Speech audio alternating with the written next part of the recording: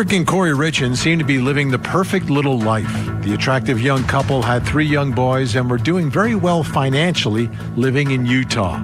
They traveled, had a beautiful home, and spent a lot of family time with the boys. But beneath the exterior, something else was happening. Family members say Eric suspected his wife of trying to poison him, giving him food and drinks laced with poison. Eric got so suspicious that he changed his life insurance and his will to give his money to his sister, who he trusted to take care of the kids. Now, prosecutors say Eric was right. He died in March of 2022, a victim of fentanyl poisoning. After his death, Kouri wrote a book for her children to help them deal with the loss of their father. And just after the release of the book, Kouri was arrested and charged with the murder of Eric.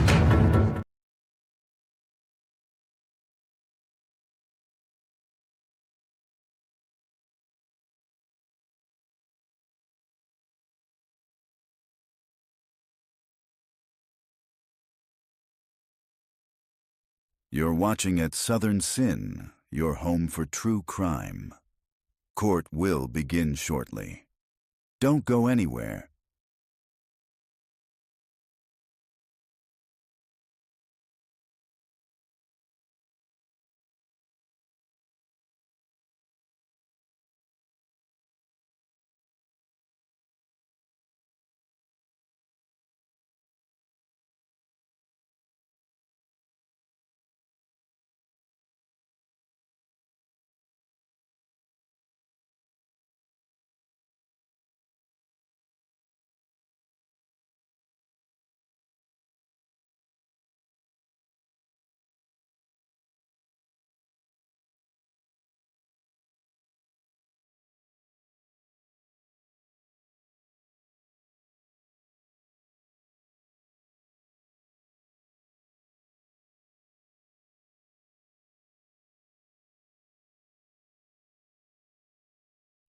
You're watching at Southern Sin, your home for true crime. Court will begin shortly. Don't go anywhere.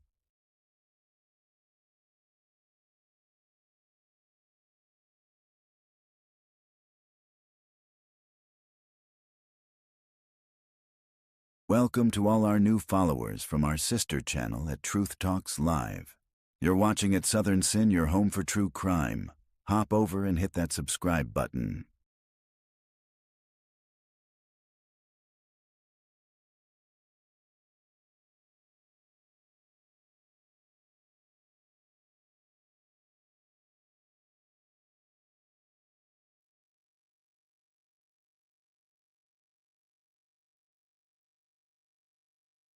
You're watching at Southern Sin, your home for true crime. Court will begin shortly. Don't go anywhere.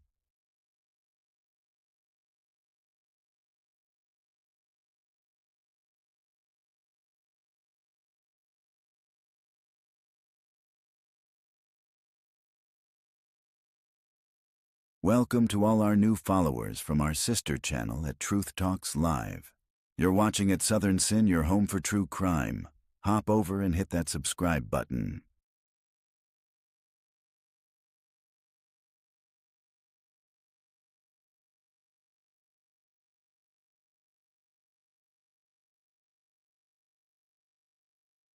More exclusive true crime episodes and explosive live trial coverage.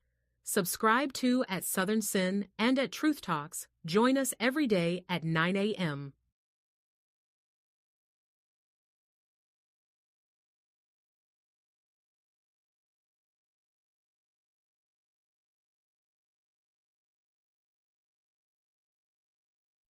You're watching at Southern Sin, your home for true crime. Court will begin shortly. Don't go anywhere.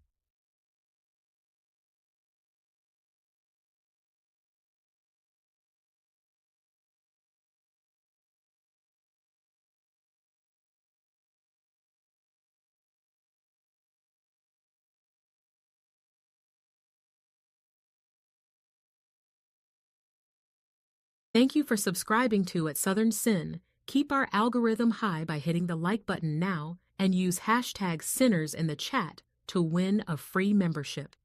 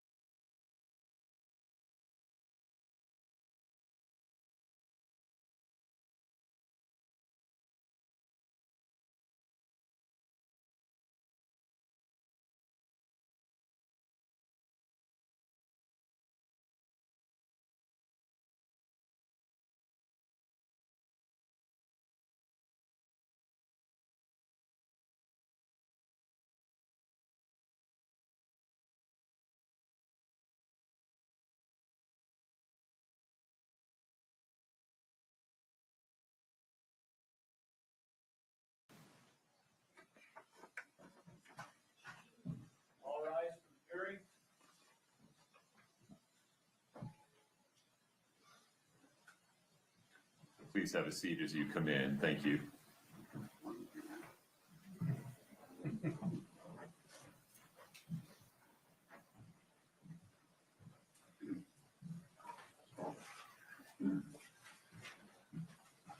All right, have a seat. Thank you. Ladies and gentlemen, thank you for your patience. We'll continue with additional questioning of Ms. Lauber. Ms. Lauber, please remember you are still under oath. Ms. Lewis. Good morning. Morning. I want to move on to the next interview, which took place on May 4th, 2023. So I don't know, in case we need the binder, do you want me to put you in the right spot or can you find it? Yeah, I think that's it. And it's dated May 4th. Yes. All right.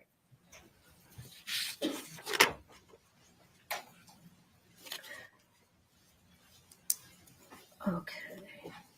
So you've stated that you worked for Kouri Richins for a long time prior to these events.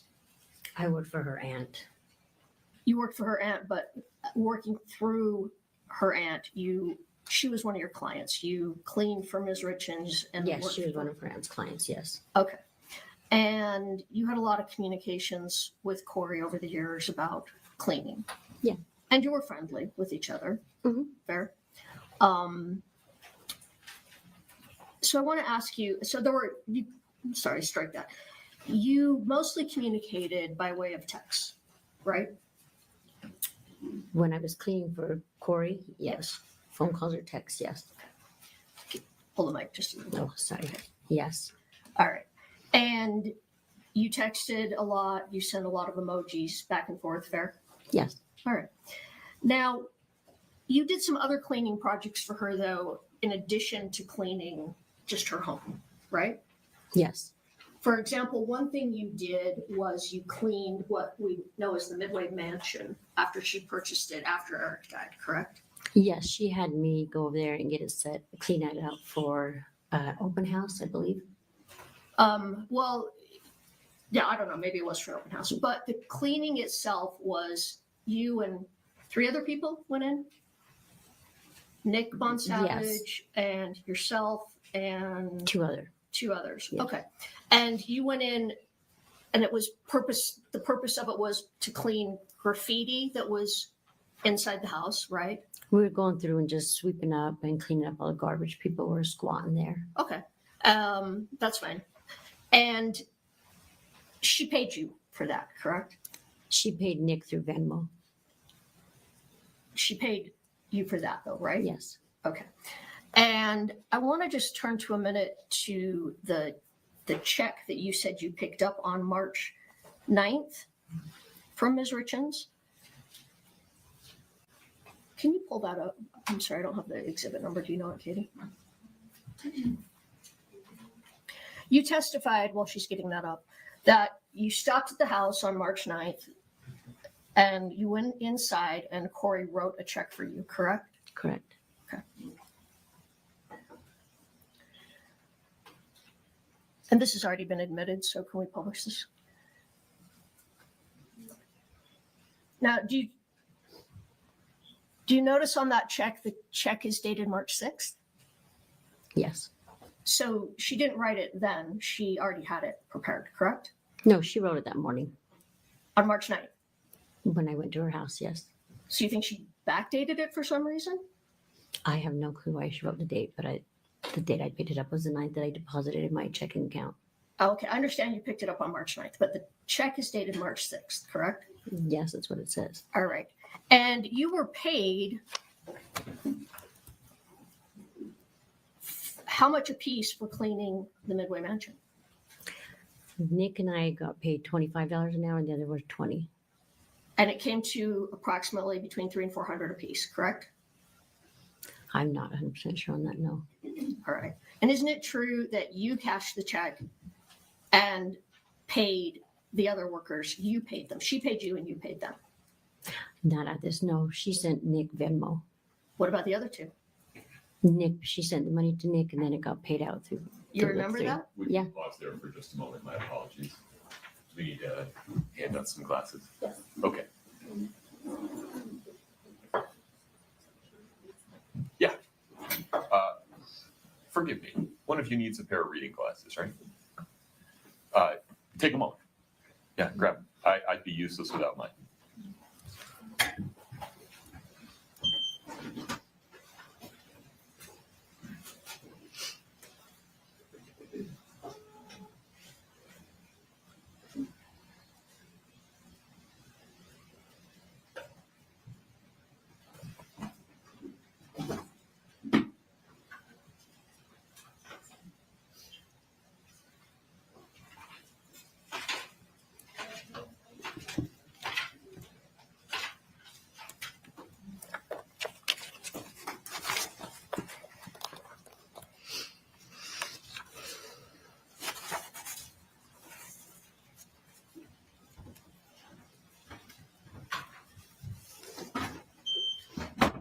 Ms. Lewis, please proceed.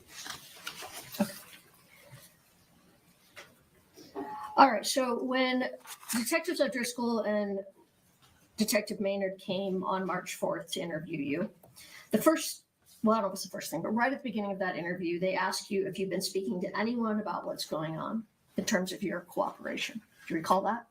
No, I don't. Turn to page 8 of the May 4th interview.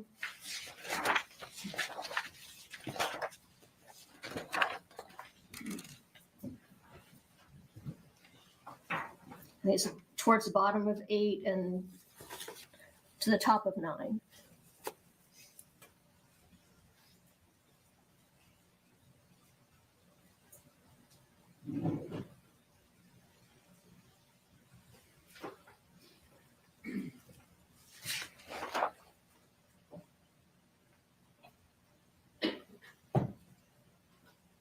Now, do you recall that they asked you if you talked to anybody about what had been going on with them?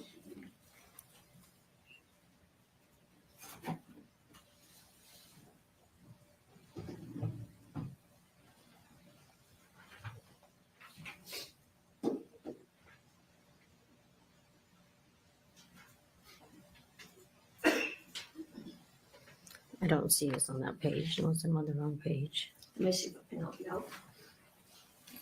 See if we're in the right spot. Yeah. You're not on the right spot. Here we go.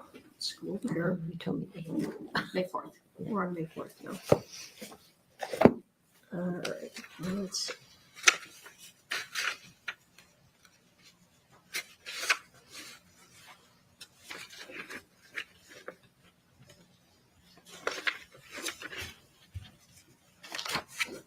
Let's take a look.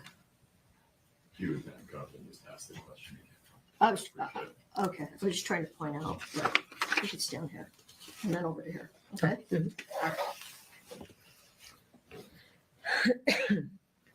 So they asked you if you'd been talking to anybody about what's going on, and then isn't it true you said no? You haven't told anyone. You've just told people you're in custody on a drug court violation. Is that right?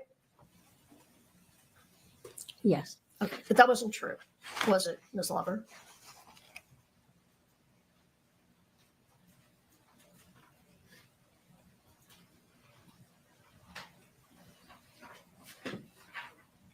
Ms.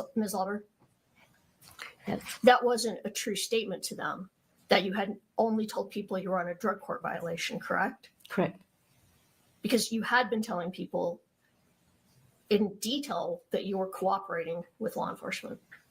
No, I didn't tell anybody. I don't recall. You told Nick Bond Savage, correct? I don't recall. Well, you said yesterday that you had talked to Nick Bond Savage. You don't recall what you said yesterday? I had talked to Nick a little bit here and there, but not that I was cooperating, I don't believe. All right. So you don't recall, all right, yesterday you told us you had talked to Nick about cooperating.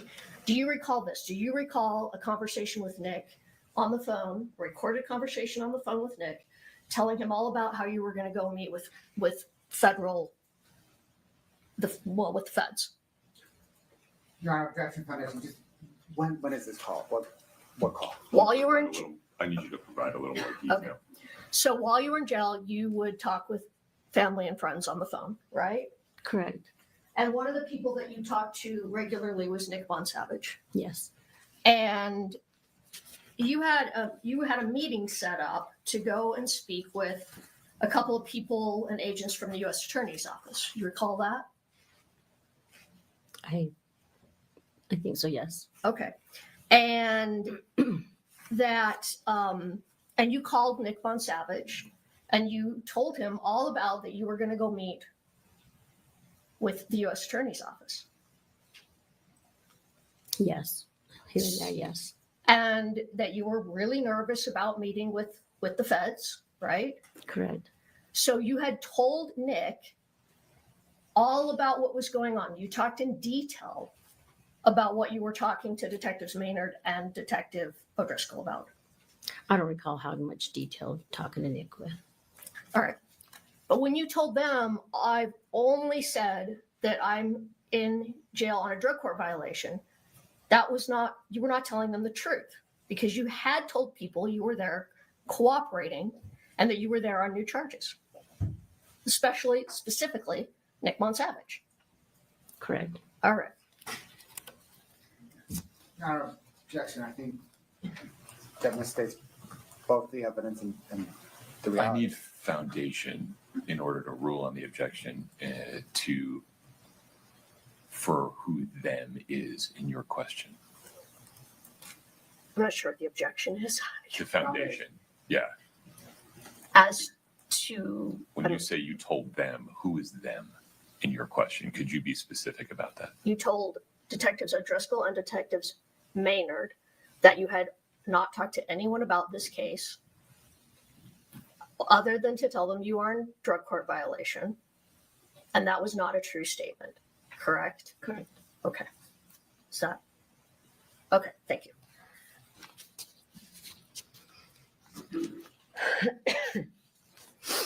You also they give you a tablet when you're at the jail where you can text people, right? Is that right? Mm-hmm. And you were also texting your friend Nick Monsavage, right? Correct. And do you recall texting him about how you absolutely can't lose your drug court? Yes. Okay. Do you recall what you said to him? No, not exactly. Okay. I'm going to show you. Just a text with him. The highlighted one. I'm not introducing it. Just going to use it. Yeah.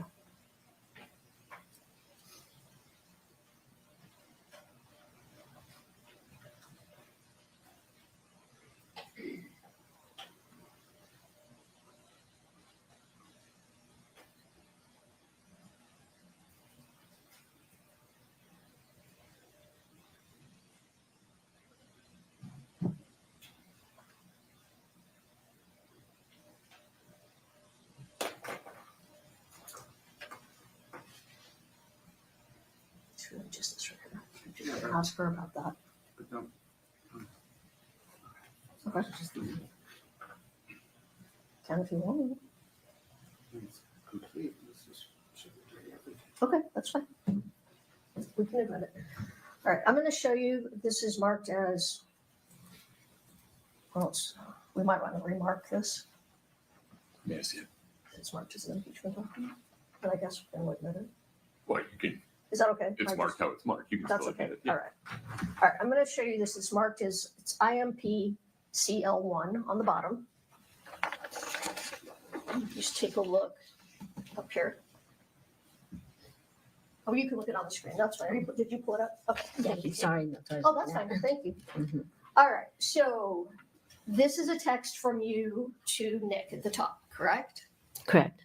And you tell him in that text, well, that Ms. Lewis, do you want to admit it? yes, we did. Okay. Any objection, Mr. Blubber? No, yeah. All right. We'll publish this to the jury. They can read along with you if they want. Please proceed.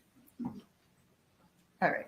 And you tell him midway through, I have my ups and downs. I fucking can't lose my drug court. I fucking worked so hard to finally get clear-minded and get on a good path and live a straight life. And I have a supportive man, right? Correct. Okay. So you tell him that you absolutely cannot lose your drug court. Correct. Okay. I've said that multiple times. So, and then you talk to him about that you're going to meet with federal agents, and not in this text. We're going back. You recall that you talked to him about I have to meet with federal agents, and you were nervous about that. I don't recall. Well, I think you just said that was Well, correct I mean, a few I remember minutes telling him ago. I'd met with a couple people, but All right. But you remember that you were very nervous about meeting with the federal agents. yes. All right. So on May 10th, which that's the thin notebook, which we're going to be referring to now, the one that you've got sitting on the. get spilled. So May 10th of 2023, there are 3 people that come to the jail in Wasatch County to meet with you, to interview you, correct? Yeah, I guess so. Yeah, correct. Okay, so there were 2 assistant United States attorneys and an agent with the federal government. Correct. All right. And the one who primarily questioned you, I don't know if you remember, her name was Serena Whistler. Do you remember Ms. Whistler? Yes, correct. All right. All right. At this point, you have immunity from federal prosecution, correct? I'm not 100% sure when the immunity came in. You pull up the federal immunity. Well, she's pulling it up. At this point, though, your federal immunity is not completely nailed down when they come to meet with you. Do you remember? Correct. Okay. You want to take a look at Defense Exhibit 1006. Are Do you- we using this to refresh? No, I'm planning to admit it. Okay. Do you recall that letter, the immunity letter?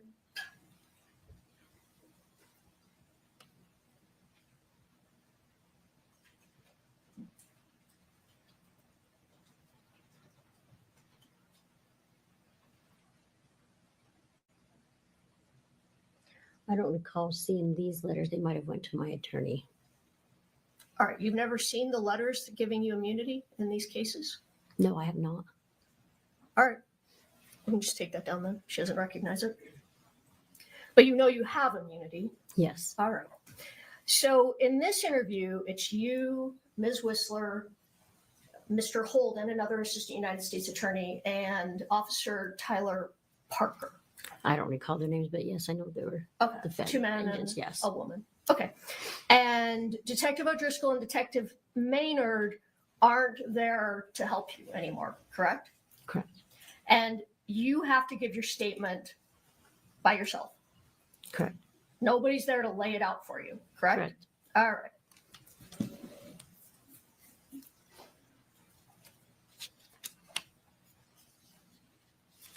She asked you right up front if you talked to anyone about your cooperation also. Do you recall that? No, I don't recall. You don't recall that she asked you if you talked to anyone about I don't cooperating? recall what was said between her and I. All right. Well, I don't have the page number on that one, so we'll have to come back to that. All right. You tell them though about your drug use, right? Correct. And you tell them that the last time you used was in July of 2022. Is that correct? I'm not sure of the date. Do you want to turn to page 24 of the interview? That's the date. July. She has it. This is in the May 10th interview. Okay.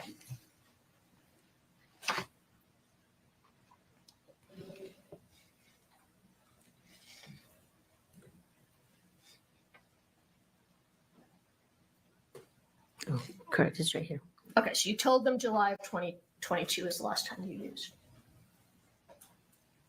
Correct. Okay, and was that a true statement?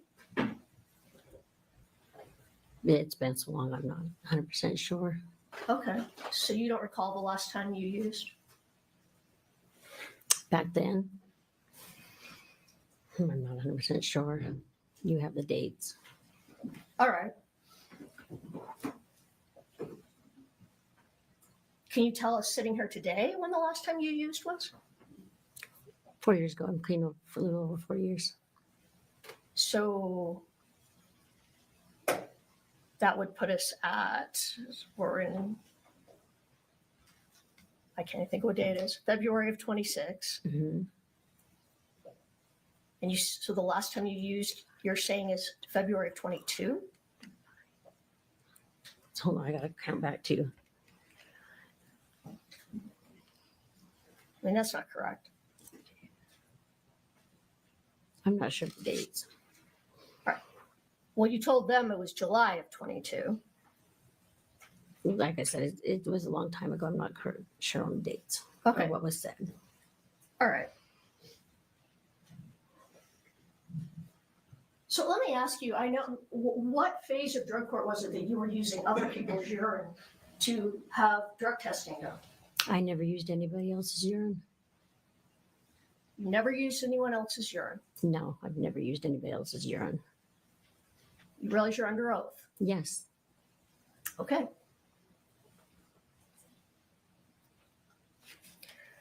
All right, well, let's assume for a moment that the July of 22 date was accurate, since that was 3 years ago when you said that. So maybe you had a better memory then than you have today, correct? Correct. All right. But again, that means the whole time of what we're talking about here, the time period of January, February, March of 2022, as we talked about yesterday, you were using consistently during that time period. Not consistently, no. Off and on.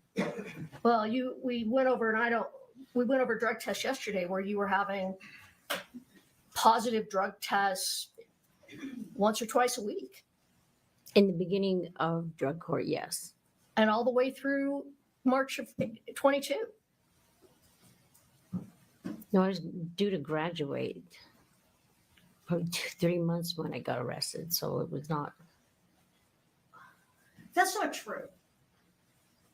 There was, Objection, Your Honor. Yes, I'll have a question coming. Ms. Lauber. Yeah, I need you to ask That's the what questions. yes, Yeah. that's what I'm doing. All right. Any other objection, Mr. That- Black? That's the one. I just all right. need you to ask questions. Yes, because you had an order to show cause about how you were that you had figured out a way to game the system, and you'd figured out an algorithm so you would know when you were being drug tested, so you would test clean, correct? no, that is not correct.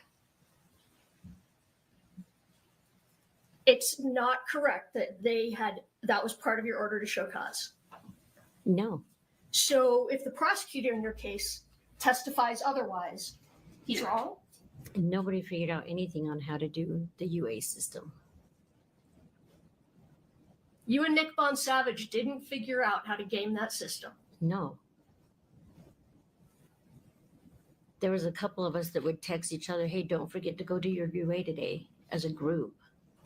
Nobody figured out anything.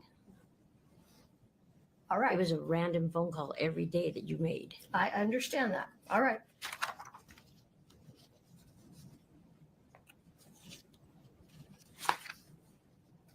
So during that time period, you were selling drugs to support your drug habit also, correct? In 2022? No. So when you were picking up pills from Robert Crozier, you were pulling some of them out to keep for yourself to either sell or use, correct? No, not correct. So is it true that you had a phone call with Nick Von Savage, again from the jail? This was right before, and I backed up a little bit from your May 10th interview, where you talked about with Nick, this was the last time we were able to get these pills, remember? I don't recall that phone call, no. Your Honor, I need to play a call for impeachment purposes. I don't know if you want, is there headphones which just Ms. Lauber can listen to it to help her refresh her recollection of the phone call, or how do you want to handle that? Things. Are you refreshing her recollection or impeaching her with an exhibit that you seek to admit? I am, well, probably both. I'm starting by impeaching her recollection and then, Refreshing her recollection? thank you so much, refreshing her recollection, and then, yes, I may want to introduce it as impeachment. That's fine. You just need to make sure that Mr. Bloodworth listens to it before we relay it for the witness. Okay, I think we're going to need a moment then. Okay. Folks, this may just take some arranging of devices. If you'd give us a moment, please rise for the jury.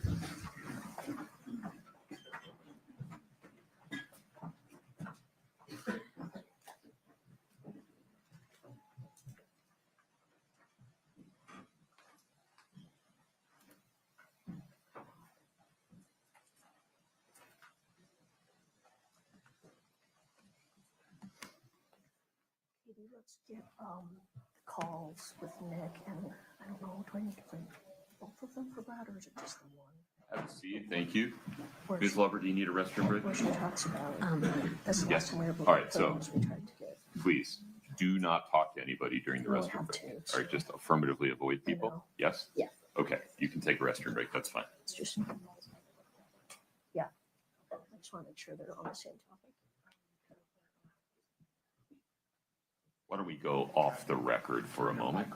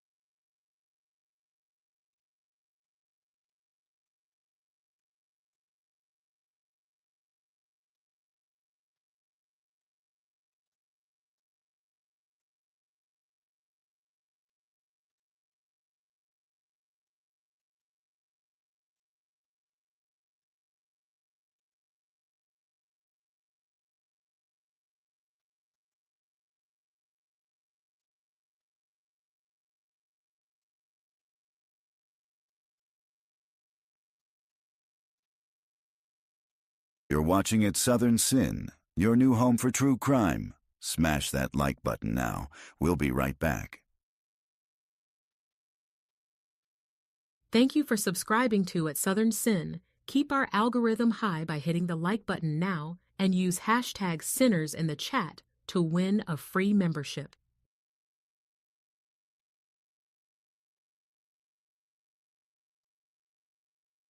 Court will be right back, here on at Southern Sin and at Truth Talks Live.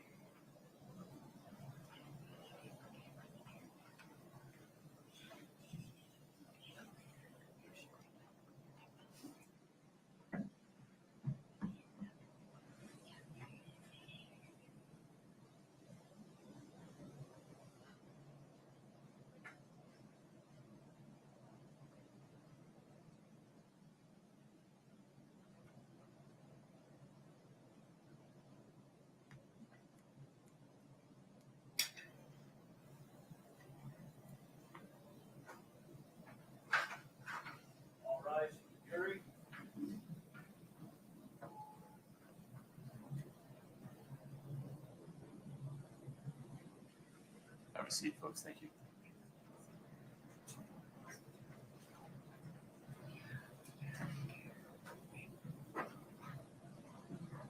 All right, have a seat.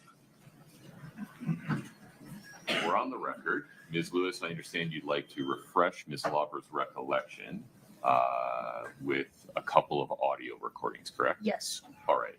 Ms. Lauber, if you put the headphones on, Katie's going to play 2 audio recordings for you. Just listen. And when they're done, Ms. Lewis is going to ask you another question.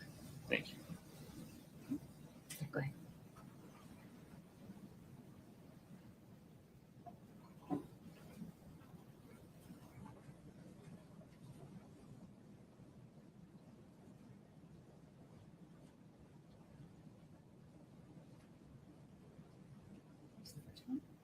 Oh, yeah. that was it.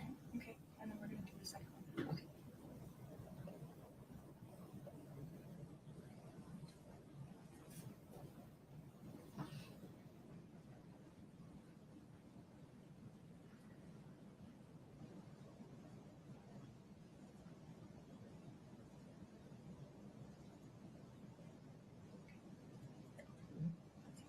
Okay. Yeah. If you would hand those headphones back to Katie. Katie, if you'd take your seat again. Ms. Lauber, were you able to hear those 2 phone calls between you and Mr. Von Savage? Yes. All right. So you were having a conversation where Mr. Von Savage was saying to you, hey, remember, Carmen, we couldn't get any more of those pills after we've got those in March of 2022, right? Correct. And he said, remember, we tried to get more. We asked Kouri if she could get more. And she said she didn't want any more, so we couldn't get any more, remember? Correct. Why was it that you wanted more pills?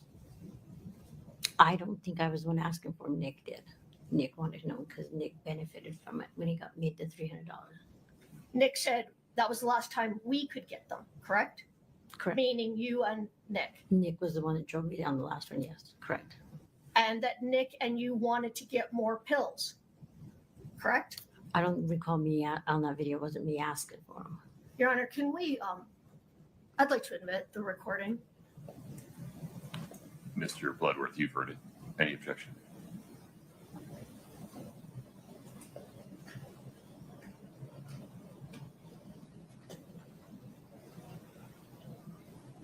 No. Okay. Pause for 1 moment. Katie, let me make sure you're connected. Let me know when you have them queued up.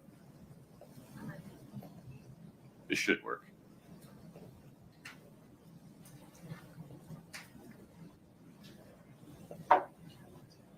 Are you connected? Here, we'll start again. My apologies. And this is Defense Exhibit 307 for the record. Okay. 3007. This is actually 308, the one you admitted before. Oh, I'm sorry. What's Katie, wrong? would you do me a favor? 3008. Plug back in.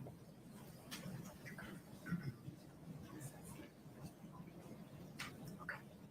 Let me know when you've plugged back in.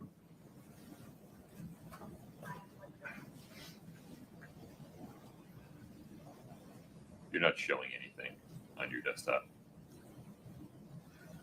It's just But forgive me, I'm not sure the audio player is connected. Can you drag it into?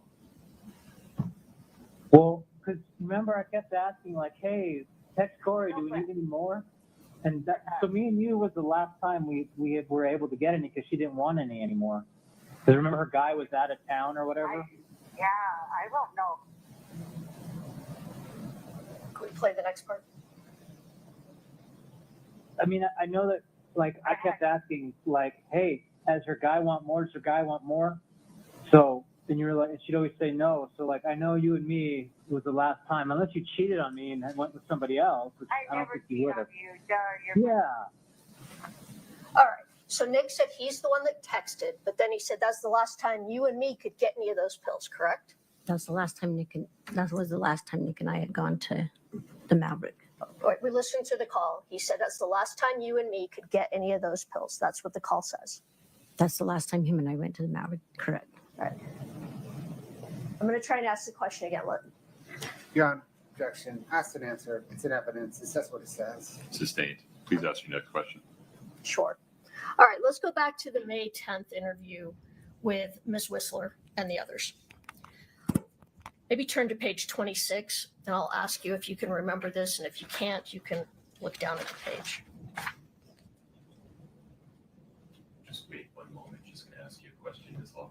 Oh, okay. So Okay, so Ms. Whistler asked you how often that when you were using drugs, how often you were using, and you told her hardly ever, like maybe once a month. You recall that? correct. Okay, but that wasn't true, correct? Correct. Because you were using a lot more than once a month during February and March of 2022. Correct. Okay. So you weren't honest with Ms. Whistler, correct? Correct. All right. So then she wants to talk to you about the first drug purchase, the one with Susan Kohler. And turn to page 34, just so you have it ready. But first I'll ask if you remember, and then if you don't remember, you can look at the interview, okay? All right. Now, you told Ms. Whistler that you couldn't remember when you sold pills to, or I'm not, excuse me, when you bought pills from Susan Kohler, but it was wintertime, correct? Correct. And then you tell Ms. Whistler, the other guys, referring to Detective O'Driscoll and Maynard, they made it much easier because they drew it all out for me. Do you remember that? No, not. Okay, take a look at page 34.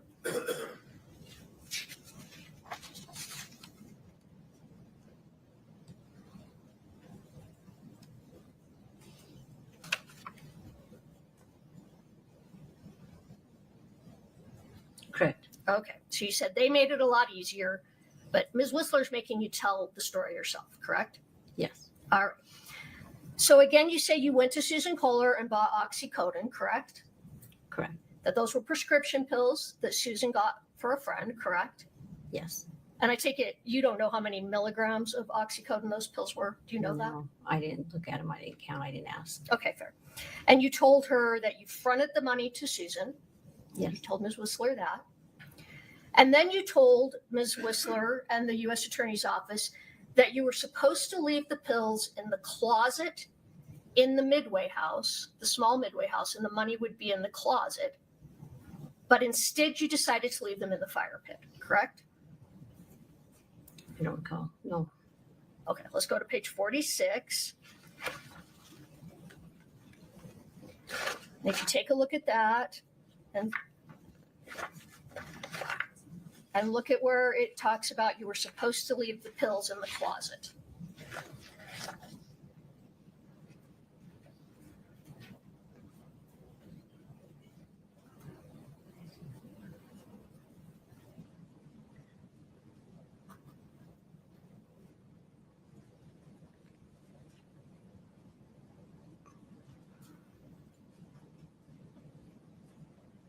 And what was your question?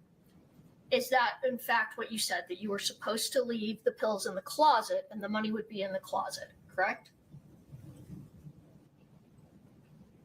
It doesn't say anything about the pills or what one it was. Can you take a look? Are you on page 46 of the May 10th interview? Yes, I'm on page 46. And that's not refreshing your recollection? It just says in the next day, I want to say it was brighter, and she said the money go inside the house and the money was in the closet. Okay, that's what I'm Doesn't say referring which to. day, That's what I'm Which- referring to. which purchase. That you were going to leave the pills in the closet and the money was going to be in the closet. That's what you told Ms. Whistler. Just objection foundation, which purchase here are we discussing? I already said that. It was the first purchase with Susan Kohler. We talked about that. I think that clarification, we need to be much more careful about whether you are impeaching or refreshing.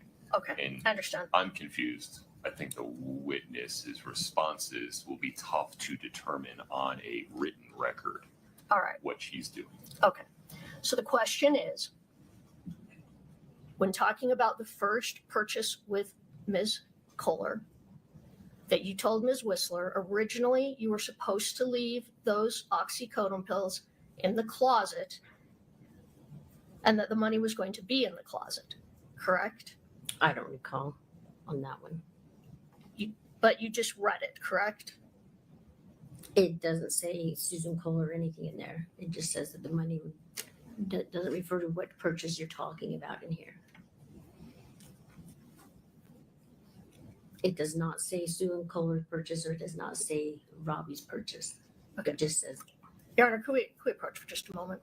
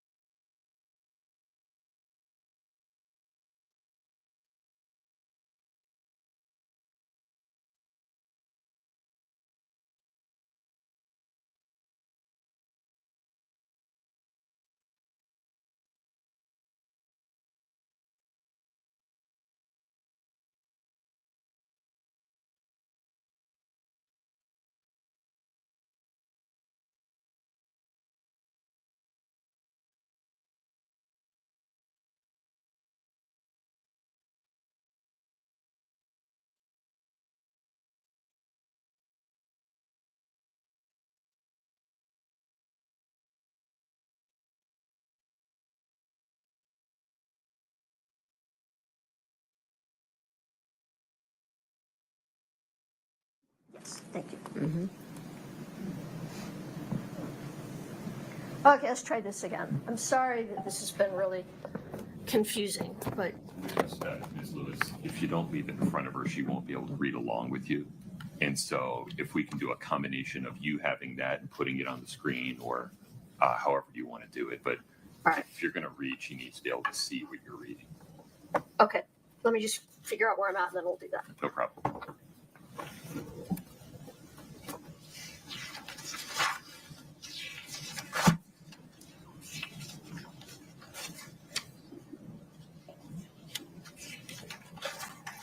All right, let me ask you this. The first thing you talk about with U.S. Attorney's Office is the first purchase with Susan Kohler. I'm not 100% sure.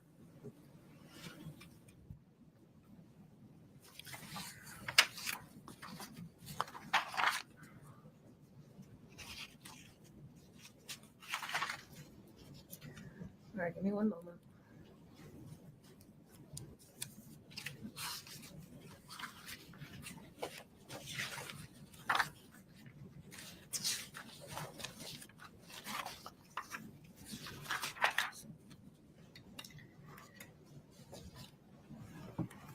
Katie, can you pull up page 34 of the May 10th transcript?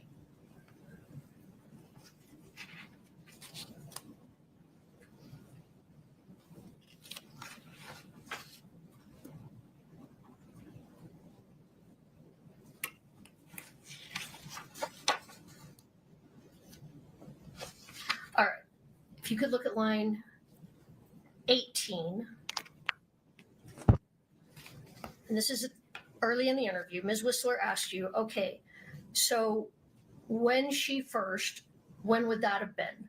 Referring to the first time Kouri reached out for pills. Do you see that? Yes. All right. And Yes. that's when you said the other guys made it so much easier because they drew it out for me. I need you to read it exactly. The other guys had it so much easier drawn out for me. That's your response, correct? Correct. All right. So then Ms. Whistler continues to talk to you about, just go ahead and turn the page for a minute, that first purchase. Mr. Bloodworth, Objection under 106. forgive me for a moment.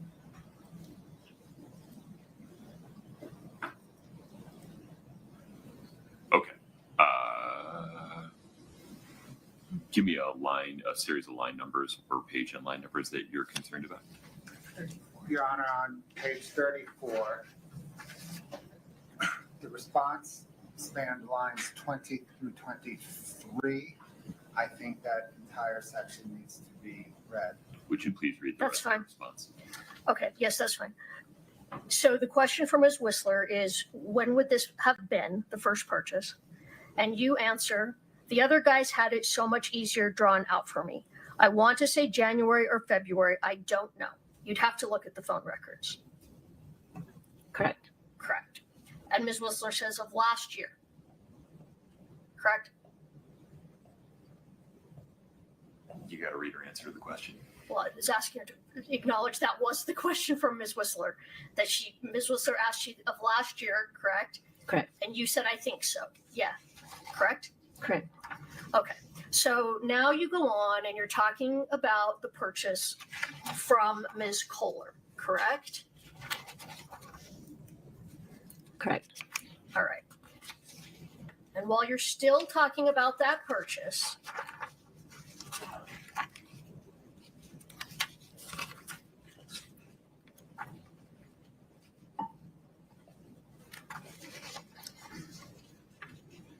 that was the purchase that was $600, correct? Correct. So let's pull up page 43 of the transcript. And Ms. Whistler says that on line 10, so at your best recollection, it was $600, correct? Correct. So we're still talking about the first purchase. Correct. All right, thank you. And then as we move forward, as we're still talking about it, on page 46,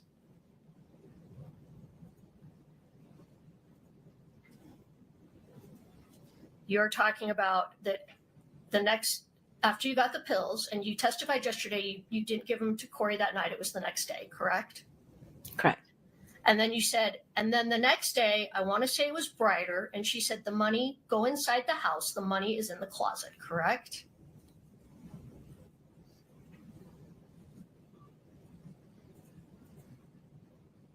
Correct. All right. And then Ms. Whistler asks you, 2 lines down, 3 lines down, you took the pills you had gotten from Susan to that address, correct? Correct. All right. And so as you're talking about that, You have to read or answer. The question is not evidence of anything. well, now I forgot what the question was. So you're at line Oh, I'm sorry. 19. You took the pills you gotten from Susan to that address and you said yes, correct? Correct. All right. And she asked if you'd been to the house before and you said no, correct? Correct. All right. So then as we move to page 47, line 14, Ms. Whistler says, okay, when you got there, did you go inside, correct? Correct. And she's talking about the small Midway house, correct? Correct. And you said, no, it was late at night and I put them in the fire pit, correct? Correct. And Ms. Whistler says, outside, and you say, yeah, correct? Correct.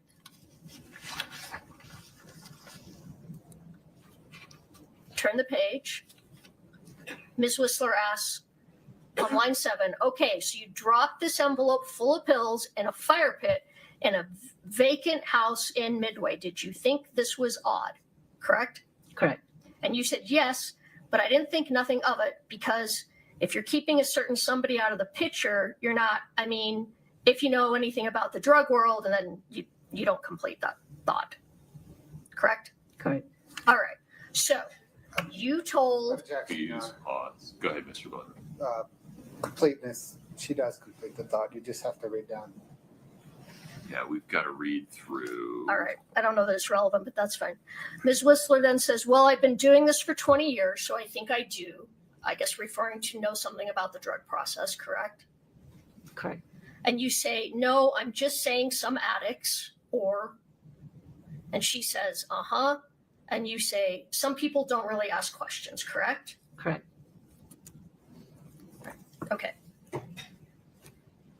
So, Objection, completeness. Your Honor, It keeps going. I think though, if I mean, that's the part that's relevant to my questioning. I think if Mr. Bloodworth wants to bring in the rest later, he's welcome to do so. We're actually changing the topic here back to the investor now.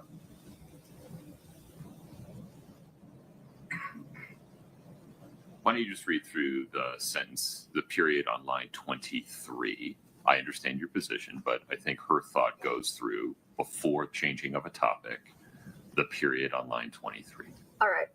So when you say some people don't really ask questions, Ms. Whistler says okay, and you say, or they don't want to get caught in the middle of anything, period.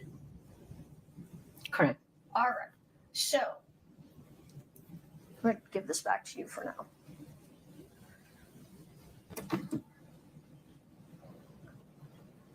So back to my original question is, you told Ms. Whistler that the first pills you got from Susan Kohler, you left in the fire pit at the Midway house, correct? Correct. But that's not what you're saying today, correct? Correct. Now, is it fair to say when you were talking to the U.S. Attorney's Office, who could potentially charge you with a 20-year minimum mandatory crime, you were doing your best to tell them the truth? It was a lot to take in, so I probably had confused a little bit. Were you doing your best to tell them the truth? Yes. Is that fair? You Correct. were. Mhm. And this conversation was approximately a year after these events took place. The conversation with Ms. Whistler took place about a year after these things happened, correct? I'm not sure on the dates. Well, they happened in March of 2022, February, March of 2022, and you're talking with Ms. Whistler in May of 2023, so a little more than a year, correct? I'm not sure on that. Well, the date is on the transcript. Do you need to look I at it? don't think it was a year apart, but I can be confused on the date. All right. If I represent to you that this interview was in 2023, are you comfortable with that? Yes. Okay. So it was about a year after. Okay. And fair to say, 1 year after the fact, your memory was probably better than it is here today, 4 years after the fact, correct? Correct. All right.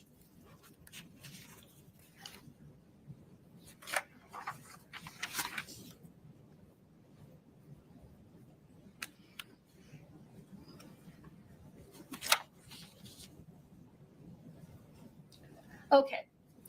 Now I want to move to the second buy. We're going to talk about the second purchase, which would have been the first purchase with Robert Crozier. Okay. Okay. All right. So you reached out because Kouri said she needed something stronger, like maybe the Michael Jackson stuff, correct? Correct. And you couldn't remember if this was by text or phone. You said you weren't 100% sure, correct? Yes. All right. Can you pull up page 50? You turn to page 57. I'm going to let you use the book. You put 57 on the screen for me of the May 10th interview.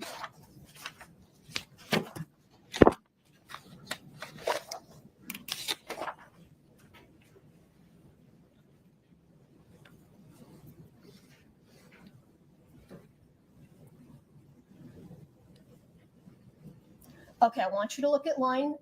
You're on page 53, Carmen? I'm on 57. Oh, I'm sorry. Maybe I gave you the You wrong told me page. 57. I might have. You're right. 57. I'm sorry. So do I need to go back or stay No, here? 57 is correct. I Okay. misspoke. I'm sorry about that. So line 7. Oh, actually, no. Let's go up to line 5.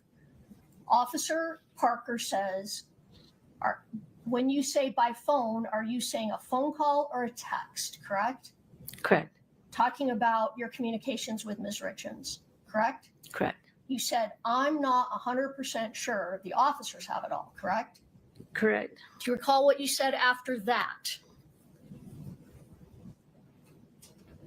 Well, let me ask it this way. Do you recall telling them they made it easier for me because they draw it out? Like they laid out the whole puzzle and they fit the pieces together. Do you recall that? Yes. So you recall that you said that. Correct. And do you recall what Ms. Whistler said to you? No.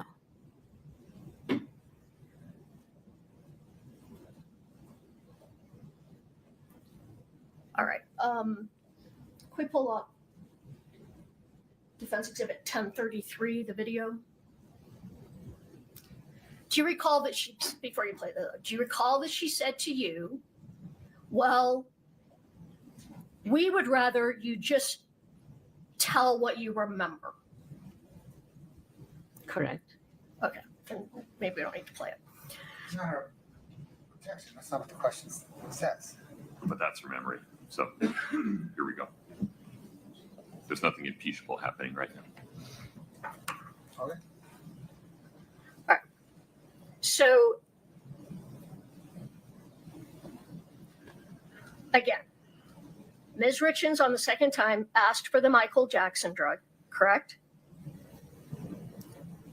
Correct. And you told Ms. Whistler that you had to Google it, correct? Because you didn't know what it was. Correct. And that you discovered it was propofol, correct? I don't recall if that's what I remember, but Well, you said yesterday that you discovered it was propofol. okay, yes. All right. And you can't buy propofol in the streets, correct? I'm not sure. To your knowledge, can you buy it on the streets? No, I don't go around asking for it. No. Okay, that's not fair. that I recall if you can That's or fair. not. And I want to go back to the pills, the first set of pills you got from Robert. Could you pull up page 59? Yeah, I'm really not going back. We're still on the first set of pills you bought from Robert. Page 59. If you would just wait for the question. Oh, okay. I was just trying to get to the page. Yeah, Okay. it'll be less confusing if we do it. Okay. Ms. Whistler asked you during this interview if you'd ever taken opioids. Do you recall that? No, I don't recall. All right, can you look at page, you're on 59, right? Yes. Line 4. Ms. Whistler says, and you yourself have never been an opioid user. I misspoke. She said, you yourself have never been an opioid user. Recall that? Correct. And you said, well, I was for my neck. Correct. Okay. And she says, okay, but I mean, and then you say, I had neck surgery, correct? Correct. And she said, I mean illicit opioids. And you said yes and no. Correct. So you're saying, yes, I had taken illicit opioids also. Yes. Correct? All right. She says, tell me what you mean by yes or no. Correct? Correct. And you say, I mean, I would take Roxy's or Oxys for my neck and stuff. Okay. Okay. And then Ms. Whistler says, were they, okay, but were they prescribed to you by a doctor? Correct? Correct. And you said they were in the beginning, but not after a while. Correct? Correct. So then she asked you, roughly when did you have neck surgery? Correct? Correct. And you said, I had neck surgery a year ago. Correct? Yes. All right. So your neck surgery was pretty close in time to when you were getting these pills from Mr. Crozier. Correct? No, my neck surgery was completed. I was out of my brace and everything. So when you were getting the pills from Mr. Crozier, your neck surgery was over, correct? Yes. That's fine. I mean, I didn't Yeah. know that. Thank you for telling me that. All right. So my question is, when you were getting oxycodone from Mr. Crozier, were you holding back any pills for yourself? No, I turned him in to my therapist. She kept track of them. When I had my prescription of my surgery, when I was done. Right, but you said you were getting some that were not prescription. You were getting illicit pills. I take it you didn't give those to your probation No. officer. All right. So were you holding back pills from Mr. Crozier to take for yourself? No, I was not.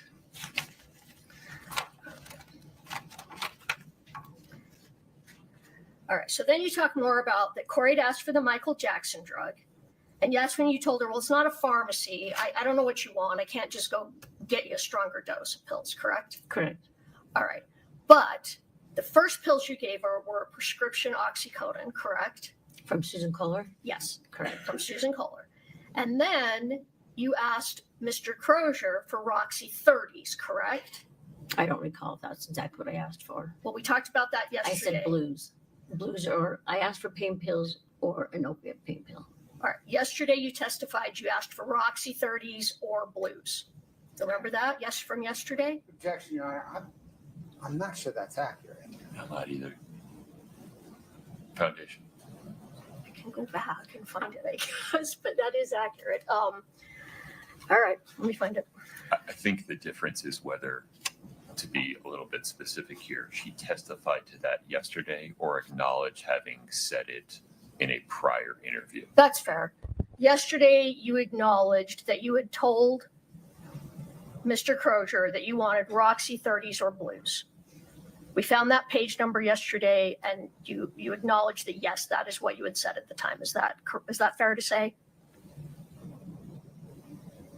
Yes. Okay. So my point is, Roxy 30s, 30 milligram oxycodone, are a stronger variety of oxycodone than what you would typically get in a prescription, right? Yeah. Okay. So you could get her something stronger and still get her oxycodone, correct? I'm not understanding the question. All right. There are different milligrams of oxycodone, right? Correct. Prescription. Yes, prescription oxycodone, and then which are weaker, and then Roxy 30s are a stronger variety because they're 30 milligrams, correct? Correct. All right. So you could, in fact, get the same drug, oxycodone, and get a stronger version of it, right? If you knew somebody with the prescription. Okay. All right.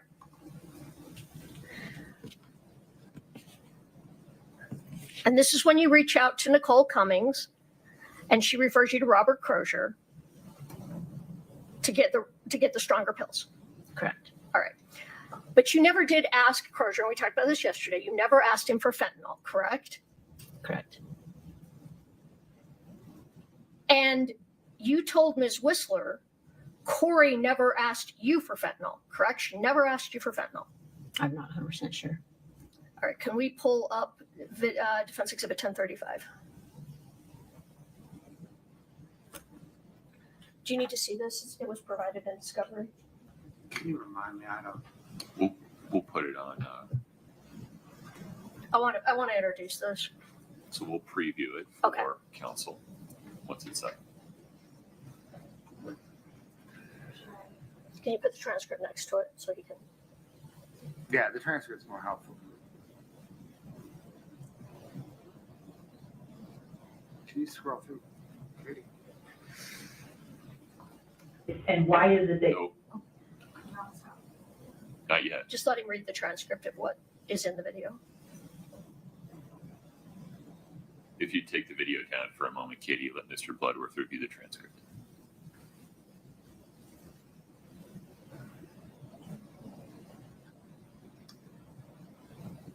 Just pause for Can you go to page 71, please?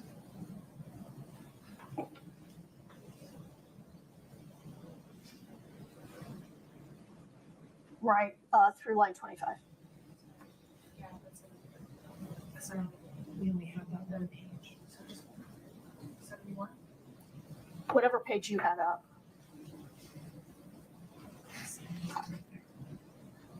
Just pause for a minute. Thank you. What was the next page? Oh, now I don't know. It was the page you had up right a moment ago. The red one is 71. Oh, I'm I sorry. read 70. Okay. Does the clip start at page 70? It is, right? It's just, yeah, it's just a little bit. Oh, on okay. page seven. What line does what page and line does the clip go through? Line 70, line 25. Okay, then please back to 70. No worries.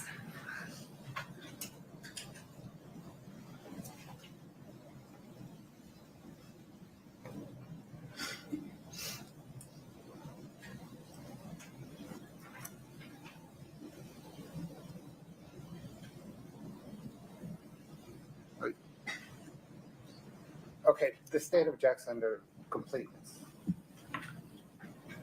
If you look at 71, page 71 of the transcript, it continues. Well, go ahead. Let me see page 71.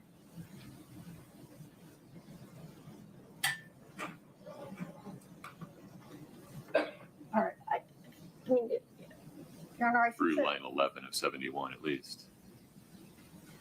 I mean, I think he can introduce that. She's testified to that If on redirect. you gotta play the whole thought, Well, how about if I play it and then I read the rest because the clip doesn't include that. but you just read the complete part and then ask her if you read it correctly. All right. You can't play an incomplete clip. You can pull it back a page to 70. All right. So Ms. Whistler, and we're on page 70, line. Let's see. Let's back up. Page 70. 70, Ms. Lover. Okay. I just want to make sure that's right on. Let's go back then to line 11. Miss, do you see that? Yes, I do.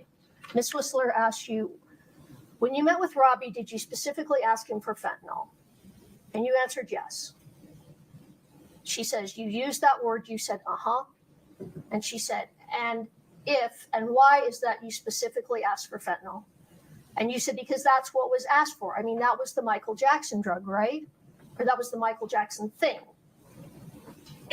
So let's stop there for a minute. Is that what it says? Is that fair? Correct, yes. All right. But we already talked about you knew the Michael Jackson drug was not fentanyl, correct? Correct. Correct. Okay. All right. So then Ms. Whistler says, okay, so that's what Kouri had asked you to get. Is that fair? And your answer is, did she ever come out and ask for fentanyl? No. Correct? Correct. All right. Next page. Ms. Whistler says, okay. And you say, she asked me to get Michael Jackson stuff. Yes. Ms. Whistler says, okay. Did you tell her what she was getting was fentanyl? And you said, yes. And that's on the second transaction that took place in my driveway when she came to pick it up. Correct? Correct. Okay, but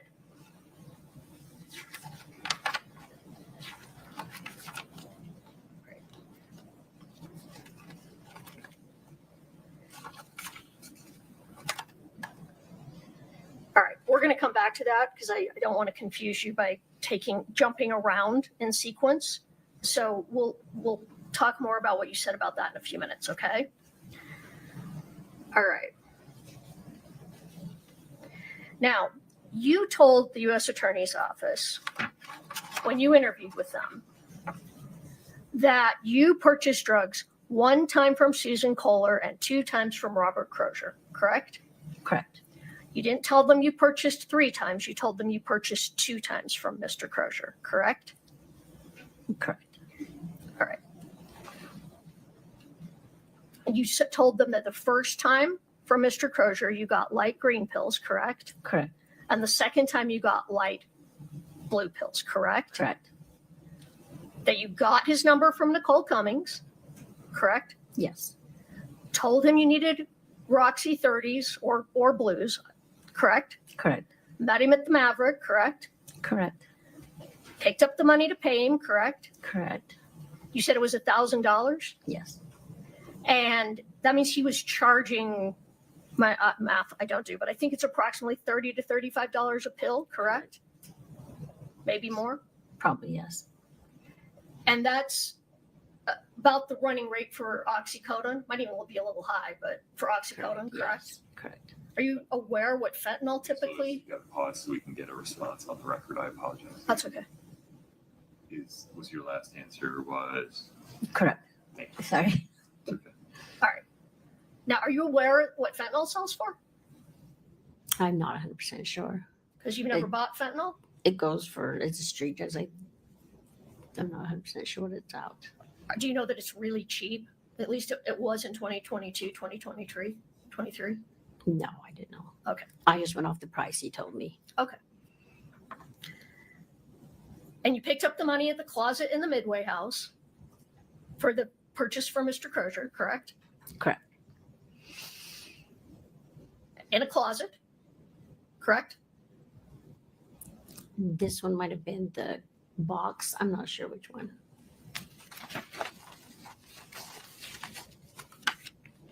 Wasn't the box in the closet? Yes. Okay. So in a closet in the Midway house. Correct. And you got approximately $1,000. Correct. And that same day you brought the pills, you bought the pills from Mr. Crozier. Correct? I'm not sure if it was the same day. Like I said, I'd reach out to him and he'd get back to me. Okay. Do you recall if you picked the money up the same day you bought the pills? I'm not 100% sure. So you might have picked the money up first and then taken it a day or two later. Maybe, yes, correct. Okay. Tell me again, so that time you go in the house, which it's a little unclear, you've said different things, if it was the first time or the second time. What was in the house? There was nothing that was being remodeled. There was one that she was flipping. Wasn't it already remodeled? I'm not 100% sure. She said it was a house she had done. There Are was you flipping. aware? I'm sorry, I didn't mean to talk over you. This is in February we're talking, Okay, correct? correct. Yesterday you said the first purchase from Robert Crozier was February 11th, correct? Correct. Which you also said was the first purchase from Susan Kohler, correct? I don't recall if that was the same time. Okay, you don't recall that that's what you said yesterday? I knew Susan's was in the beginning, yes. Okay. Not sure exact date. Are you aware that Ms. Richins didn't own the home in February of 2022? I knew it was a house she was flipping. Are you aware that she'd already sold it at the end of January of 2022? No. All right. So you meet Mr. Crozier at the Maverick, correct? Correct. Give him the money and he gets you the pills, correct? Correct. Well, he leaves. He has to go somewhere close by to get the pills, right? Yes. And then he brings them back to you, correct? Yes. And now you're saying, now you didn't say this before, but now you're saying Nancy Peterson was with you on that trip? Nancy Peterson drove me. Objection, Your Honor, she did say that before. Overruled. Let's keep moving. Well, you didn't say that to Ms. Whistler, correct? You didn't say anything about Nancy Peterson being with you, correct? I don't recall. All right. But, okay. You said she drove you? Ms. Peterson drove you? Yes. Can we pull up, it's already been admitted, States Exhibit, I think it's 3-7D, 3-7D3? Can we publish that, please?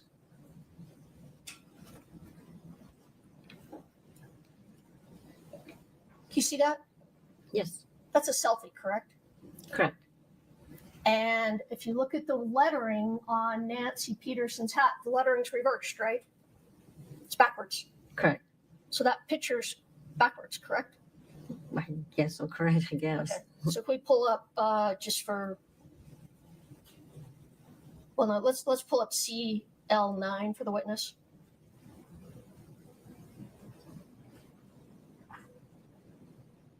Can you make it so it's not split like that? That's how that picture really looks, correct? Because now it's not backwards. Correct. So you were driving, correct? On the way back, I drove back. Yes. Well, on the way there, the first picture was, On the way down, Nancy drove. On the way back, I drove because she wanted to get high. okay, well, you testified yesterday that this photo was of Nancy driving and you in the passenger seat. Recall that? Correct. But you're in the driver's seat and she's in the passenger seat, correct? I guess so. Correct. Okay, can we publish IMP-CL9 to the jury? We'd move to admit it and publish it. Mr. Bloodworth. Either 3,000. 3,000.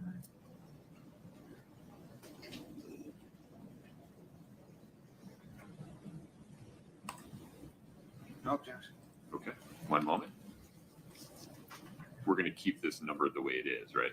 Sure, that's fine. So you testified yesterday that, Hold on a second. Why are we renumbering them? It makes it harder on Brittany. All the 3,000s are impeachment documents that were not on the witness list, so to make it easier at the end. And we've been bringing the next day ones that have a new sticker on them and giving them to Brittany. Okay. Defense 3009 offered as IMP_CL9 is admitted. all right, so yesterday you testified that you had Nancy drive you because you didn't have a driver's license, correct? Correct. But in fact, you're driving, correct? Down the mountain, Either way, driving up. you're driving without a driver's license, correct? Yes, I always did. Okay.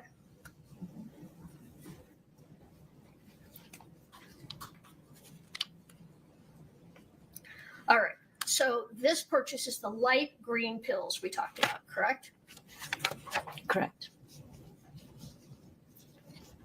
And then you tell them that the next time you bought from Robert was after the death of Eric Richins, correct? I'm not 100% sure. Well, at this time you said you did one purchase from Susan and two from Robbie, correct? Correct.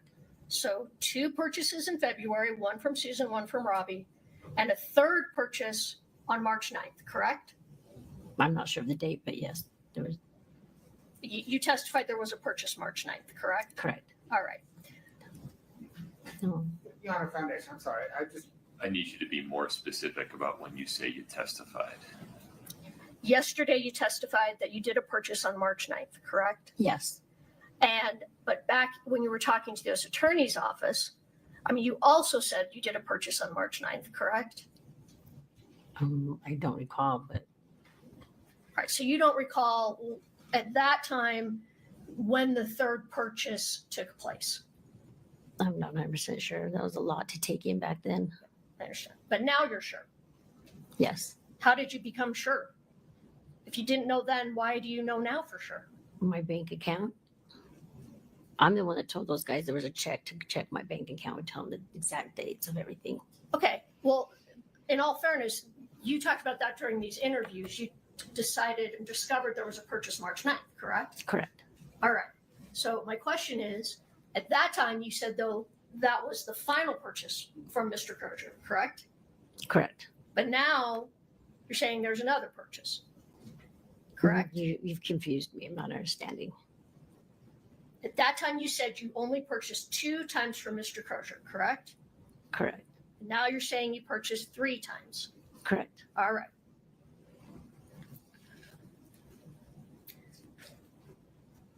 So now you go back and you're going to make your third purchase from Mr. Crozier, correct? Correct. And in that purchase, you didn't tell him you wanted something stronger, correct? In the last purchase, Yes. you've confused me. Well, it's kind of confusing because we You have a you bunch of bounce, statements you that bounce they're back and forth. It's confusing. All right. We're going to talk about in May of 23 when you said there were only 2 purchases from Mr. Crozier. Okay. Okay. The first purchase you said was light green pills. Correct. And then the second purchase, you actually said, just give me the same thing, correct? I don't think those are my exact words. I think he just Okay, let's kept look at purchasing page. through him.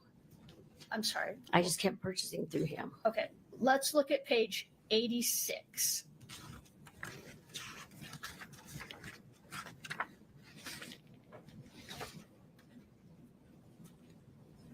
You give it.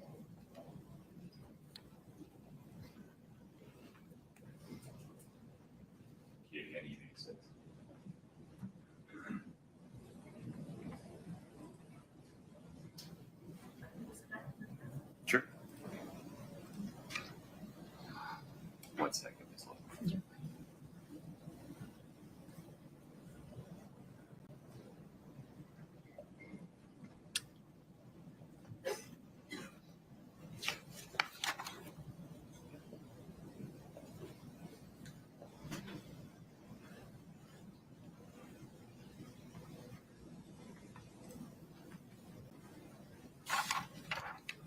Okay, Which line number are we at, Ms. Love? I'm checking.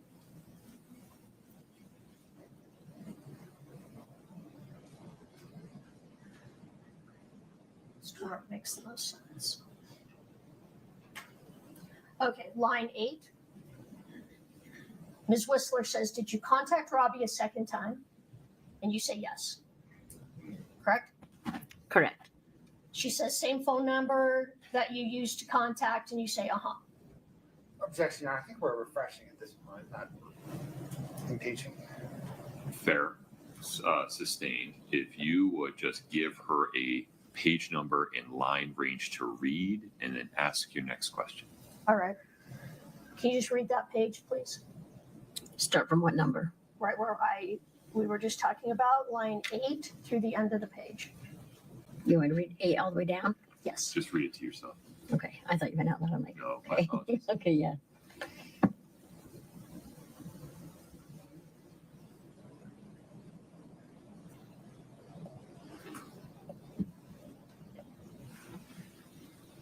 And then will you give me the next page up on the screen, please?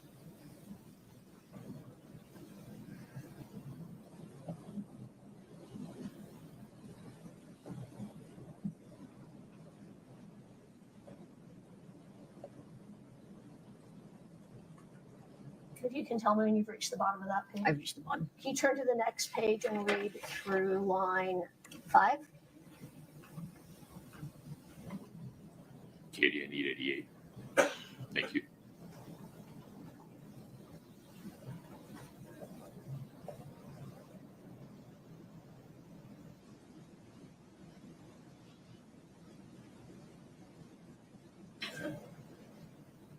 Did you read through line 5 of that next page? Yes. Oh, All right. hold on. Okay. Okay. Can you see this? Yeah, I can, Your Honor. There's going to be a completeness problem if we get to a page here. Yeah, well, can we just, okay. That's fair. Ask your next question, Ms. Lewis. I don't have the right page up here. Can you? That's okay. It Okay. just has. I apologize for interrupting. Please ask your next question. All right. So the second time you went back to Mr. Crozier for pills, you did not ask him for something stronger, correct? Through Robbie? Yes. I'm confused on what purchase we're on. Okay, we just read it. Let's go back and read it again. You're confusing. Page 86. Okay.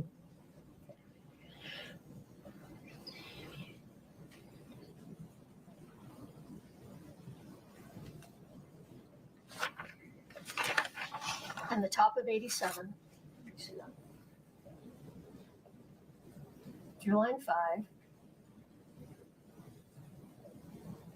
Correct. All right. So do you now recall that you told Ms. Whistler that you just asked him for more of the same the second time? Correct. And she asked you, you didn't ask for anything stronger, or do you have any better? Nothing like that. And you said, no, I just asked for the same. Correct. All right. So the first time he got you light green pills, and the second time you just said, give me more of the same. Correct? Correct. All right. And again, you picked up the money at the Midway House and the cup in the closet, correct? For that Correct. second purchase with Mr. Crozier. Correct. You went back to the Maverick, correct? Yes. With Mr. Bon Savage, correct? Bon Savage wasn't that one. That's what you told Ms. Whistler, though, in 2022, correct? I'm sorry, I misspoke, 2023. Pause for 1 second, I Ms. think Lauber. that question's fine. I think the lack of foundation is confusing the witness as to whether she's testifying about what she said yesterday or what she said in the course of this interview. Or what she recalls happening. I just need you to be a little Okay. bit more specific. All right, we're still talking about the interview on May 10th with Ms. Whistler, where you told her you only purchased twice from Mr. Crozier. First time light green pills, second time you asked for more of the same, correct? Correct. And that you picked the money up in the Midway House, correct? Correct. And at that time, you said there were only 2 purchases with Mr. Crozier, and it was the second purchase that Mr. Bon Savage went with you to pick up the pills, correct? Bon Savage was the last purchase. Right, but in Ms. 20, Lauber, pause for a moment. Ms. Lewis's question is, do you recall saying that you went with Mr. Bon Savage to, forgive me, what's the name of the woman from the Fed? Ms. Whistler. yes, Ms. Whistler. To Ms. Whistler during that interview. I don't recall saying I was with Bon Savage. All right.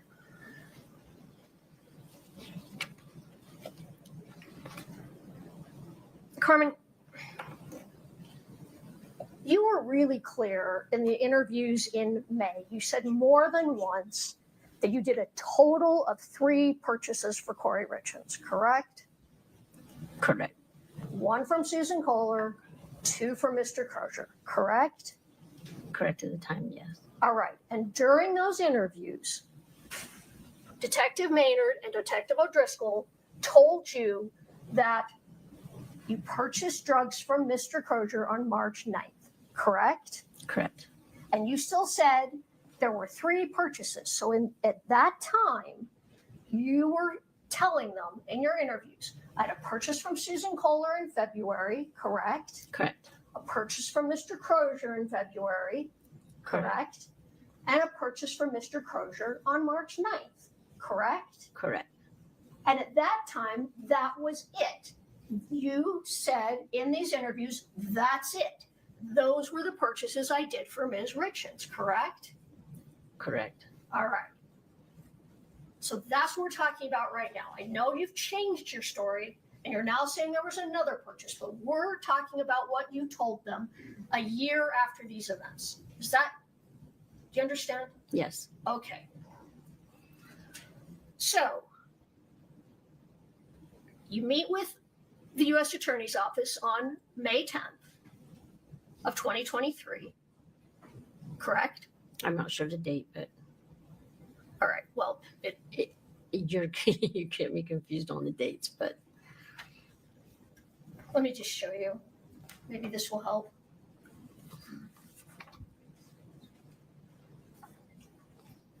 I'm in hand the witness, which is marked as impeachment CL8, but I'm using it to refresh. Can I All right. see a copy on the screen? Oh, I'm sorry. These are just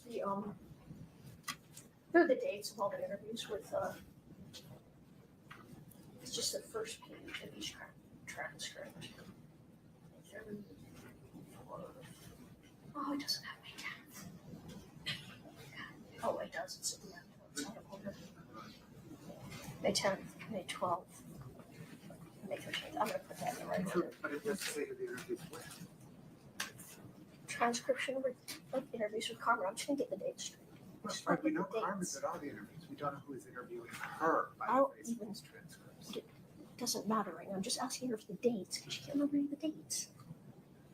All right, let me see what she Counsel, says. would you pause for a Let minute? me just see what she says and then I'll clarify. Two notes for the jury. One, I need a restroom break, so we're going to take one. And two, I recognize that the temperature is trending toward meat locker at the moment. That is my fault. I asked them to cool it off. I didn't think we were going to overshoot by this much. I'm working on it, I promise. Please rise for the jury. I wondered why my toes were getting cold.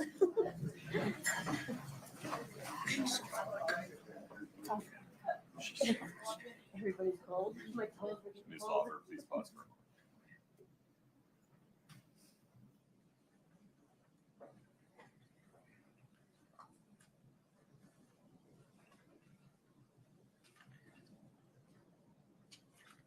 Okay, we're going to take a restroom break.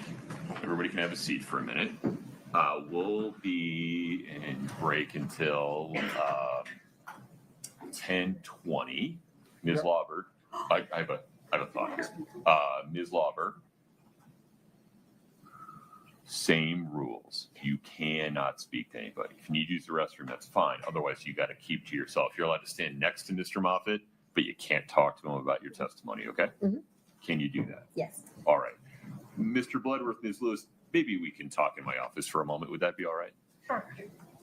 It would, Your Honor. Can I ask for a little more than 10 minutes? I have something I need to attend to. Oh, no problem. How much time do you need? Can we come back 10? How long am I going to be in your chambers? You know, we can do that second if you want to attend to something first. Can we do that, please? Yes, sir. Nobody can start without me, so we'll just take the time it takes. That's okay. Okay. When you're ready to have a brief conversation, please grab Miss Lewis and come around. Yes, sir. Thank you. Thank you. All right. Court's in recess. Thank you. You're watching at Southern Sin, your new home for true crime. Smash that like button now. We'll be right back. Court will be right back, here on at Southern Sin and at Truth Talks Live.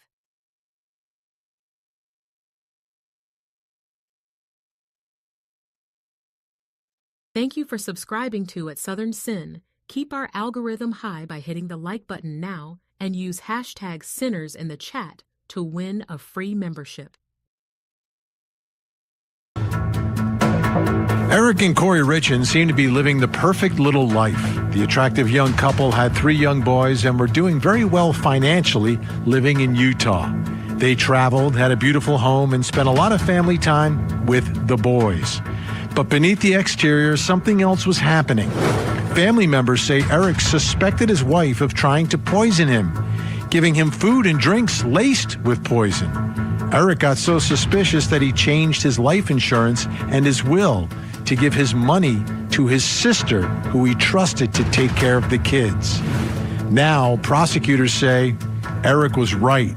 He died in March of 2022, a victim of fentanyl poisoning. After his death, Kouri wrote a book for her children to help them deal with the loss of their father. And just after the release of the book, Kouri was arrested and charged with the murder of Eric.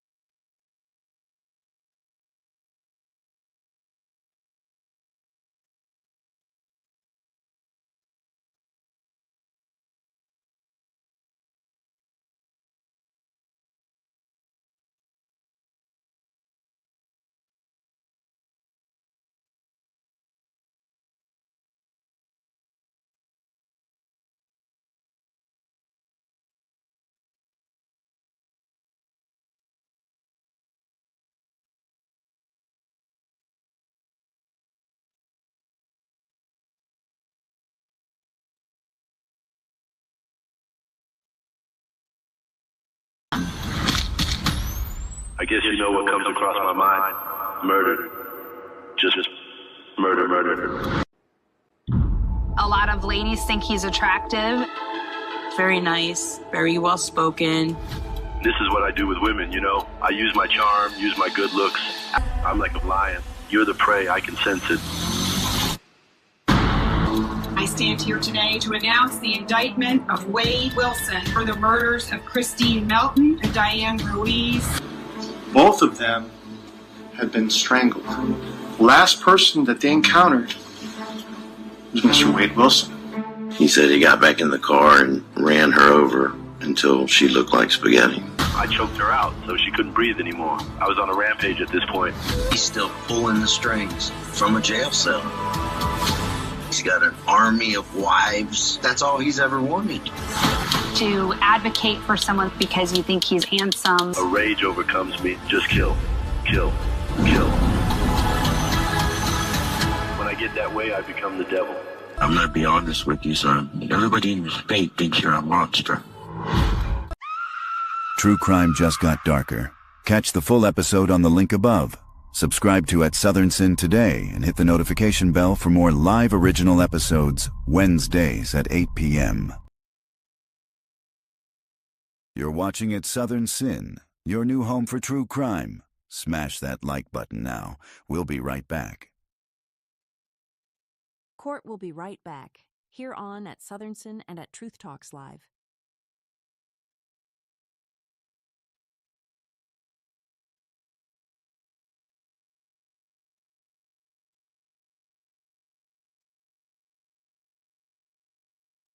Hit us in the chat if you think the defendant is guilty or not guilty.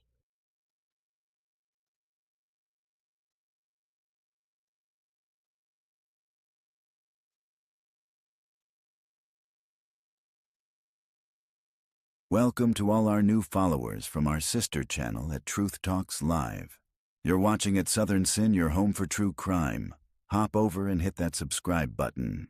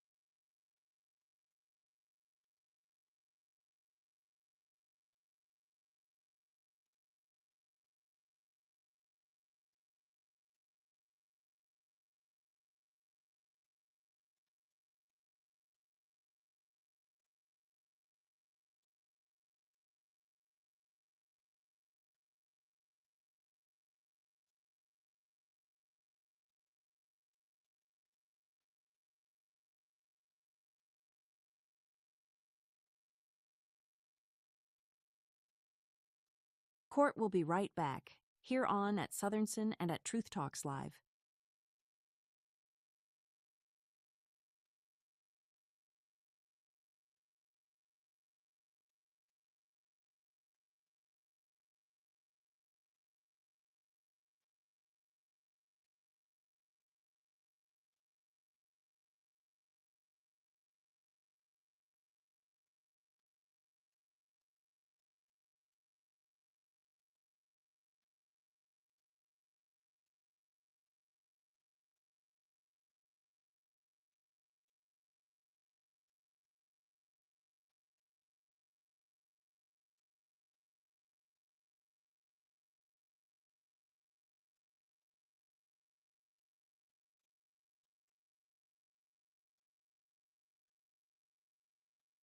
You're watching at Southern Sin, your new home for true crime. Smash that like button now. We'll be right back.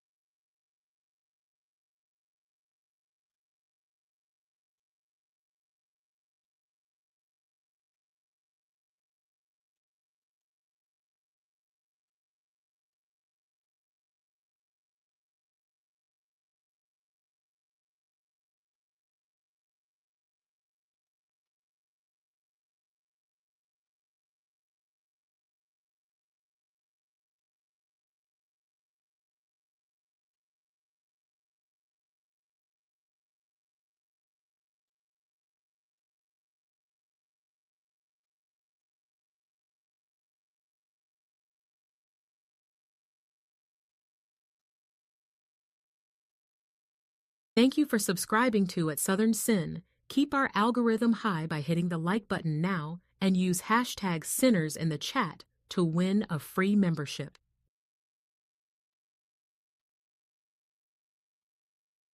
You're watching at Southern Sin, your new home for true crime. Smash that like button now.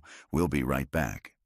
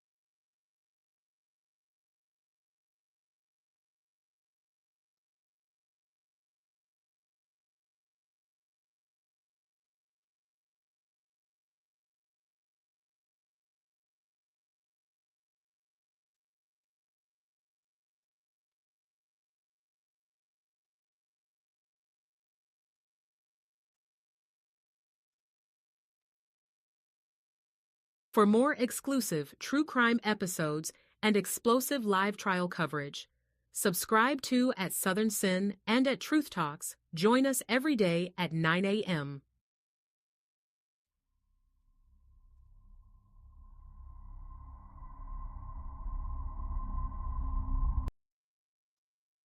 Want more true crime? Catch featured episodes on its Southern Sin like Teenager Sarah Grace Patrick went public on social media after her mother and stepfather were shot and killed in their own home. But what happened next has everyone shocked. And it's chilling. Sarah was just 16 when tragedy struck. On a February morning, her 5-year-old sister discovered the bodies of their parents, Kristen and James Brock, both shot in bed. Moments later, Sarah called 911 and then posted tearful TikToks and a haunting eulogy online, ending with the words, "I'm sorry." Now, authorities say the story isn't so simple. Sarah faces 2 counts of murder and 2 counts of aggravated assault, and she'll be tried as an adult. Investigators say a mountain of physical and digital evidence points to her involvement. Her social media activity, reaching out to true crime TikTok influencers, has only fueled suspicion. With no clear motive, the community is left asking the same question everyone's asking. Why would a teen allegedly kill her own parents? The case is far from over, and prosecutors claim they have evidence no one has seen yet. Follow the live trial daily on at Southern Sin. True crime just got darker. Catch the full episode on the link above. Subscribe to at Southern Sin today and hit the notification bell for more live original episodes Wednesdays at 8 p.m. Want more true crime? Catch featured episodes on its Southern Sin like Is this Mr. Lloyd, Markeith Lloyd? All right, thank you. Let's go ahead and begin these first appearances. Sir, you're here for the charge of murder of a... There ain't no Markeith Lloyd. Who are you? All right, you're here for murder of a law enforcement officer. Attempted murder of a law enforcement officer, carjacking with a firearm, aggravated the black assault. dress. May I have your name, please? Is this... Markeith Lloyd was captured, wanted for the murder of his pregnant girlfriend. For real, you not about to kill me and the baby. This man, he has to be stopped. But no, you need a greater force than that. I'm not going to live past 25. Most wanted man in Florida is waking up in a hospital this morning. Police captured Markeith Lloyd Tuesday night in Orlando. Catch the full episode on the link above. Subscribe to at Southern Sin today for more exclusive crime episodes.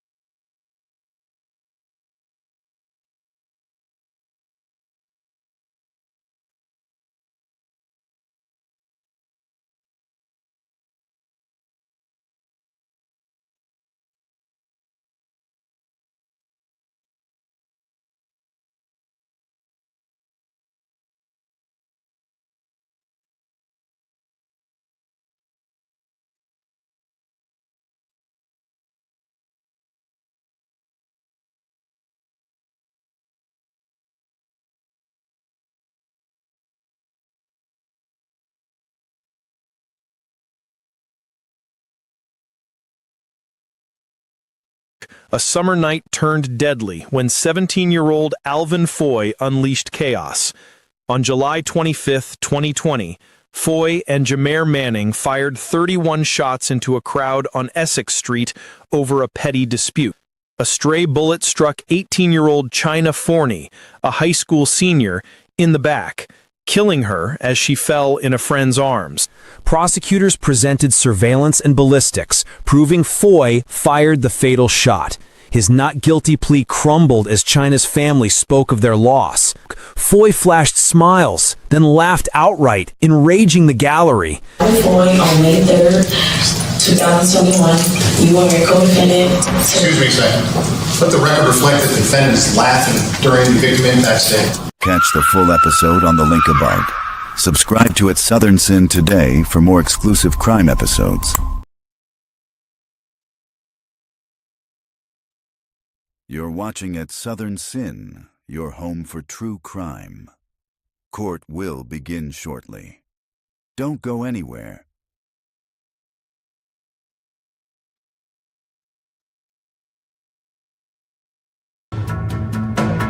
Eric and Kouri Richins seem to be living the perfect little life. The attractive young couple had 3 young boys and were doing very well financially living in Utah. They traveled, had a beautiful home, and spent a lot of family time with the boys. But beneath the exterior, something else was happening. Family members say Eric suspected his wife of trying to poison him, giving him food and drinks laced with poison. Eric got so suspicious that he changed his life insurance and his will to give his money to his sister, who he trusted to take care of the kids. Now, prosecutors say Eric was right. He died in March of 2022, a victim of fentanyl poisoning. After his death, Kouri wrote a book for her children to help them deal with the loss of their father. And just after the release of the book, Kouri was arrested and charged with the murder of Eric.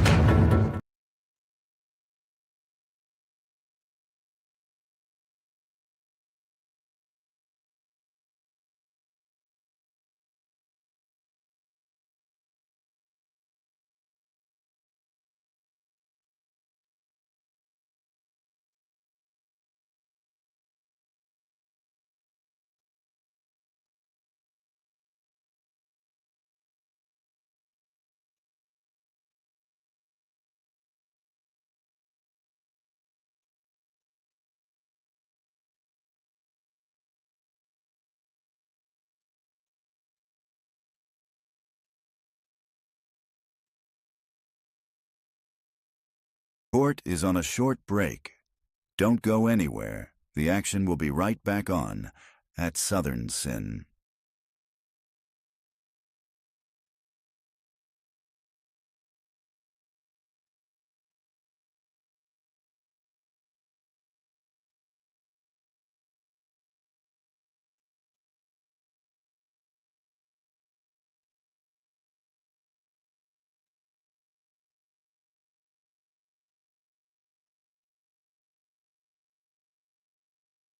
Welcome to all our new followers from our sister channel at Truth Talks Live. You're watching At Southern Sin, your home for true crime. Hop over and hit that subscribe button.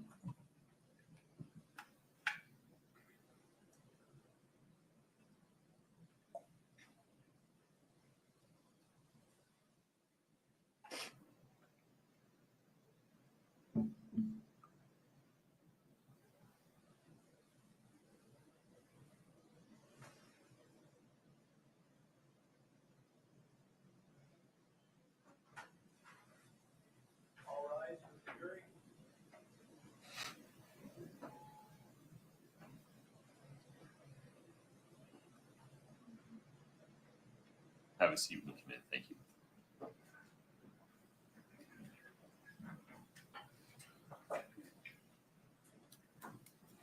All right, folks, have a seat. Thank you. Ms. Lauber, you're still under oath. Ms. Lewis, please proceed. All right, we just finished going through the interview you had with the U.S. Attorney's Office, right? Correct. Okay. A little painful, but we got there. Yes. A little confusing. All right, yes, I know, I'm sorry, but let's just summarize that interview and then we'll move on. So in that interview, you told them that you bought pills from Susan Kohler one time, that you bought pills from Robert Crozier 2 times, and that you bought the same pills from Robert Crozier on each occasion, correct? Correct. All right. And in that interview, you said that the pills were left at the Midway house, either in the fireplace or in a cup in a closet, correct? Correct. All right. And you don't know who picked up the pills from the Midway house, correct? No, I do not. So you don't know if Kouri picked them up, correct? No, I do not. Or if Kouri Richins picked them up? No, I do not know. I do not know who picked him up. Okay.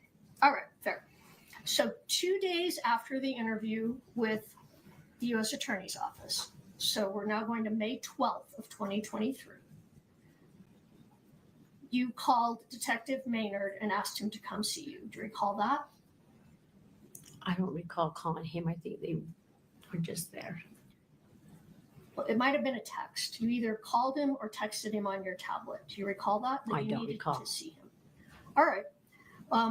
That's fine, but let's get the May 12th interview out, which is in the binder number 2.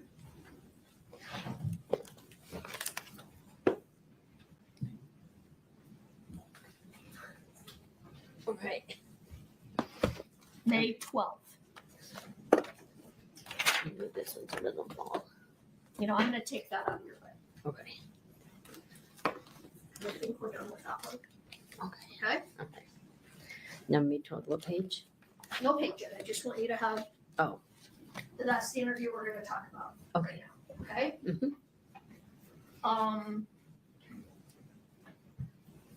You can look at the beginning. I'm not positive if it says at the beginning that you asked Detective Maynard to come see you, but maybe you can check that and see if it does say that.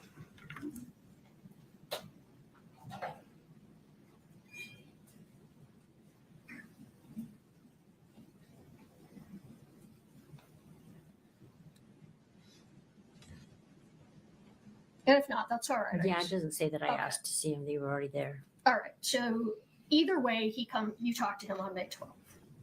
I have a Driscoll and a Maynard in both this.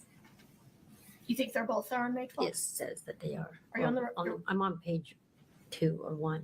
Of the May 12th, 2023. Ms. Lauber, would you look at that blue tab and tell me what the date is on the blue tab? Interview 5/3/23. It's the wrong one. Would you go to the tab that has 512?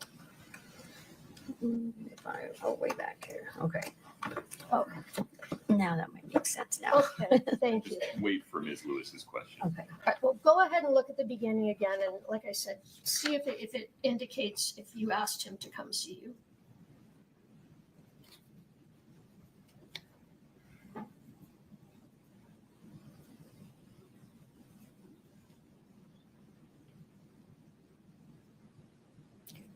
What page is that, Katie? Page 3.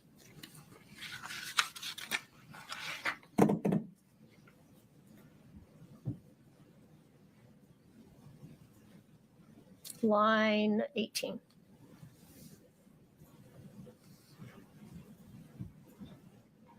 Okay, correct. All right, so you asked Detective Maynard to come and visit with you that day.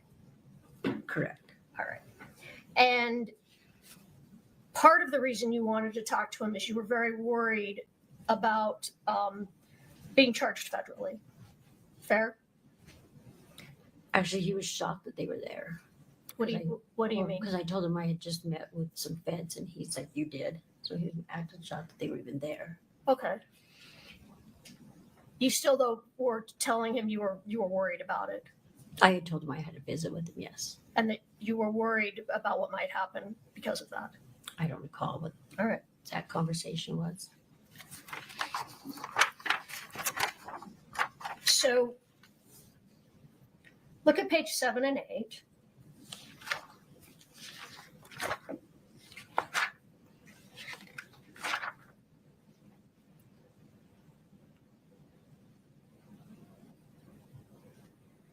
Seven and 8.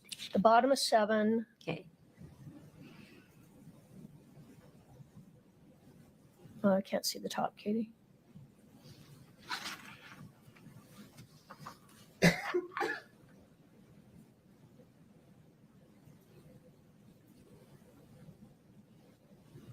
Is this page 7? Okay. This one says 8. This is among 7. Lewis, I need you to ask a question. I am. I'm trying to find the spot about the question.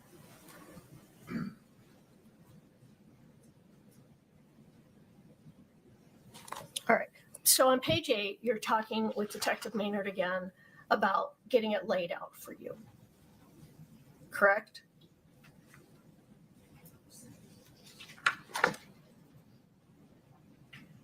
On page 7, it says that. Okay.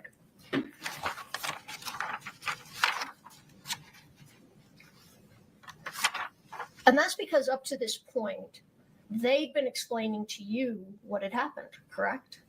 They were explaining more to me what happened. They've had the data from my cell and everything, correct? All right. Yeah, that's true. They did have your, not all of it though, because you'd lost some cell phones, correct? No, I've had that cell phone forever. Well, you told them you'd had a lot of cell phones, and some of the ones that you were using back in 2022 were broken, but they did have some cell phones. They did have right? to, yes. Okay. So initially, they were the ones that told you that Kouri asked for fentanyl, correct? I don't recall. That's what they said to me. Yesterday when you were testifying, we talked about this. They told me Eric had passed away from fentanyl and overdose. And we talked about that it was the detectives that possibly put the word fentanyl in your head. Do you recall that? Correct, yes. Because they are the ones that told you about the fentanyl, correct? Correct. All right. And in this interview, you're telling them you're worried because of all these possible charges that you might get, correct? Correct. And Detective Maynard says that the goal is to convict Kouri for aggravated murder. These parallel drug investigations, those aren't a priority. Do you recall that? I don't recall. Can we look at page 12 of that same interview?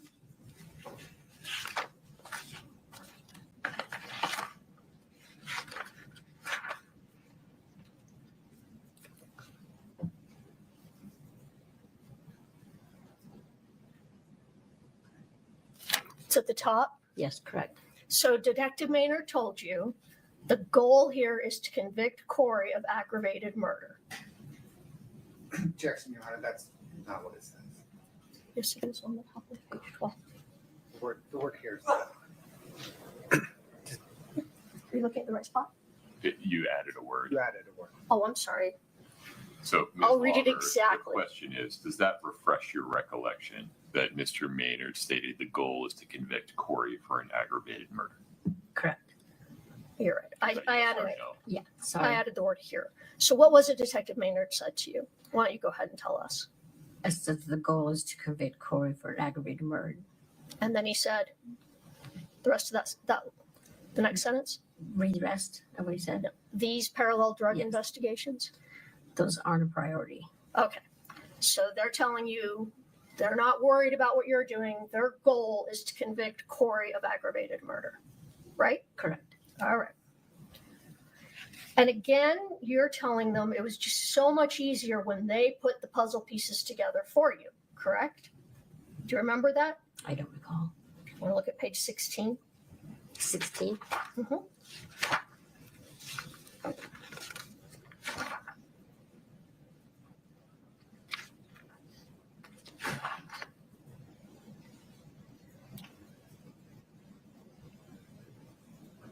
She at the top? Yes. Okay. Line 3? Yes. Does So now do you remember you talked about them putting the puzzle pieces together? Correct. All right. And didn't you also tell them that you were talking to your daughter, Kelsey, and that your daughter asked what was happening? You didn't even know. You didn't know what had happened, is what you told her. Correct? I recall. So I'm not on a jail call or yes. Okay. No. Well, no. Let me rephrase that. That you were telling Detective Maynard that you had been talking to your daughter, and you were like telling her, "I don't even know what happened." Correct? I don't recall. All right. Let's look at page 16.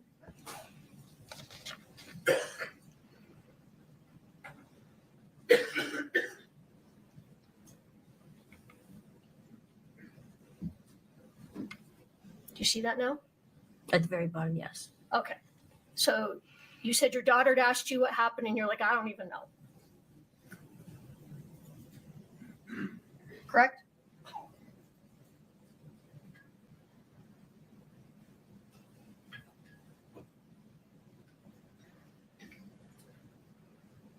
Your Honor, foundation. I think at this point, counsel's using this portion of the transcript to refresh a witness's recollection. I think the next question should be, does this refresh your recollection? She's still reading, so I wasn't quite sure. But are you done reading that? The objection is sustained, and also we're having pronoun and article trouble here. I'm really not sure what this is about. If you can be just specific and provide context in your question. So this is while you're still talking about, laying the pieces together and all of that. And You have to ask her if that's her memory. do you remember that, well, we just talked about it. You remember that you had spoken with Detective Maynard about, putting the puzzle pieces together. That made it easier when they laid it out. We just talked about that a minute ago, right? Correct. And then you told him, look at line 16. Ms. Lewis, I sincerely don't want to interrupt you. You have to ask her if she recalls. You cannot ask her. I thought she said yes, she did recall. Then there's no reason to go to. Oh, well, I haven't asked her if she recalled the second part. Then that's why you can't just read from it. So, So do you, I think I asked this, but let me ask you again. Do you recall telling your daughter, or not telling your daughter, do you recall telling Detective Maynard, yes, I talked to my daughter, she asked me what was going on, and I said, I don't even know, or something to that effect? I don't recall that. Okay, so if you look at line 16 through line 23. Read that to yourself, Ms. Lauber, and then wait for the next question. Okay.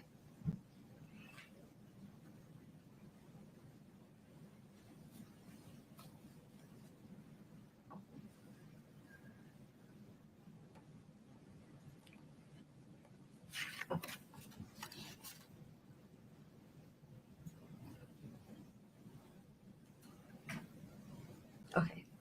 All right. Do you remember now that you said that?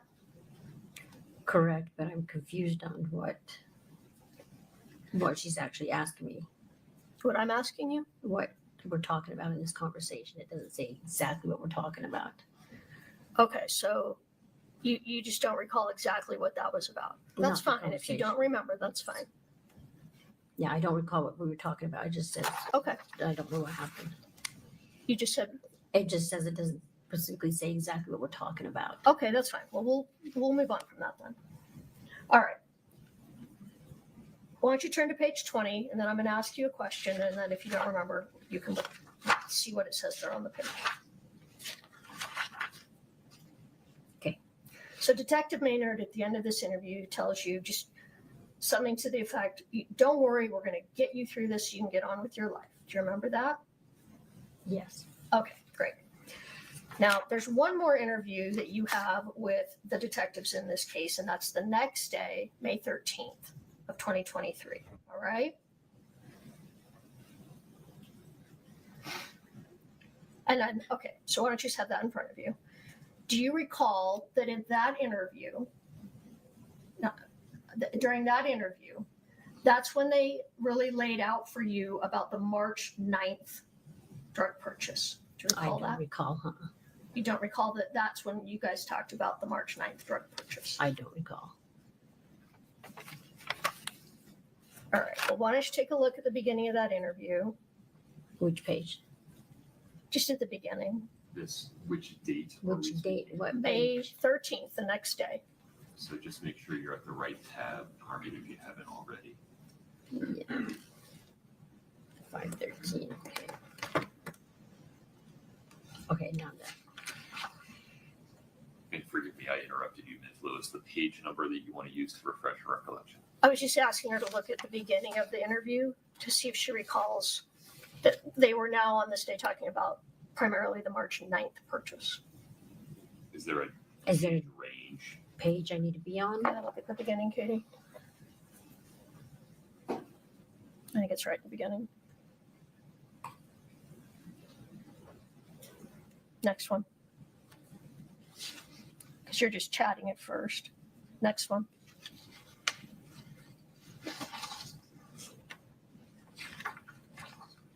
Okay, well, let's start here on page page 5.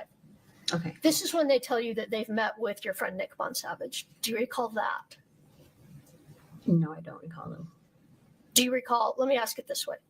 Do you recall conversations with Detectives Maynard and Detectives O'Driscoll where you talked about they had talked to Nick Bonsavage about the last purchase that he went on with you? I don't recall them saying that they talked to Nick yet.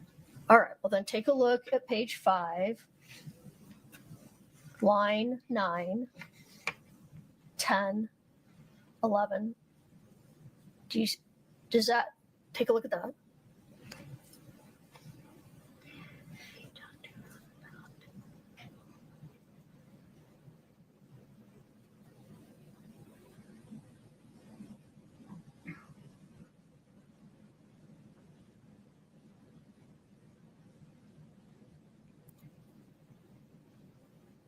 Have you looked at that? Correct. All right. So they're talking to you about how they'd met with Nick Bonsavage. Yes. All right. And isn't it after their meeting with Nick Bonsavage, it's through Nick, they decide that last purchase was March 9th. Remember that? Correct. Okay. There we go. And at that point, they ask you, is it possible you bought pills a total of 4 times? Once from Susan, 3 times from Crozier. Do you recall that? I don't recall that. Okay. Let's look at page 13.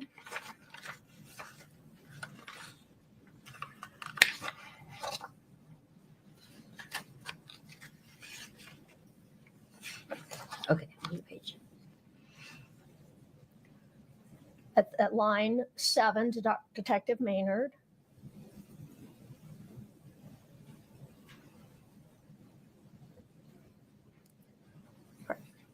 He asked you if there's a 4th trip, correct? Correct. And you said absolutely not. There were only 3, correct? Correct. All right. And then you've told them again in that interview, I just know totally there were only 3 total purchases. Do you recall that? I don't recall. All right. Let's go page 29.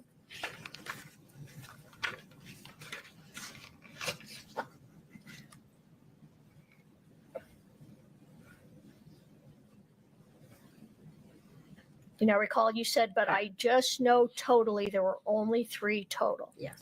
All right.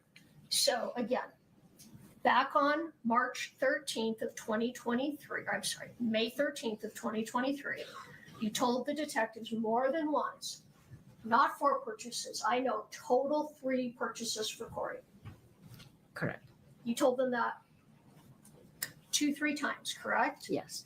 You told that to Ms. Whistler with U.S. Attorney's Office 2 days prior, correct? We talked about that. Yes. Yes, okay.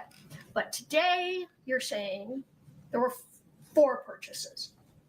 Correct. So even though you were totally sure in 2022 there were 3, your testimony now is that there were 4.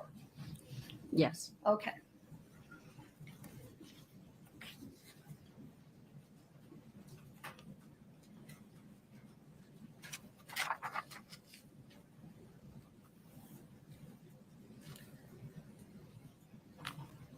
All right.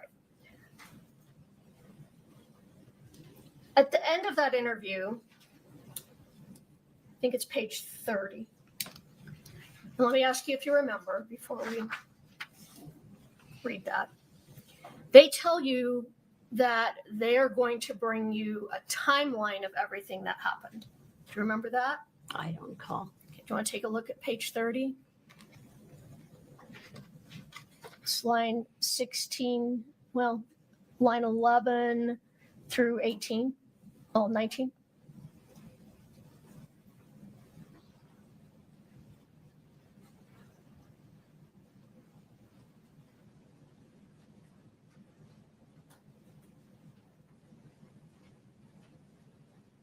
Okay. All right. So just like today, the timeline was confusing then too, right? Correct. And they said, well, we're going to bring you a timeline to help you figure this all out, something to that effect. They're going to bring you a timeline, correct? Correct. Did they ever bring you a timeline? Pause for one moment. Mr. Lever. Your Honor, just foundation. We're going to bring you a timeline or something to that effect. We can use the precise words. We have the precise words. Overruled on this one. Keep going, Ms. Lever. So they said they're going to bring you a timeline. Did they ever bring you a timeline? I don't recall. So you don't know if you ever got a timeline from the detectives? I don't recall if they ever brought it or not. So it's after this, I'm not sure if what day, and I don't know if you remember, but sometime after this interview, they released you from custody. Correct? I had to be on ankle monitor. It had to be approved through Judge Maybe to be on ankle monitor. I could not leave the jail without that being on my Okay. So they put an ankle monitor on you and they released you from custody. Correct? And did you went back to see Judge Maybe, correct? No, I was not allowed in drug court at the time. Why weren't you allowed in drug court? Because I was suspended for a minute. It was on pause. Because you were a cooperating witness? Because what? Because you were a cooperating witness for the state? Yes. That's why you weren't allowed back in drug court? Yes. All right, but you did go see Judge Maybe, not in drug court, but you appeared in front of Judge Maybe to get conditions for your release, right? She already had approved the conditions before I was released. Oh, so you didn't have to go to court? I still had to go a couple of times. I mean, I still go every 3 months now. Okay. But let me just ask you, when you were very first released, you put an ankle monitor on, you're released from the jail. Did you have to go see Judge Maybe, or were you just released and you already knew the conditions? No, I think I had to go in front of her. Okay. So when you went back to Judge Maybe, she gave you some conditions of release, correct? Yes. And one thing they did is they transferred your probation from Wasatch County to Summit County, correct? I think so, yes. And your new probation officer became Detective Maynard, correct? Yes. All right. So he's now your probation officer. You testified yesterday that you only talked to him a few times after these interviews in May up until today. I text him every morning, so I still have to check in with him. Oh, all right. You didn't tell me that. So you text him every morning to check in with Detective Maynard? Correct. To tell him what? I just have to send him a text saying good morning, and he responds back, Lauber, that's it. Okay.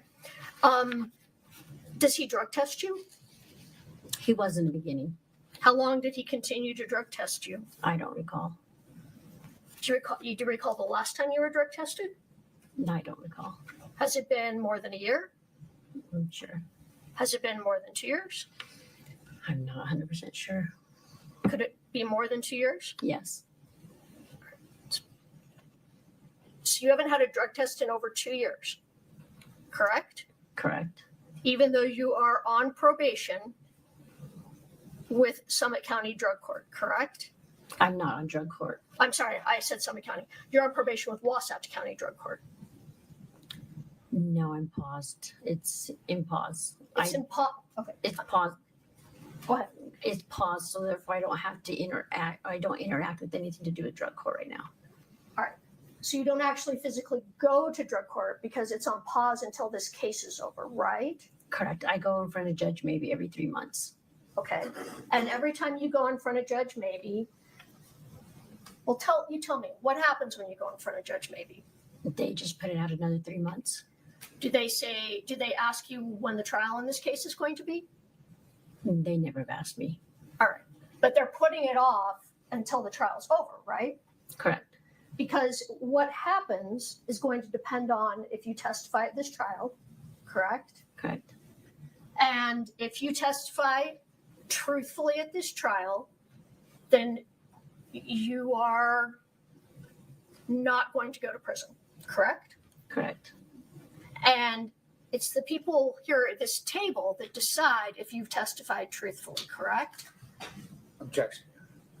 Sustained. Well, who makes the decision if your testimony was truthful? I have no clue.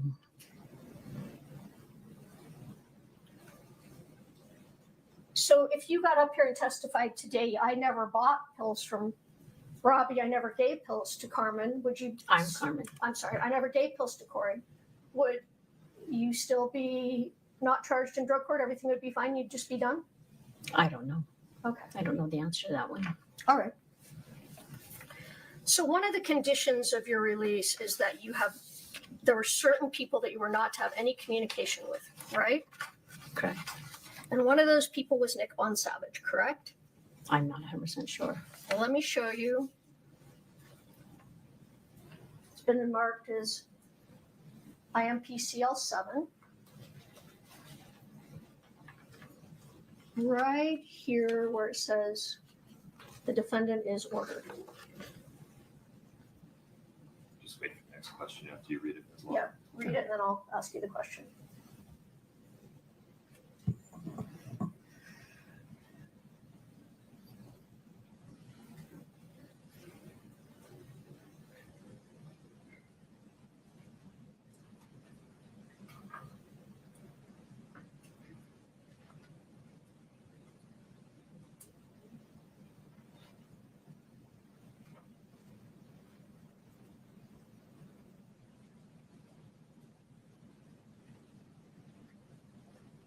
That is correct.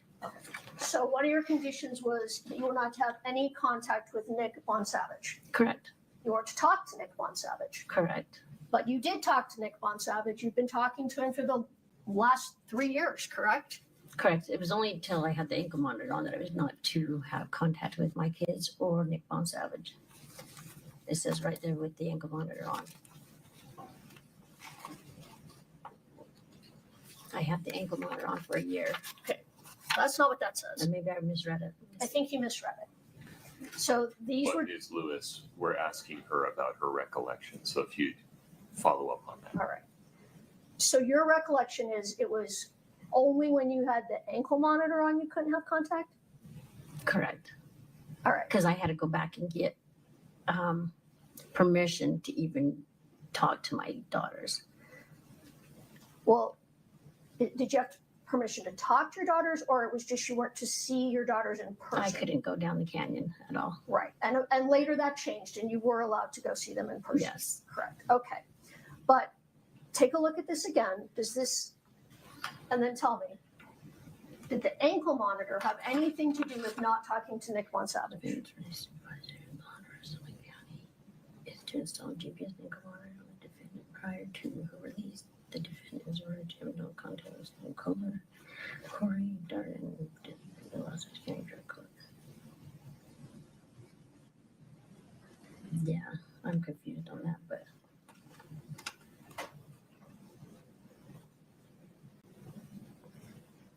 So it doesn't say in there that the ankle monitor is connected to not having conversations with Nick Bonsavage, fair? I think that's where I was confused where it combines in the top Okay. in the second sentence. So you weren't to have conversations or contact with Nick Bonsavage, Correct. but you have had conversations with him throughout the last 3 years. He's your best friend, right? Correct. And you talk to him. Oh, I don't know that you talk to him a lot anymore, but you talk to him all the time at first. Yes. All right. So you didn't pay any attention to that condition. No, I don't think I recall talking to Nick until he graduated drug court. Because it says that I'm not supposed to have any contact with any people in drug court. Right, but Nick graduated from drug court before you were even arrested in April of 2023. I'm not quite sure correct? when he graduated. Right. If in fact he did graduate by April of 2023, you still weren't to have contact with him because he was a witness in this case, correct? Oh, I don't recall that. All right, I'm just going to ask you one more time. It says here you're not supposed to have contact with him, correct? Correct. And you have had contact with him throughout, correct? Throughout a couple of years, yes. Okay.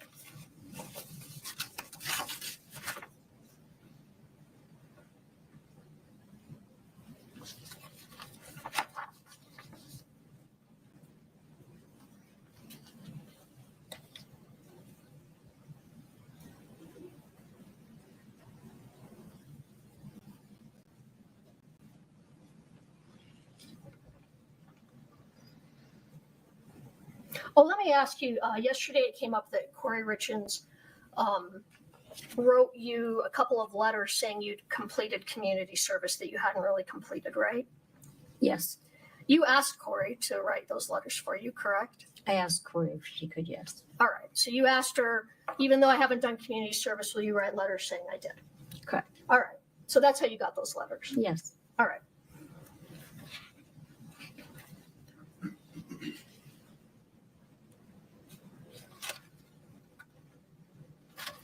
So, Carmen, isn't it fair that you really don't have a memory about what happened in February and March of 2022? What do you mean by that? Well, when you were interviewed in 2023, you didn't remember what had happened, correct? Correct. It's a lot to take in. It's a lot to take in. And you didn't remember it a year after the fact. So you really don't even remember now what happened in 2022 and 2022, correct? Rephrase your question. That kind of confuses. You didn't remember in 2023 what happened in 2022, and you don't now remember what happened in 2022, right? Yes and no. It's been laid out for you by someone else, correct? Due to data, cell phone data and everything, yes. All right, so whatever memory you have is what was, you don't have a personal memory, it was shown to you.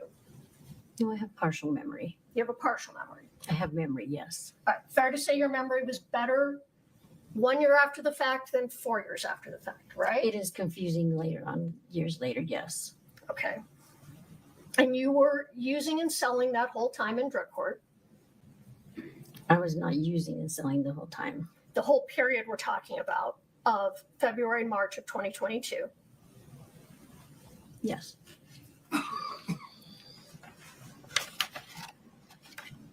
Kouri never once asked you for fentanyl, correct? No, not correct. I mean, yes. Wait, you confused me. Can you answer the question again? Kouri never asked you for fentanyl, true? I had told her that that's what Robbie had, and she said, okay, go ahead and get it. All right. Let me ask the question again. Kouri never asked you for fentanyl, true? Yes. All right. And you bought prescription Oxycontin from Susan Kohler, correct? Correct. You got light green pills from Crozier sometime in February of 2022, correct? Correct. And then you went back and said, give me more of the same, correct? Correct. And the last time you went back was after Eric Richins died, correct? I'm not sure. Well, the last purchase was May 9th of 2020, March 9th of 2022, correct? Correct.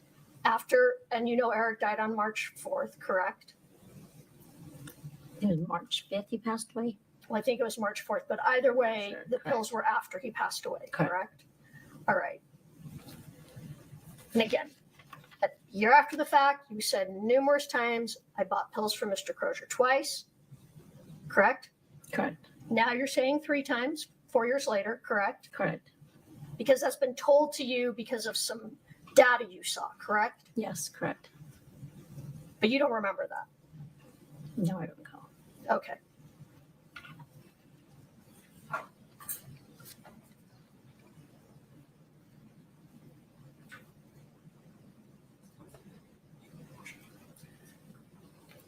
So after you said you were willing to cooperate and they said you were getting a big jail get out of free card, you got your big jail get out of free card so far, right? Correct. Because you have not been in jail for the past 3 years. Correct. And you haven't had to go to drug court anymore, correct? Correct. And all you do is wait to see how your testimony goes to find out what happens, correct? Correct. You're not being drug tested, correct? Correct.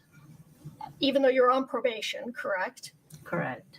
And your probation consists of, in the morning, you say hi to Detective Maynard and he says lobber. We just text back and forth. If I'm leaving town, I tell him I'm leaving town. If I'm here, you know. Okay, so you tell him if you're leaving town. I still keep tabs. He still keeps tabs on me no matter where I'm at. He has my work schedule. He has everything. He does have your work schedule. Yes. And you've been allowed to move to Las Vegas, correct? Yes. So because of your cooperation, you got out of going to drug court, correct? Correct. You got your probation transferred to Summit County with Detective Maynard, correct? Correct. You got to stop your drug testing, correct? Correct. You got to move to Vegas, correct? Correct, but I'm not living in Vegas. I'm living here. You're here right now. Judge maybe approved me to move to Vegas, but I'm still here in Utah. You haven't moved to Vegas yet? No. Okay. You've been allowed to go to Vegas numerous times to visit, though, right? Correct. All right. And you haven't done any time for any of the crimes that you committed, correct? Correct. I was incarcerated. I stayed in jail for 23 days. Well, That's it. 23 days when you were arrested in April of 2023. Yes. And it was during that time period you were in jail because you were getting your story together with Detectives Maynard and Detective O'Driscoll here. Yes. Okay. And the pills that you bought from Mr. Crozier, you don't know what those pills were, correct? He had told me that he had fentanyl. You didn't look at the pills, correct? No, I didn't sit there and play with them. No. You didn't know what they were, correct? Correct. You didn't have them tested. No. Okay. You didn't take any, you said. No. Correct. Correct. You did or you did not sell them to anyone else? I did not sell them to anyone else. Okay. You don't know what happened to those pills, correct? I don't know who picked them up, but that's what you're asking. Right. You don't know who took those pills, correct? Correct. And you have, sitting here today, absolutely no information about what happened to Eric Richins other than that what you were told that he died of a fentanyl overdose. Correct. And you have no idea what happened the night that Eric Richins died. I do not. And you have no knowledge if Ms. Richins killed Eric Richins. I do not. Can I just have a moment?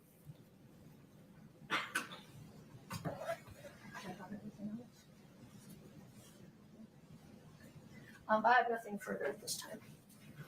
Mr. Bloodworth. Thank you.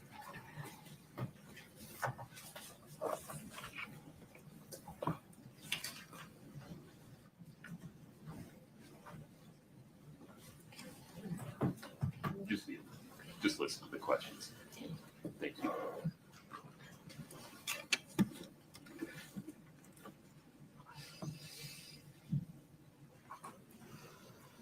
Scott, can you bring up Exhibit 8-11, please?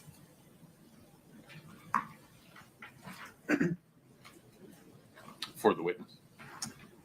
For the witness and counsel, Your Honor. Okay. One moment. There you are. Your Honor, the state moves 8-11 into evidence. I don't have any objection. 8-11 is admitted and published. Ms. Lauber, can you see 8-11? Yes, I can. Do you recognize that? I know you said you didn't earlier, but has Mr. Moffitt shown you that exhibit? I don't recall seeing them yet, but I know they were given to me. They're given to him. And they're dated, you see, April the 19th, 2024. Do you think they were given to him? Or do you know what day they were given to him? I don't. Okay. Thank you. Mm-hmm.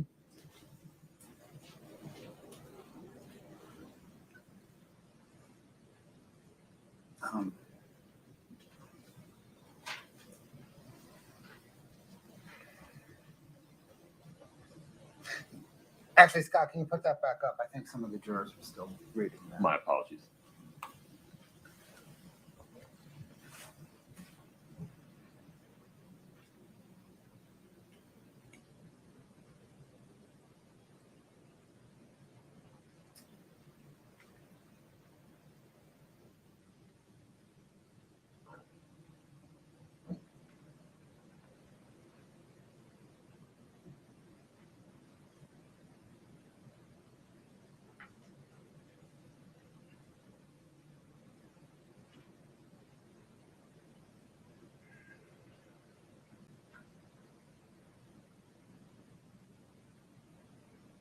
Okay, thank you. Ms. Lauber, do you recall testifying yesterday that you met with prosecutors a few times over the past few weeks to prepare for testifying in court? Yes. Was your lawyer present with you every single minute of every single meeting? Yes.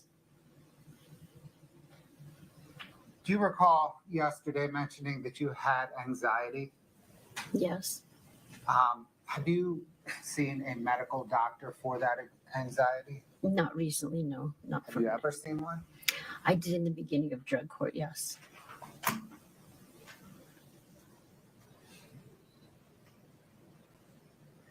Did you receive a diagnosis of anxiety? Yes. And did you receive any treatment prescription? Yes, a non-narcotic, a boost bar. A boost bar? I can't remember exactly what it's called. Can you describe it? It's just a little white oval pill. Looks like a little bar. I have them in my purse out in the car. All good.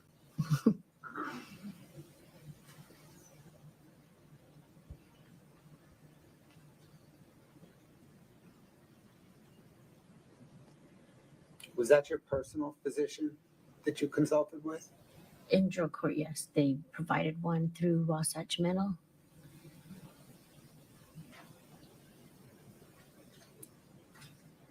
Anybody who needed meds through drug court, they provided her because they were non-narcotic kinds. Understood.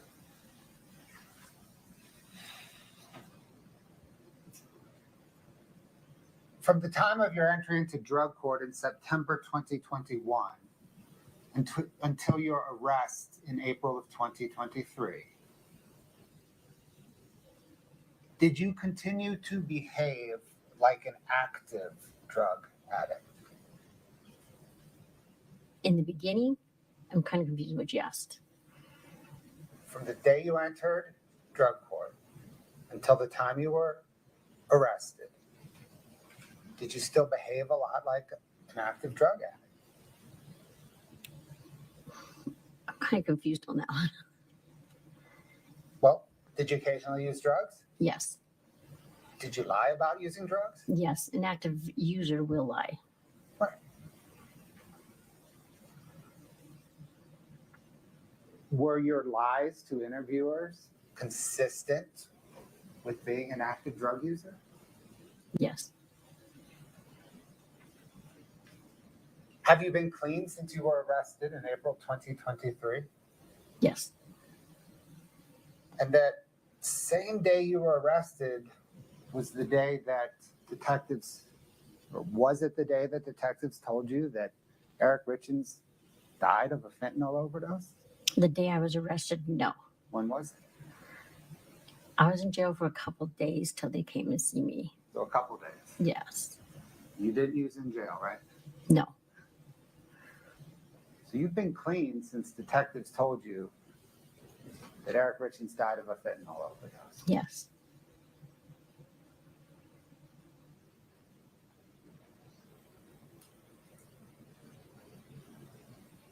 Has your memory become cleaner? Has your memory become clearer since you've been clean? Yes. Has your memory become clearer as you've had more clearer as it relates to everything we're talking about here? Yes. Has it become clearer as you've had more time to process your involvement in Eric Richins' death? Yes. Has your memory become clearer as you've reviewed phone records, photographs, Facebook messages, and other materials with your attorneys? Yes. Are there times, though, you still get confused about dates? Yes. And are there times you still confuse details between various drug buys? Yes. In the 6 or 7 interviews with detectives O'Driscoll and Maynard,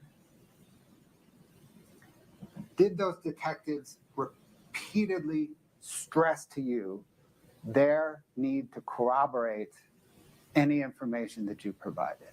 Yes. And did you repeatedly stress to them how much you loved Eric and how much he did not deserve what happened to him? Correct.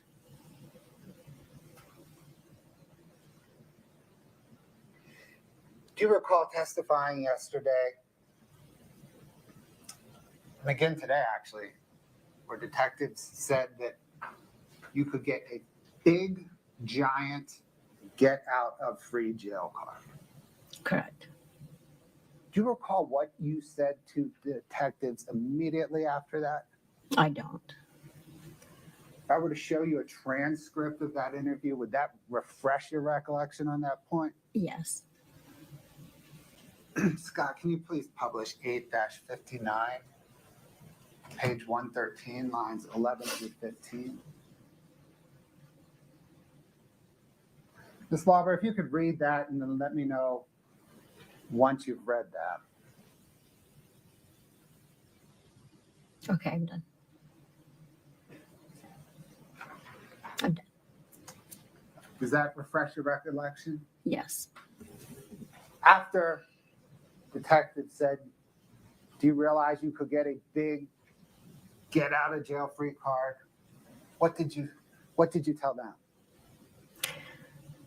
I told them that even if that was the case, I felt like I still needed to step up and take accountability if this is really what happened to Eric.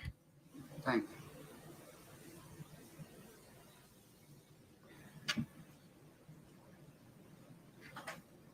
When considering the 6 or 7 interviews with detectives O'Driscoll and Maynard, in their full and fair context, do you think that did you think at the time, do you think now that detectives O'Driscoll and Maynard were trying to plant information into your memory? Your Honor, objection, speculation. Overruled. No, I do not. Do you think that they were trying to help you recall information from your memory? Yes. You've reviewed all of those transcripts, and just to be sure, is it April 27th? Do you have the binders up there? I do have them, but Is it April 27th?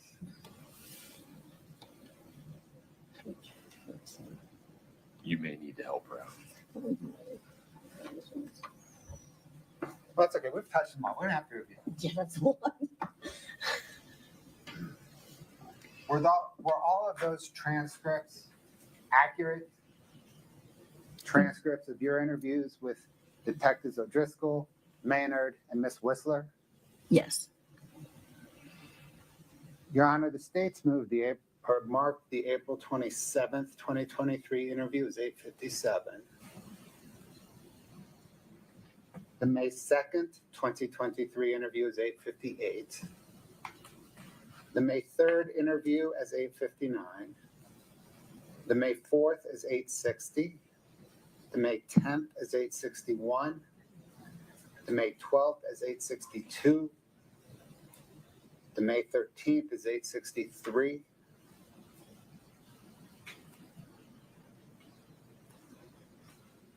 The state moves 8:57 through 8:63 into evidence. Your Honor, we object. We haven't had a chance to go through these transcripts. They're loaded with hearsay. So unless there's time to go through and redact and determine what's hearsay and what's not hearsay, we're going to object. I'm going to not rule on that motion at this time. There are multiple rules of evidence we need to have a conversation about there. So if there's any other foundation you want to lay, I'm not suggesting that you need to, one way or the other, do that now, but we'll have that legal discussion at a later time. Understood, Your Honor. I don't need to lay any additional foundation. Understood. Ms. Lauber, at bottom. Let me back up half a step. Your Honor, can we have that legal discussion during the lunch break? Yes. Because May impact it what you may do. impact additional redirect. Understood. Ms. Lauber, at bottom, did you purchase drugs at Kouri Richins' request 4 times? Correct. Did you deliver drugs either hand to hand or by placing them somewhere at Kouri Richins' request to Kouri Richins 4 times? Correct. Did you testify yesterday and today truthfully to the best of your recollection? Yes. What do you think happens to you if you did not testify truthfully? Everything I have on would be revoked. And what happens then? I go to prison. For how long? A long time.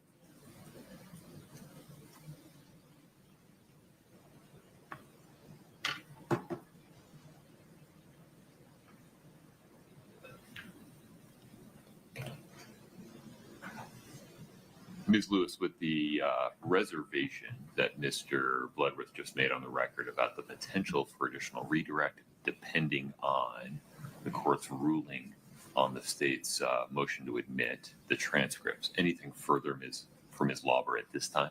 Not at this time, no. Okay. Let's just have that discussion immediately, if you don't mind, Mr. Bloodworth. Folks, let's let you stretch your legs. We're not going to recess for lunch just yet. There may be a few more questions for Ms. Lauber. Thank you.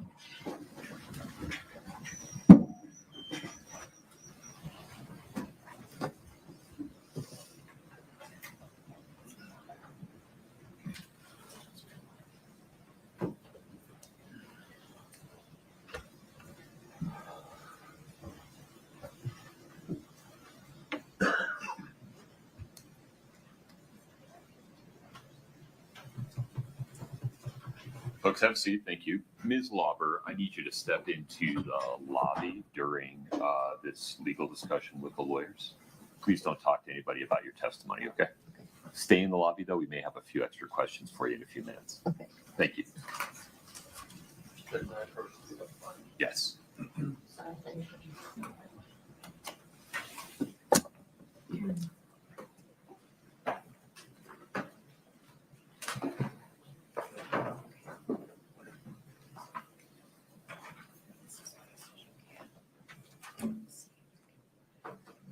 Okay. Current state of affairs. The state has moved to admit 857 through 863, which is a series of transcripts of interviews between of Ms. Lauber by other government officials. None of those were subject to cross-examination, right? No. They were all just interviews. At the time, no. Correct. At the time, they were not subject to cross. Okay. So they are categorically hearsay that will need an exception for or another rule that would allow them to be admitted, correct? Correct. Okay. The defendant objects to hearsay. If you would respond to that and then tell me which rule you think they come in under. Your Honor, the defense has cherry-picked certain statements that Carmen Lauber made to impeach her credibility, to rehabilitate her credibility. The state needs to enter all of the interviews because they show essentially an ongoing iterative discussion, which when you understand the full arc of, it is clear that she is being credible. While she may be confused, she is not untruthful. So the full scope of Miss Carmen Lauber's statements need to be admitted for rehabilitation purpose. Any other statements by, the questions essentially, right, by the various interviewers, that all goes to the effect on Miss Lauber. Everything you say is true, but I still have to contend with Utah rules of evidence. And so they are out of court statements. You could call the other half of those conversations, Detective Maynard, Detective O'Driscoll, presumably, maybe the federal official, and ask how this went. And if they didn't remember, you could refresh their recollection. All I need to contend with right now, and it is a genuine question, I don't think I have a basis to just admit them wholesale. There may be a basis for you to ask Ms. Lauber about other prior consistent statements that she's made to rebut the argument from the defense of a recent fabrication. And I'm not suggesting otherwise, but we can't do it through the wholesale. We can't do that through the wholesale admission of the transcripts.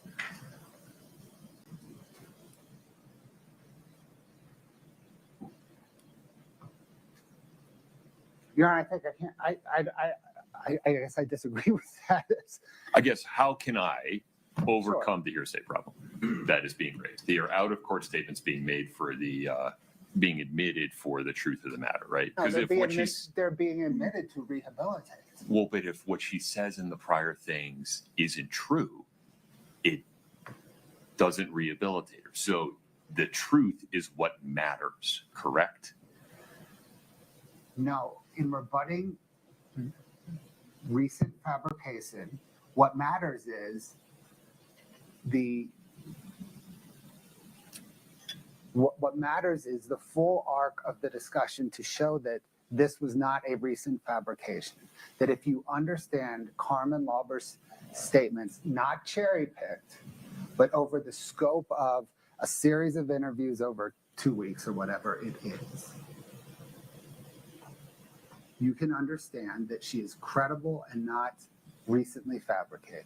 I need you to tell me how this comes in over a hearsay objection or through some other rule regarding prior statements of a witness. If they're out of court statements. 80.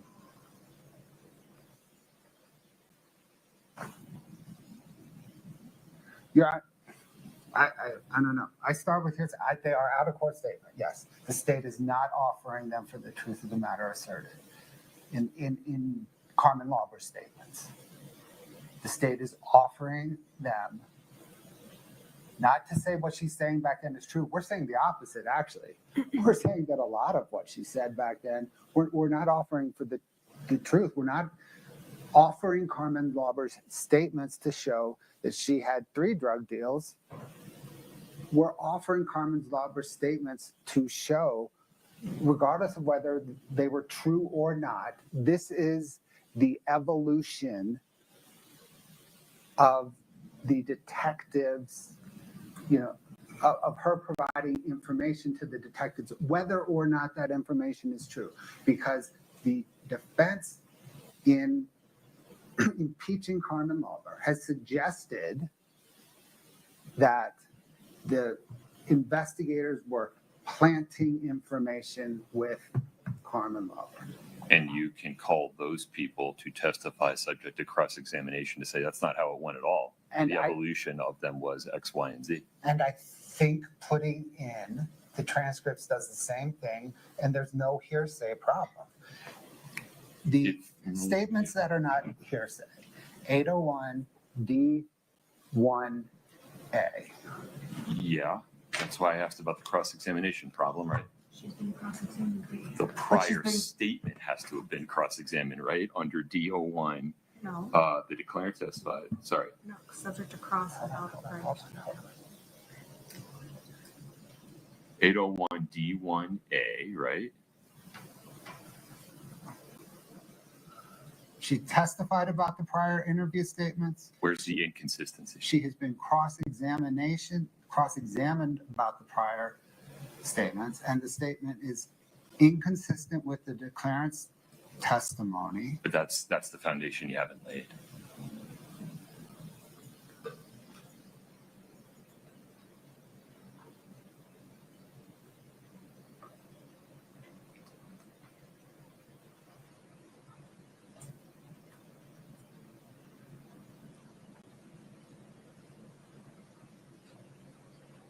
The interviews are,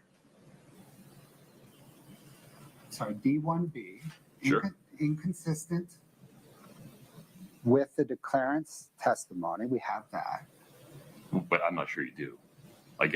These transcripts are 100 pages long, maybe less, maybe more. There's how many of them? There isn't foundation for all of these statements being inconsistent with her sworn testimony. Consistent, I'm sorry. Sure. D1B, that's fine. D1B is consistent with. Right, and there isn't foundation for all of them being consistent either. You just have to lay foundation. That's the problem with the wholesale admission.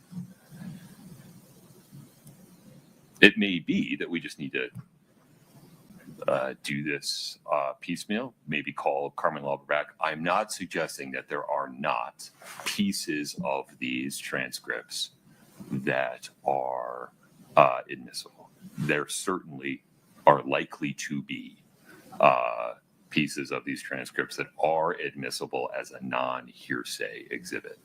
Wholesale admission of them, there is not foundation for that.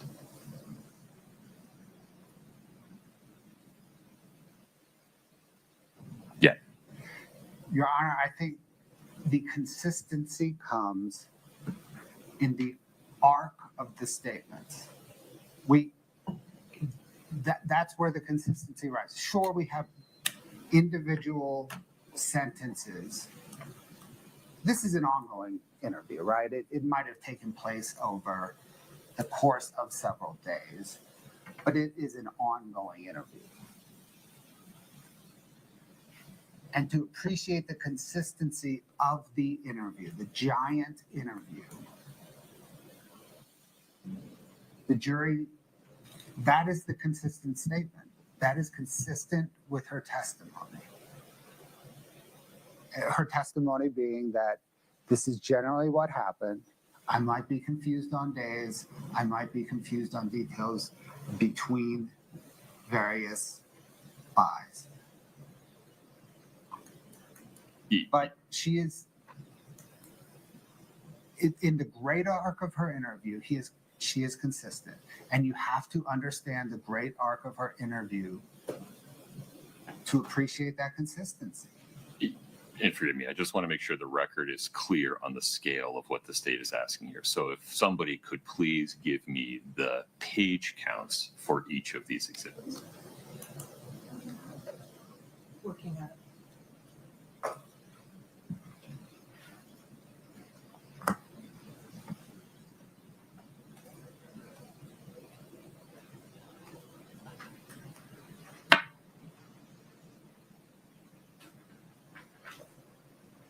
And I appreciate that. I guess it is somewhat voluminous, and the jury, it might go back to the jury room, and they're like, too much. We're not even touching it. That's not my concern.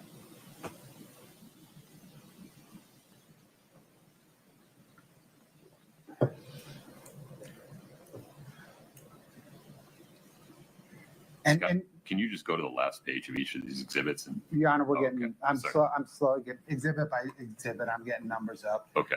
And Your Honor, maybe just to put a finer point on the Rule 801 D1B, there is the recently fabricated piece, but really the defense's argument is acted from a recent improper influence or motive.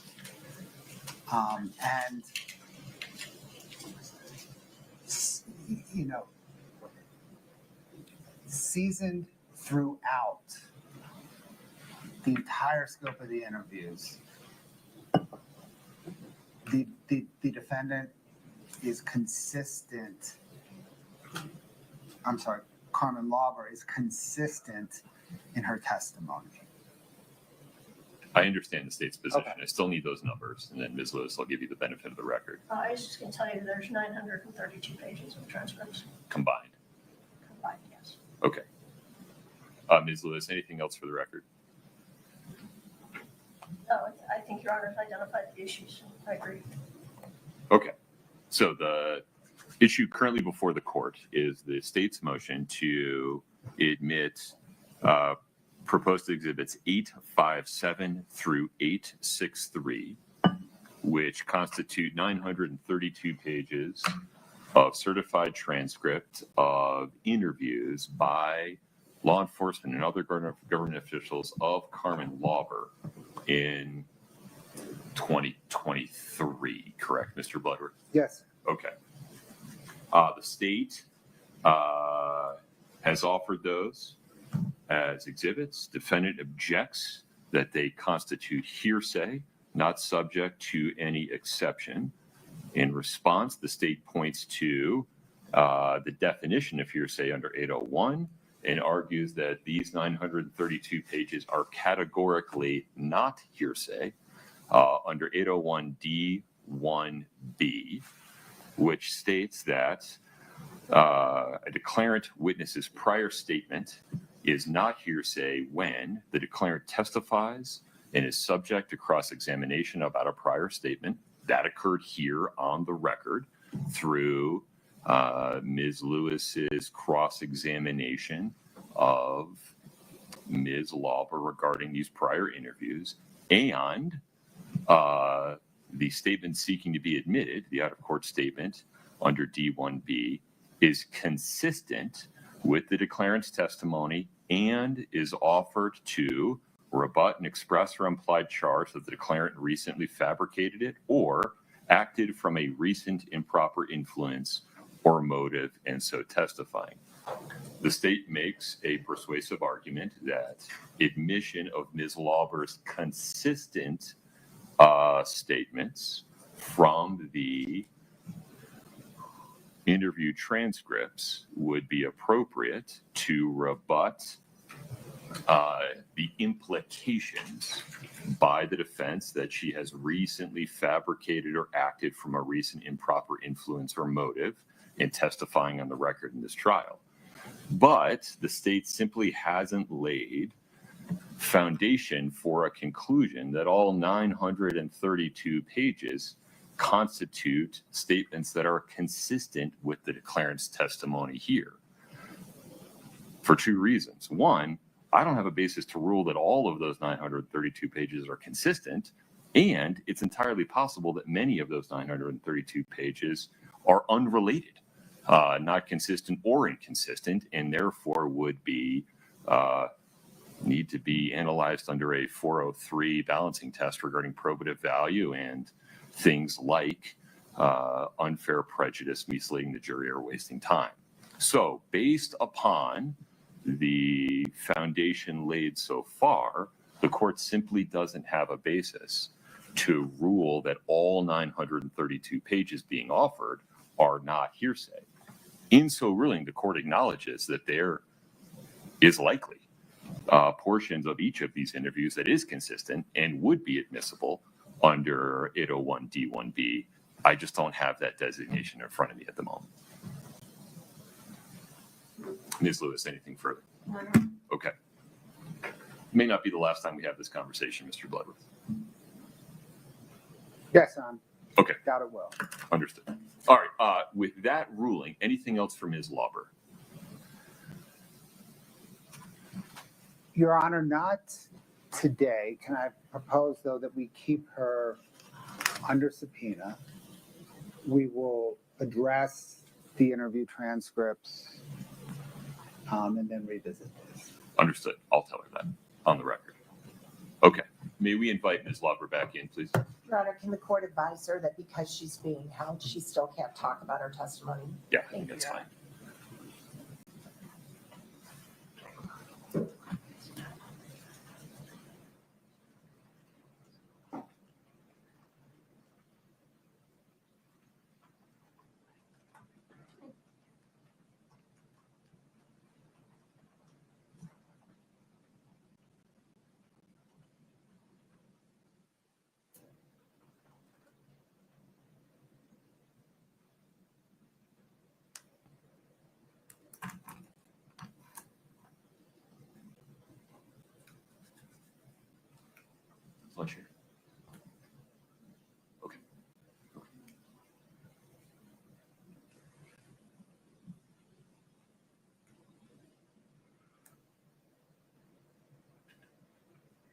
Ms. Lauber, if you'd take the stand for one moment, I just need to give you some instructions.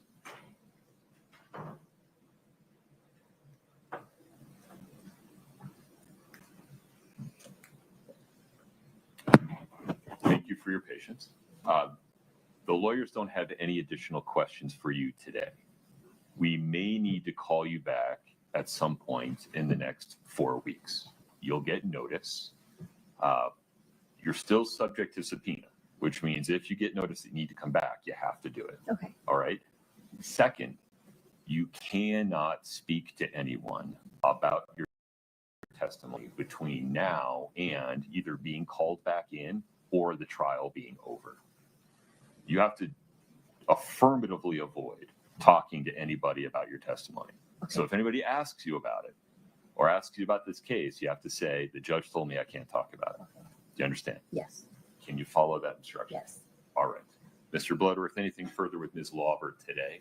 No. Ms. Nestor? Can you also make sure she doesn't watch the rest of the proceedings on television or video? I would imagine you have better things to do. I don't watch any of it at all. But please, if you would not watch any of the witness testimony and not read any news or social media reports about the other witness testimony. I don't. I stay away from it. Okay. Can you follow that instruction? Yes. All right. Very good. Anything else, counsel? Ms. Lauber, you are free to go today. Okay. Thank you. Mm-hmm. Mr. Moffitt, thank you. Okay. Mr. Bloodworth, may I invite the jury in, tell them we're going to take a lunch break? That sounds right, Your Honor. Ms. Lewis? Fine. What time would you like to come back? 12:30? Sounds fine. Ms. Lewis, is that agreeable? That sounds fine. All right. Can we invite the jury back?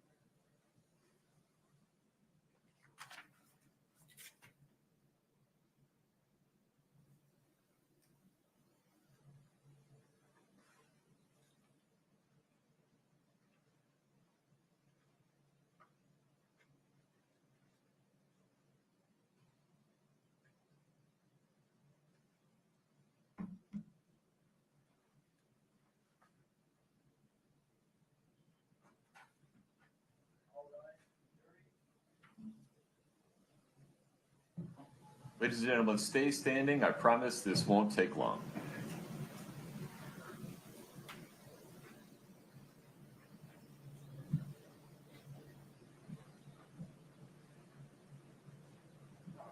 Thank you for your patience. We needed to handle a legal issue. It was efficient. We're going to take a lunch break. Lunch is either here or imminently arriving.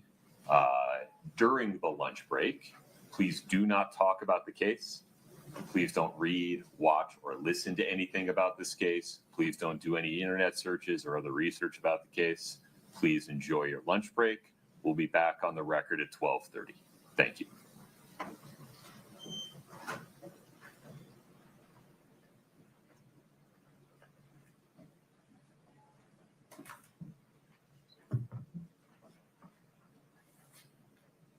Mr. Bloodworth, anything before we recess? No, yeah. Ms. Lewis? No, Your Honor. Okay, court's in recess until 12:30. Please travel safe.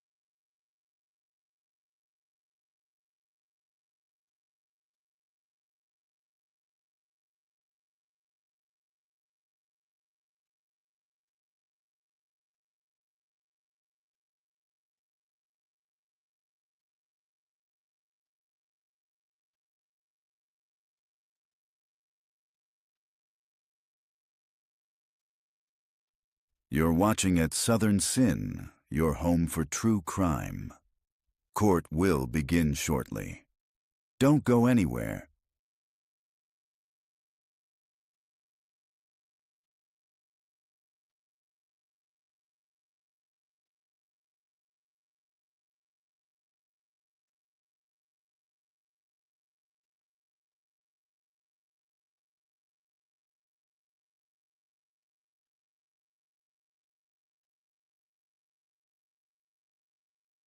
Want more true crime?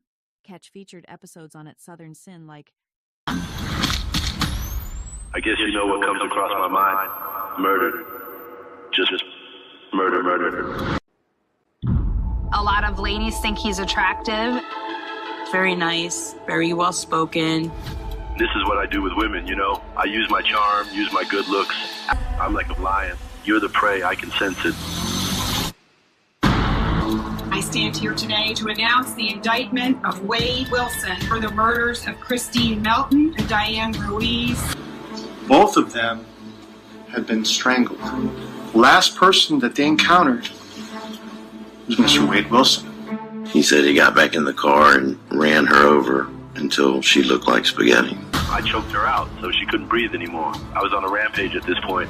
He's still pulling the strings from a jail cell. He's got an army of wives. That's all he's ever wanted. To advocate for someone because you think he's handsome. A rage overcomes me. Just kill, kill, kill. When I get that way, I become the devil. I'm gonna be honest with you, son. Everybody in the state thinks you're a monster. True crime just got darker. Catch the full episode on the link above. Subscribe to at Southern Sin today and hit the notification bell for more live original episodes Wednesdays at 8 p.m. Want more true crime? Catch featured episodes on at Southern Sin like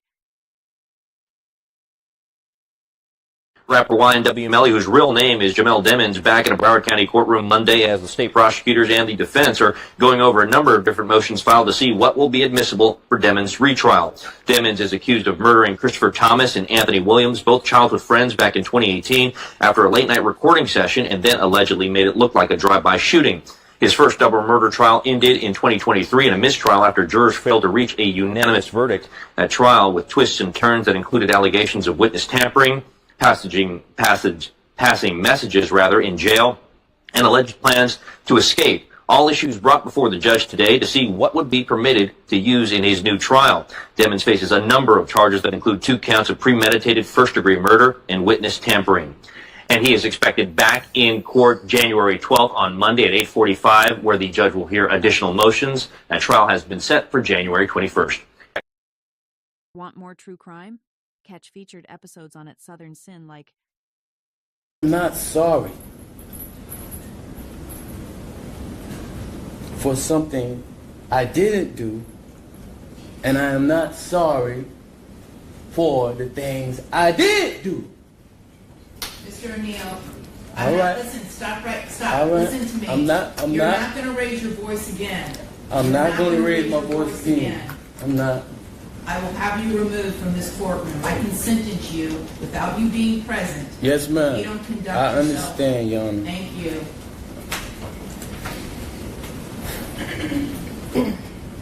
But I will say, I'm sorry for your loss. 19 years I've been at this job. I've seen human beings killed at the hands of others in every way imaginable. You name it, I've seen it. Shootings, stabbings, drownings, suffocatings, blown apart by cars in DUI manslaughter cases. Horrible things. This is the worst case I have ever seen as far as the facts go.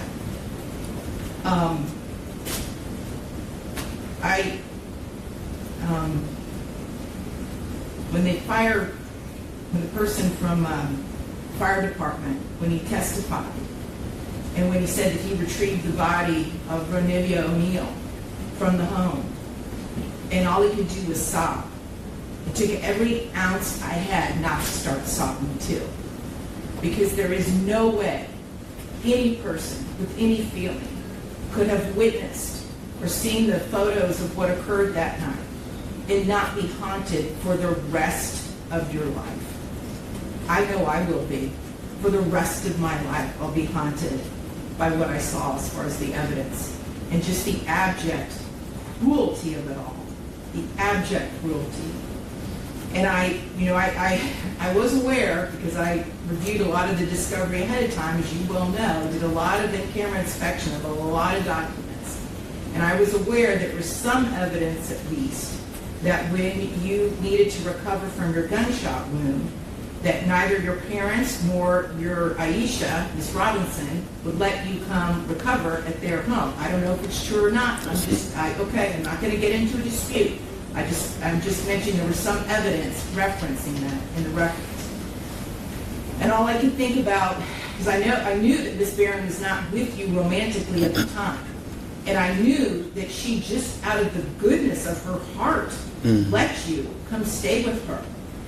And it is beyond tragic that that critical decision ended in so much horror for her and for her children. It is unspeakably cruel what happened as a result of that one decision.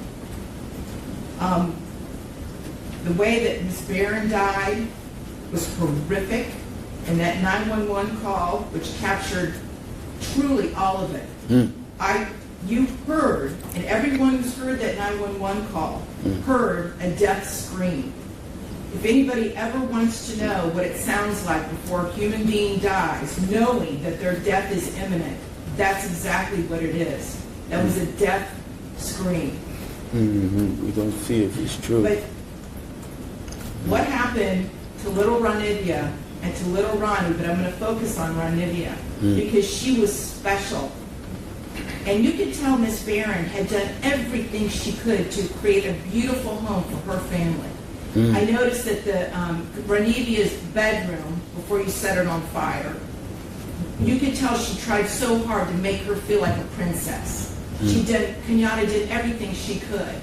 And I noticed too in the kitchen on the refrigerator, she put up magnets that said faith, love, family, hope. And then you know what else happened to that refrigerator during that night? It got splattered with blood all over it due to what happened. Little Ranivia, she couldn't scream, she couldn't run away, and she witnessed what you did to her mother as far as shooting her mother in the arm with the gunshot. She knew. And the horror that that child suffered. And she already had a life where she was born with challenges regarding her physical and her mental disabilities. But the pain and suffering that she suffered that night at your hands, unspeakable, absolutely unspeakable. And at the moment, that first time you struck her with that hatchet, and little Ronnie testified that all he could see was tears coming out of his sister's face. At that moment, that child knew she was being betrayed in the cruelest, most tragic and sorrowful way that a child could ever be betrayed. She was being betrayed by her parent, the one person that should be there to protect their children and love them and keep them from harm. And that was the last thing that child felt before she passed on from this earth, was your utter, cruel betrayal to her.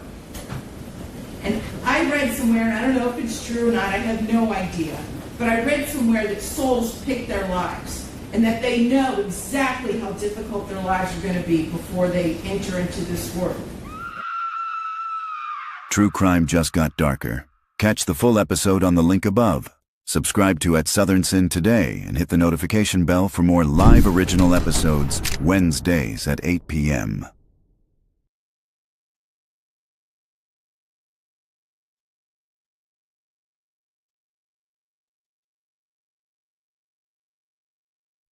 You're watching At Southern Sin, your home for true crime. Court will begin shortly. Don't go 25 anywhere. CJC F08098. Good morning, Your Honor. Kimberly Green, Deputy Public Defender, on behalf of Mr. Reiner. He's present in court in custody. Thank you. Justice People, Your Honor. Good morning, Your Honor. Habib Billing for the people. Thank you, and good morning to each of you. Good morning, Mr. Reiner. And how would you like to proceed at this time, counsel? The court has, and I'll just make a record, the court has, we addressed the request for media coverage off the record. Court just orders that there's no live streaming, and no live transport, no live transmission, and no filming of anyone in the gallery. We'd like to go forward with the arraignment at this time. Thank you. And on behalf of Mr. Reiner, do you waive full reading of the complaint, advisement of rights, including armed forces and veterans' rights, enter a plea of not guilty, denying any and all special allegations, enhancements, and priors? Yes, Your Honor. A plea of not guilty is entered on behalf of Mr. Reiner. Counsel's requesting April 29th as 030. April 29th, 2026 as a 0 of 30 calendar days. Yes.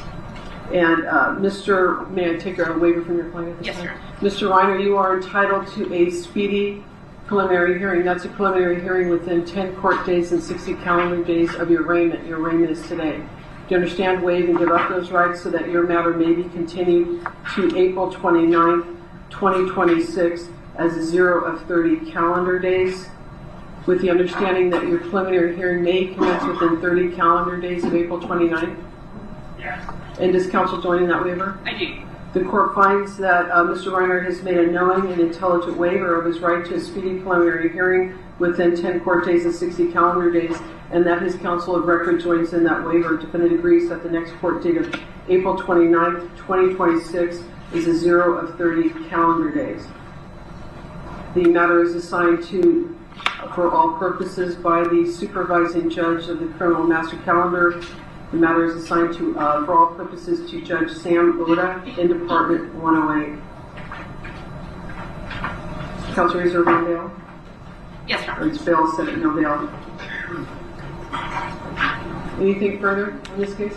Yes, for the record, Your Honor, people have turned over to the defense the large bulk of discovery. We are still awaiting word from the coroner's office that they've completed the autopsy report. As soon as we get it, we will turn it over promptly to the defense, as well as any other discovery that comes in. Thank you. Anything further? Your Honor, I addressed with the court the issue of the outstanding SCTs. We're asking that those be withdrawn at this time. And those subpoenas, as referenced by the defense, are withdrawn, ordered withdrawn. Thank you. Thank you. Anything further? Thank you. Thank you. Morning, everybody. District Attorney Nathan Hochman will be providing you a few brief remarks, and there will be no questions afterwards.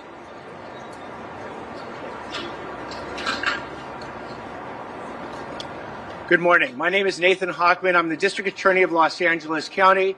Joining me here is the prosecutor for the case, Habib Balian. I'll give you a couple different update points. First, the case is on track. We have provided the bulk of discovery to defense counsel, and we are now waiting for the coroner's report. When that is provided to the district attorney's office, it will in turn be provided to defense counsel. The second point, this case is a death penalty eligible case. Along those lines, we take the process in which we determine whether or not the death penalty should be sought extremely seriously, and it goes through a very rigorous process. We will be looking at all aggravating and mitigating circumstances, and we have invited defense counsel to present to us both in writing and orally in a meeting any arguments that they would like to make in consideration for our going forward or not going forward with the death penalty. So that is an ongoing process. We will also, at that point, when we get all this information, it will be subject to not only a rigorous analysis, but many of the most experienced individuals in the DA's office with death penalty experience will be helping me evaluate that information. The third point with dates. Right now, the next date is April 29th for a preliminary hearing setting date. What will happen is that at that date, the judge has said it is 0 of 30 days. That translation, that means that within 30 days of that April 29th date, there will be a preliminary hearing unless additional time is sought by defense counsel, agreed to by the court, and the defendant agrees to also waive time. One can probably expect that there will be that additional time sought because of the volume of the discovery that will have to be gone through by defense counsel, by the fact that we're still waiting for the coroner's report, and by... True crime just got darker. Catch the full episode on the link above. Subscribe to At Southern Sin today and hit the notification bell for more live original episodes Wednesdays at 8 p.m.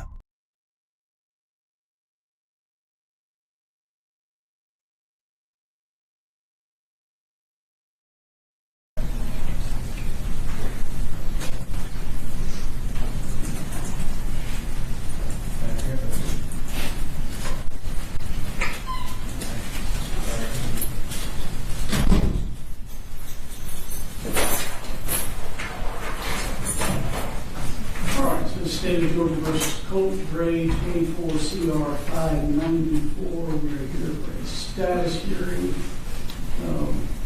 Ms. Broderick, your lead counsel, is that right? Yes, Your Honor. All right.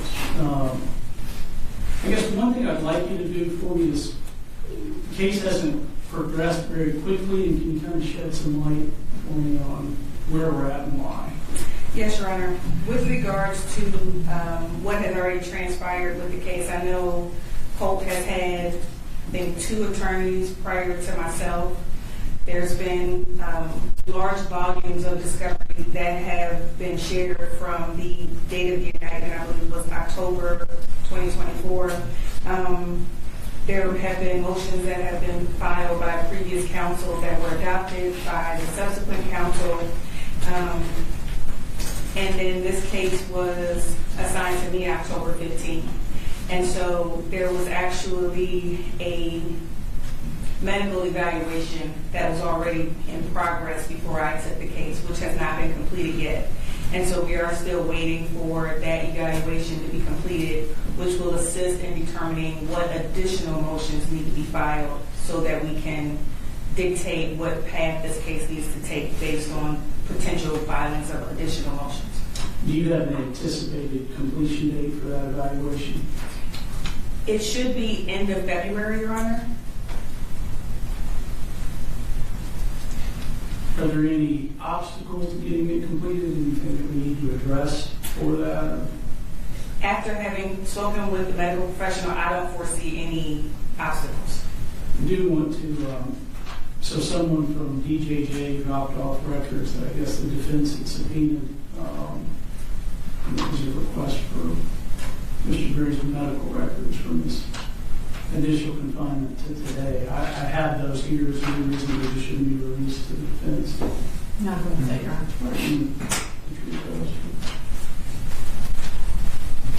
I have not looked at them. We'll make a copy just so you're aware. Thank you, Your Honor.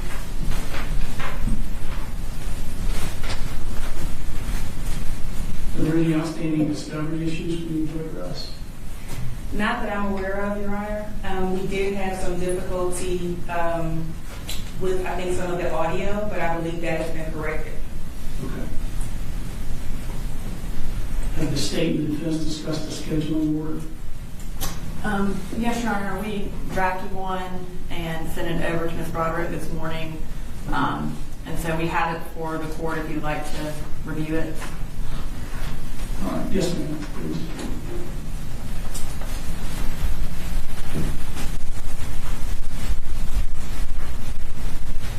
Thank you.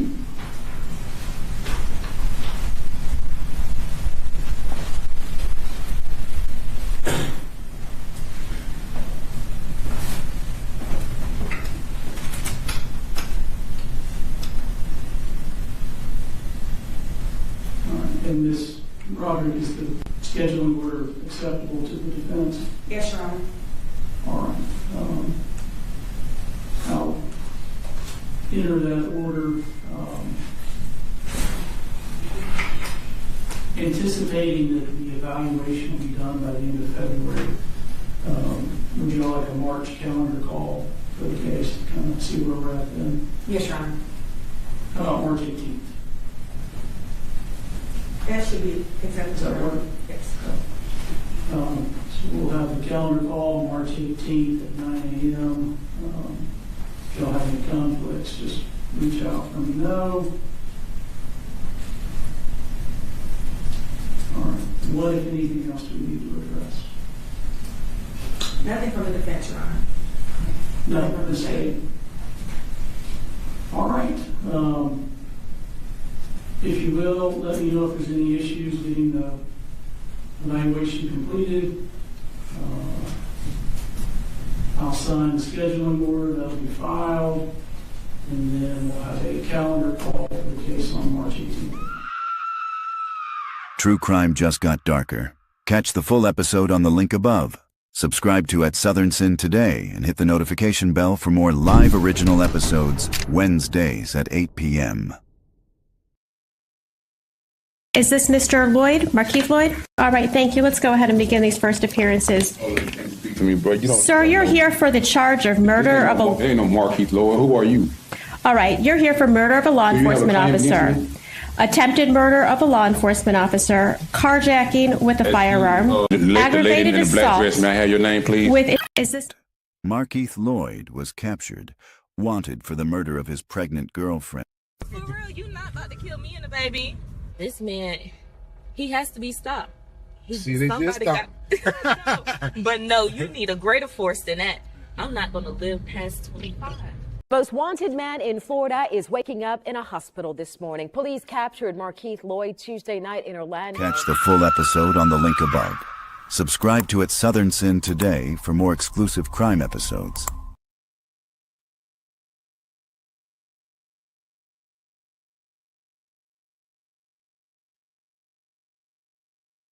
Want more true crime? Catch featured episodes on At Southern Sin like 14-year-old freshman Colt Gray opened fire, killing 4 and injuring 9 others. It was like 10 shots, about a 3-second or 4-second pause, and then like 7 more.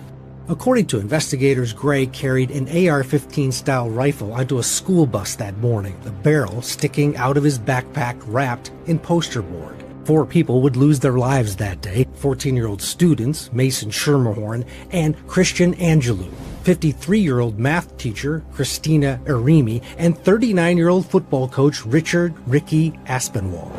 Colt Gray has been indicted on 55 felony counts, including 25 counts of aggravated assault. He is not the only one facing charges in this tragedy. Colt's father, Colin Gray, faces charges of second-degree murder and involuntary manslaughter. Prosecutors say Colin admitted to buying the rifle that his son used in the mass shooting and did so knowing that the teen was a danger to himself and others. Deputies interviewed the Grays about a year before the shooting, based on FBI tips about alleged threats posted on the online platform Discord. I don't know anything about him saying like that, and I'm going to be mad as hell if he did.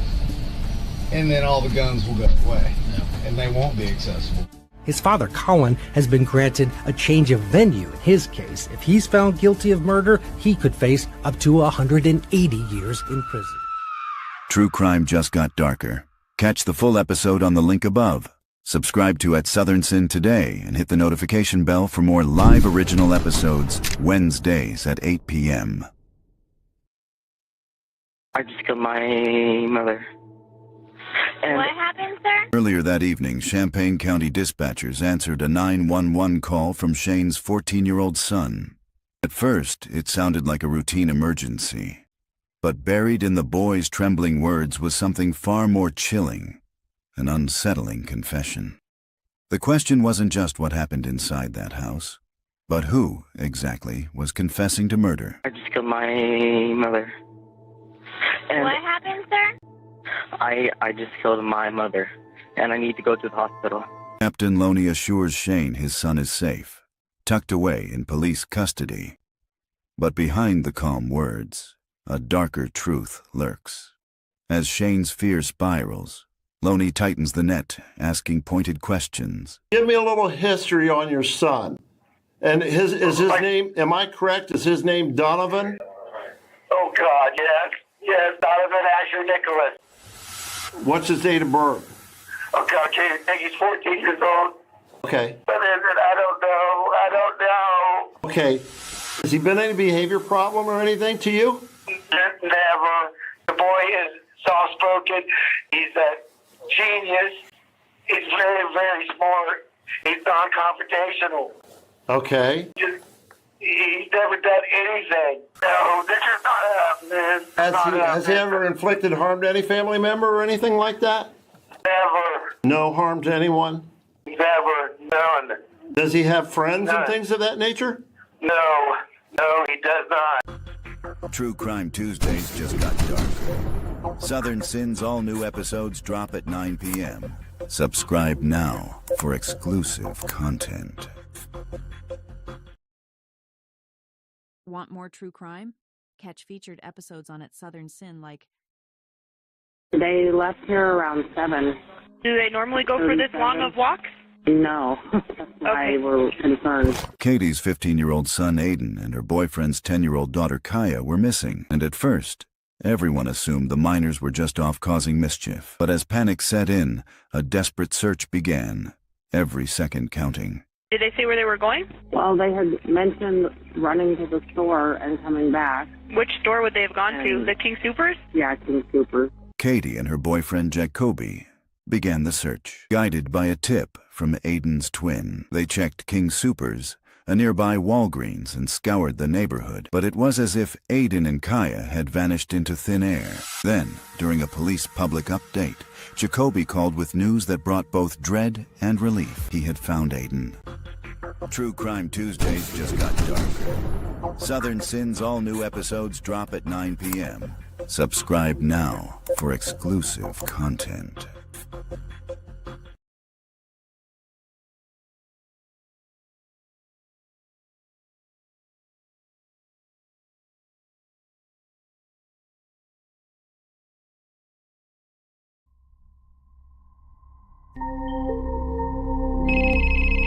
Hey Jody, Detective Steve Flores with Main Service on the Police Department. Oh, hey, how are you? Good. You needed to talk to me about something? Well, I just wanted to offer any assistance that I might have. I was a really good friend of Travis's, and I know that I don't know a lot of anything, but... What have you heard so far? I heard that he passed away, and that... I don't know. I heard all kinds of rumors. I heard there was a lot of blood. When we first arrived on scene and started talking to people, some of his closest friends began mentioning your name. You know, hey, you need to call her because she probably knows what happened to him, or she possibly had something to do with it. Looking for a good binge? The Jodi Arias murder trial is back. Relive the stunning testimony, explicit evidence, courtroom meltdowns, and the circus that surrounded the case. From sexual obsession to betrayal, this is the true crime case that captivated the world. If you think you know the story, watch it unfold again, raw and uninterrupted. The Jodi Arias trial, re-airing only on Southern Sin. True crime just got darker. Catch the full episode on the link above. Subscribe to at Southern Sin today and hit the notification bell for more live original episodes Wednesdays at 8 p.m. Every trial has a story the jury never hears, where the truth lives outside the courtroom. Join our host Dara Kennedy and the sharpest legal minds in the business for a new riveting show, Reasonable Doubt, What the Jury Doesn't Hear. No grandstanding, no spin, just the arguments that could change everything. Tonight, one question dominates the Rob Reiner murder case. What made powerhouse attorney Alan Jackson walk away? And can a public defender really carry a death penalty case? Emotions explode in the Uvalde school shooting trial against Officer Adrian Gonzalez. And shocking questions surface in the YNW double homicide retrial. Was there witness tampering? All of it is breaking on at Southern Sin.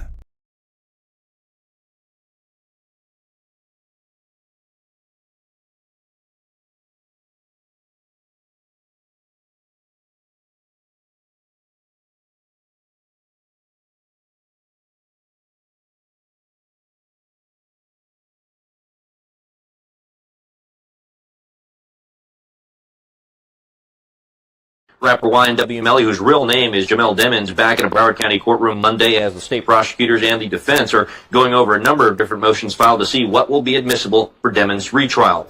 Demons is accused of murdering Christopher Thomas and Anthony Williams, both childhood friends, back in 2018 after a late-night recording session, and then allegedly made it look like a drive-by shooting. His first double murder trial ended in 2023 in a mistrial after jurors failed to reach a unanimous verdict. That trial, with twists and turns that included allegations of witness tampering, passing messages in jail, and alleged plans to escape. All issues brought before the judge today to see what would be permitted to use in his new trial. Demons faces a number of charges that include 2 counts of premeditated first-degree murder and witness tampering. And he is expected back in court January 12th on Monday at 8:45, where the judge will hear additional motions. That trial has been set for January 21st.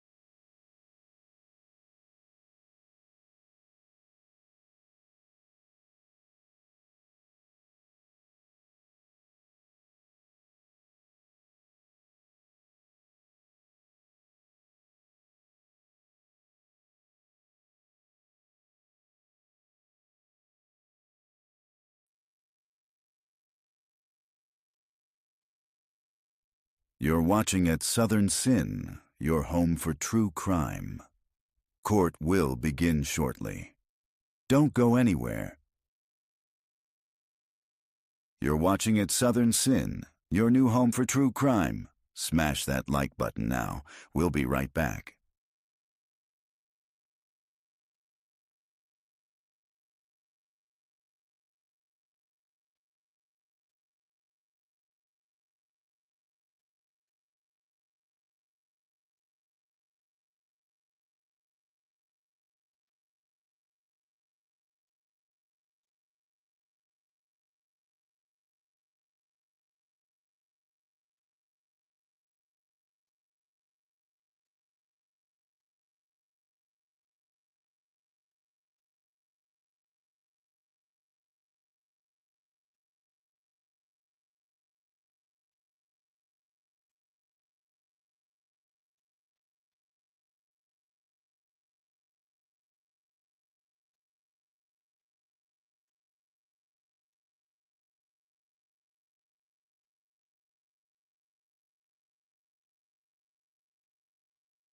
You're watching at Southern Sin, your new home for true crime. Smash that like button now. We'll be right back.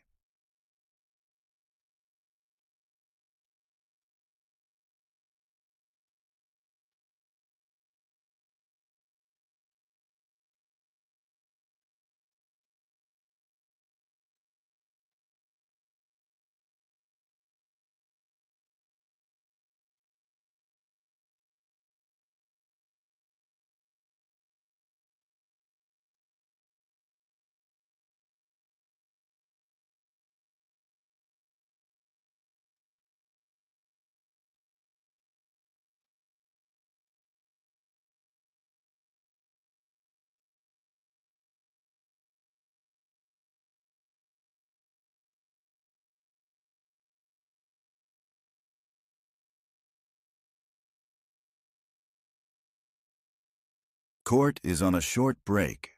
Don't go anywhere. The action will be right back on at Southern Sin.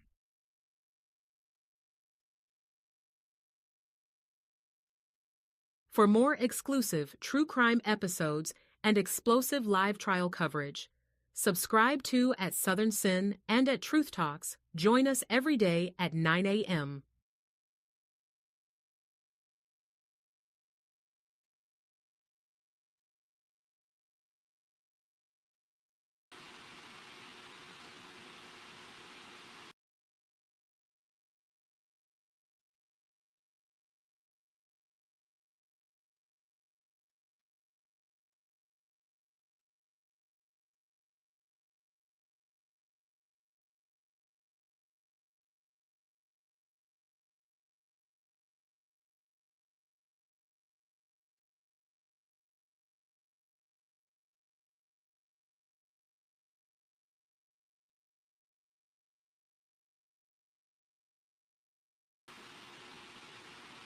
Hey everybody, hang in there. Court will be right back. They went to a brief lunch and we will be back with the trial and some more post-reaction after the trial of Kouri Richins.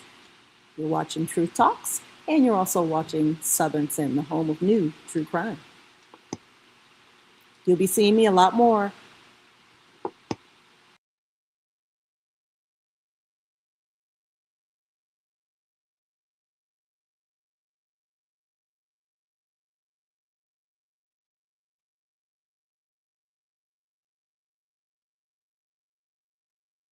Want more true crime?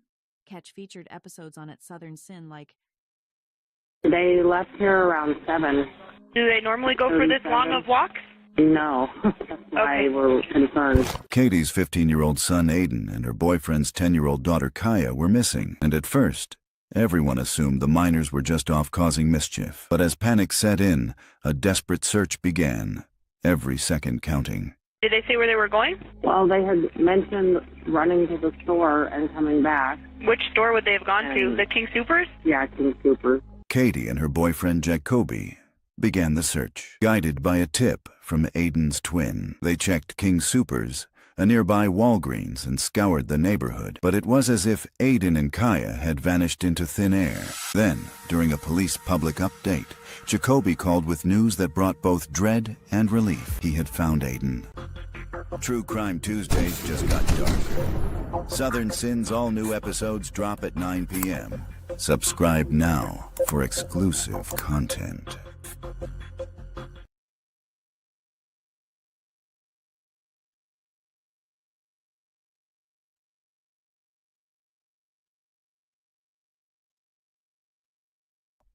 Investigators could only conclude the unimaginable, that this weight had been used to crush her skull and ultimately the life from her. But the horror did not end there. Inside the master bedroom closet lay Gloria's teenage son, Caleb. Only 17 years old, bound tightly in tape, his lifeless body discarded like he was nothing. True Crime Tuesdays just got darker. Southern Sin's all-new episodes drop at 9 p.m. Subscribe now for exclusive content. You're watching at Southern Sin, your home for true crime. Court will begin shortly. Don't go anywhere.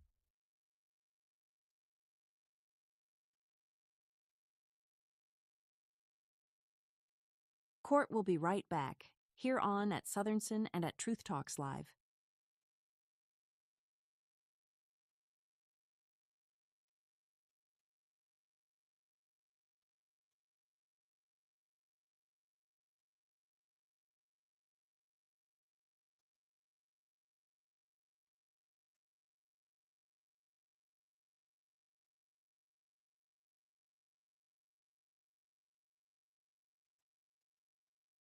Welcome to all our new followers from our sister channel at Truth Talks Live.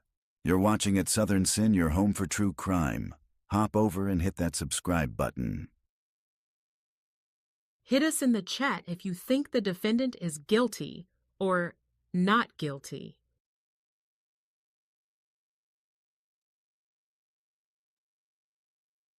Thank you for subscribing to At Southern Sin. Keep our algorithm high by hitting the like button now and use hashtag Sinners in the chat to win a free membership.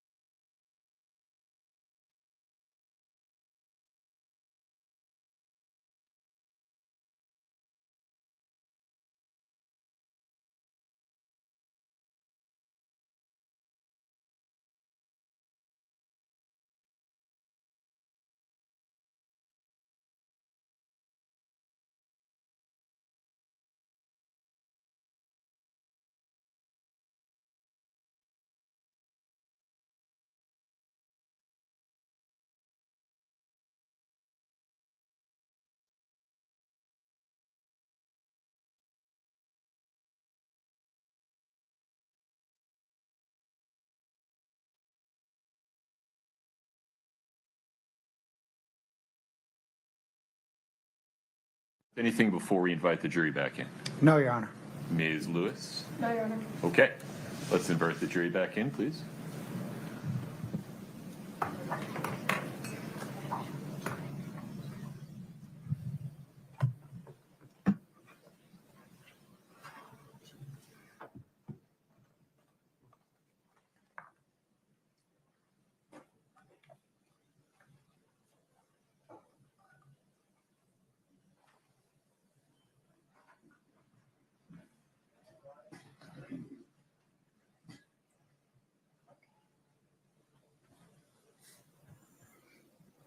Folks, you can feel free to have a seat. Thank you.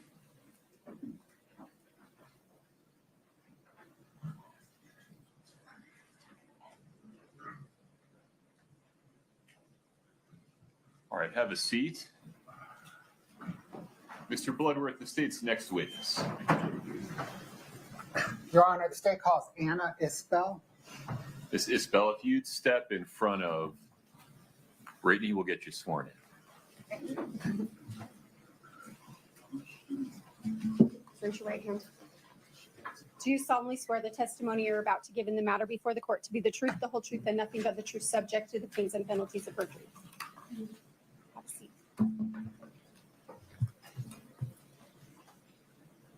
Thank you. Please proceed. Thank you, Your Honor. Good afternoon, ma'am. What is your name? Anna Isbell. Do you spell your last name I-S-B-E-L-L? Yes. Do you know who Kouri Richins is? Yes.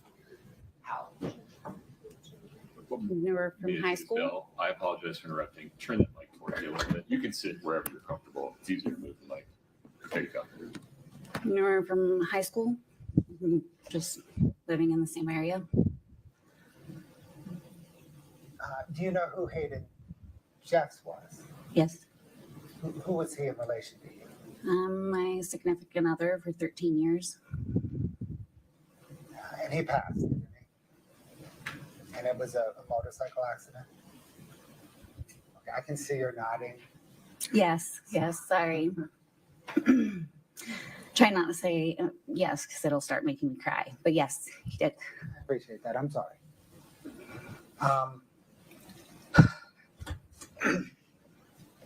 Do you know whether Hayden Jeffs knew Kouri Richins? Yes. Did they know each other? Yes.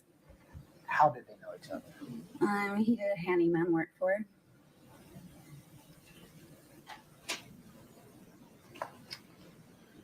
Were you with Hayden Jeffs on January the 22nd, 2022, when he received a call from Kouri Richins? Yes. Did you overhear that call on speakerphone? Yes.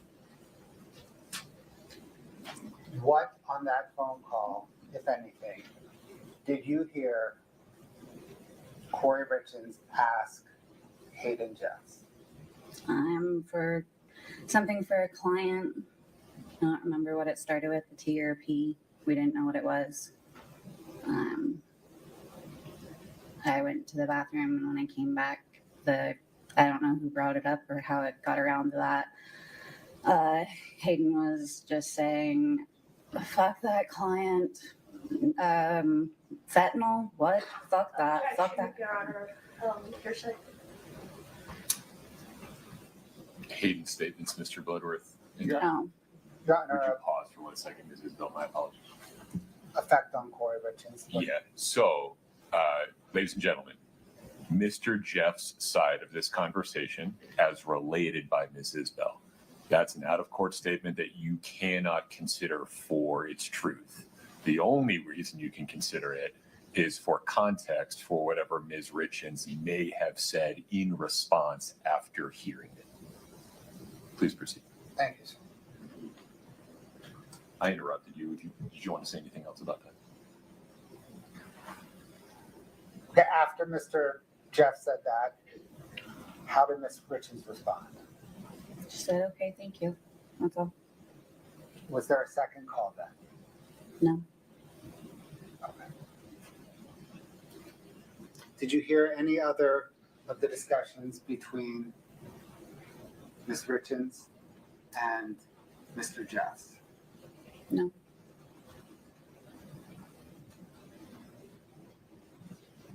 Thank you. No further questions.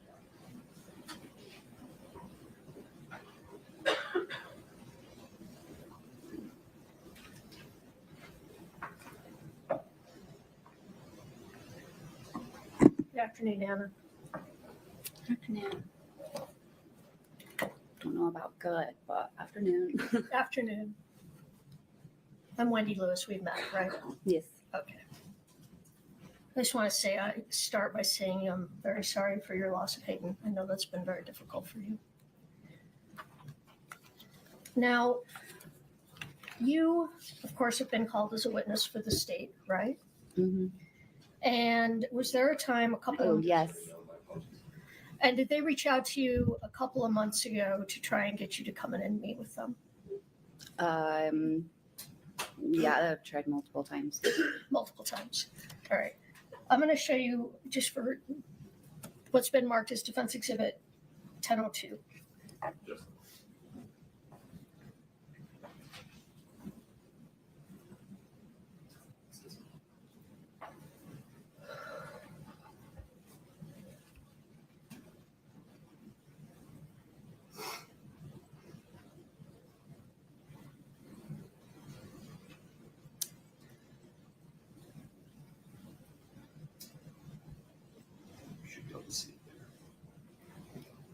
Mm-hmm. Anna, do you recognize those text messages?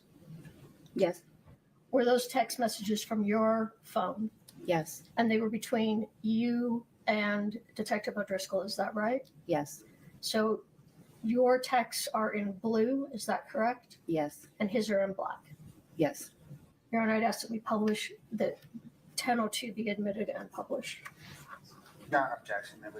Of course.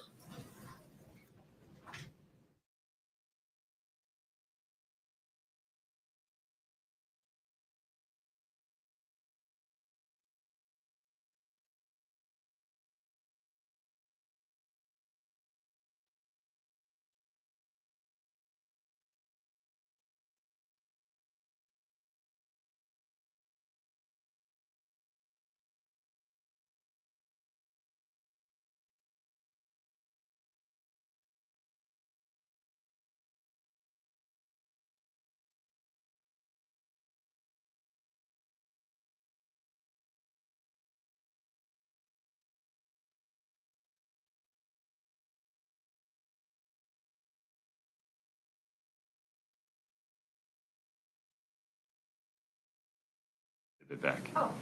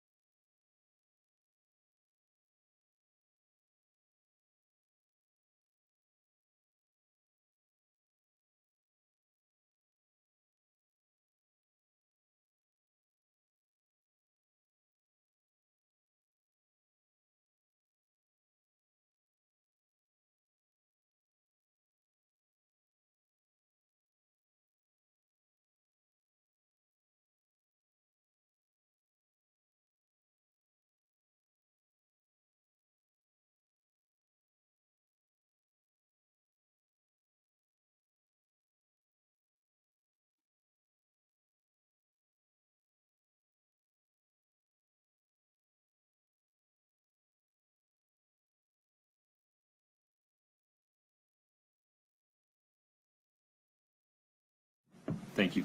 You got a glass of water? Okay. Katie, can you, or Your Honor, Oh, I can do it. whoever's controlling the screens? No problem. So that's the text exchange that's been offered by the defense. And it's just that one page. Yes. Oh. There we go. Mr. Bloodworth, no rush. Take a moment, make sure that's what the state regards as, is it 2 pages, Katie? 4. Okay. She sent it in our chunks. Screenshots. Yeah. All right. I'm sorry, Katie, I don't read that fast.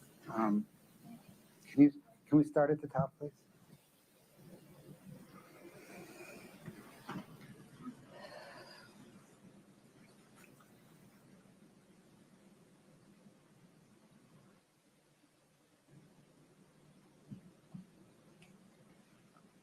Next page, please.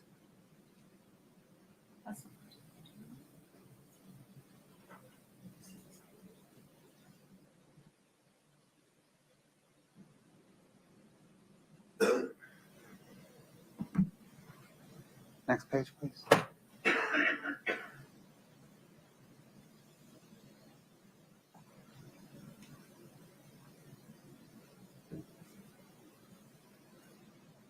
Next page, please.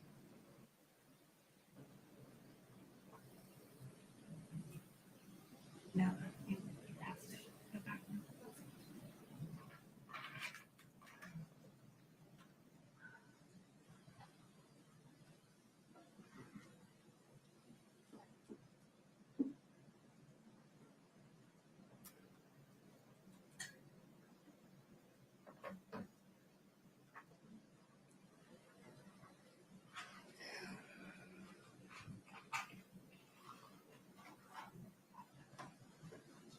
Katie, can you go to the first page, please?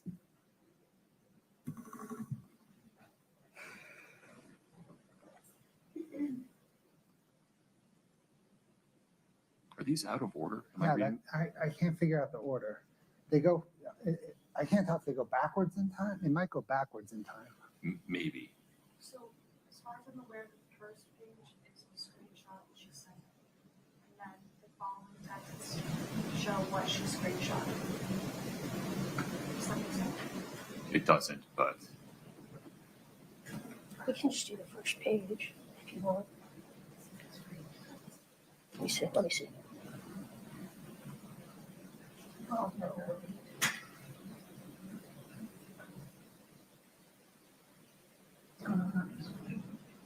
It's because those are 2 different texts. pause for a minute. Thank you. Why don't we just do that?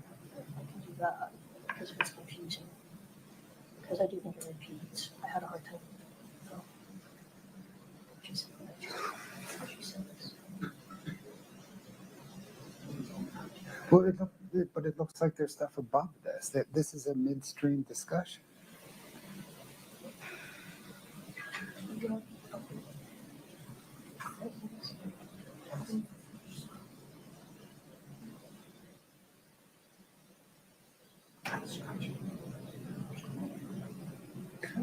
I'm sorry, Katie. Can you go to the second page, please?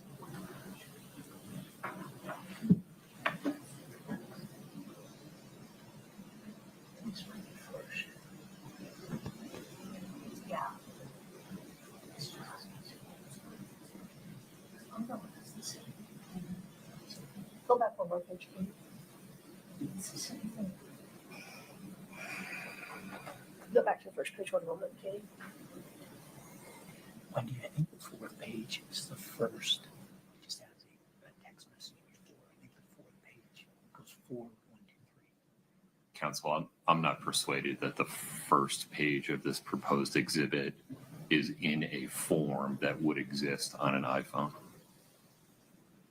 Pages 2, 3, and 4 seem more consistent with how iPhone text messages exist in the world. That's fine. All right, let's go 2, 3, and 4. We see 2, 3, and 4.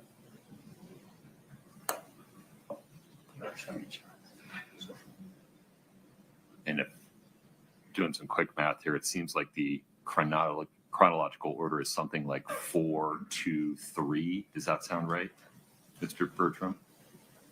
Yeah. And just the way that I'm looking at it, Your Honor, it appears that 4 should be 1. Right. Then it should go to 2. Right. And then 3 and 4. And 1 is just kind of another screenshot off of. We're going to get rid of 1. Yeah. So, Okay, that's fine. Katie, can you take a moment, carve it up, and reorder it? And then we'll have you take a look at it, counsel. In the meantime, temperature a little better? Yes? Very good. Okay.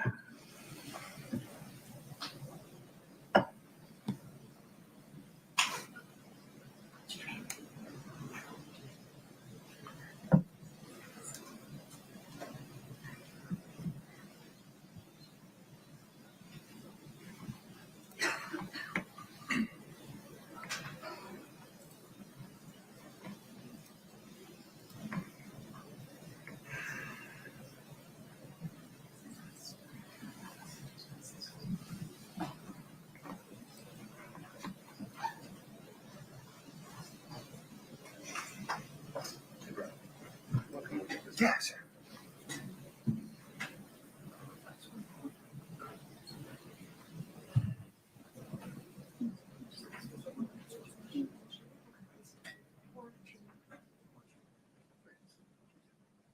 Welcome to all our new followers from our sister channel at Truth Talks Live. You're watching at Southern Sin, your home for true crime. Hop over and hit that subscribe button.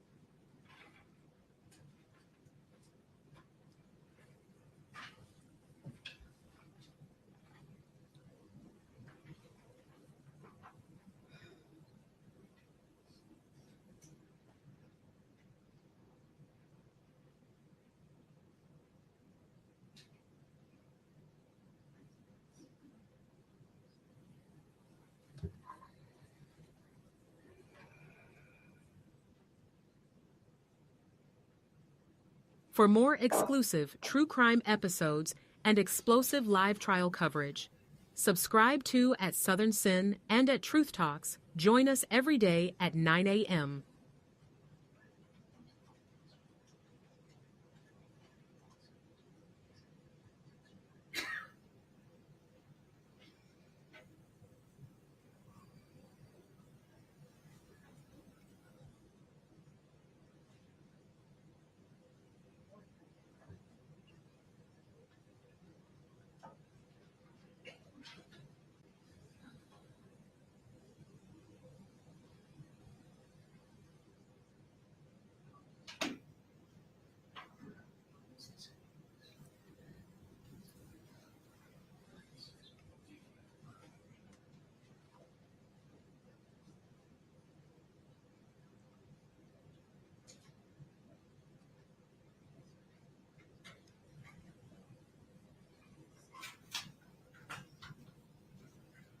Thank you for subscribing to at Southern Sin, your new home for true crime.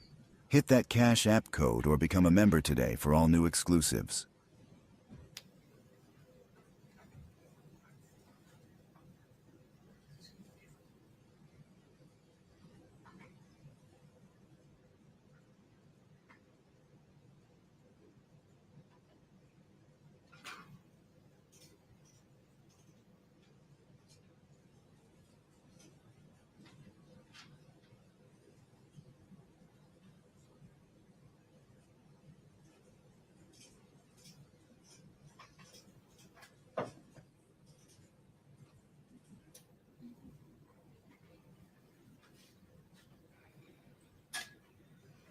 All right, Your Honor, I think it is sorted.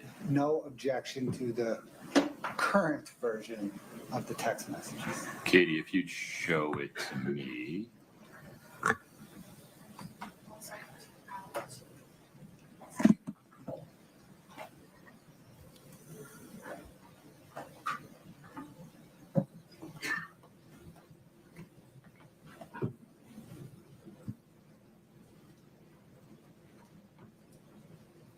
page 2 for me.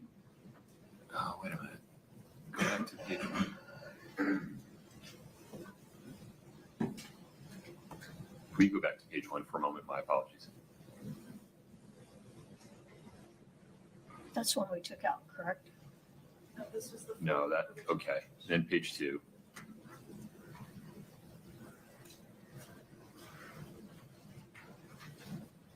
Then page 3, please.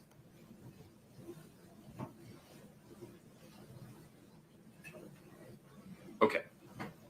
I'm going to show this to the witness. If you would lay some foundation, Ms. Lewis. So, do you recognize this as text from your phone? Yes. And they are texts between yourself and Detective O'Driscoll. Is that correct?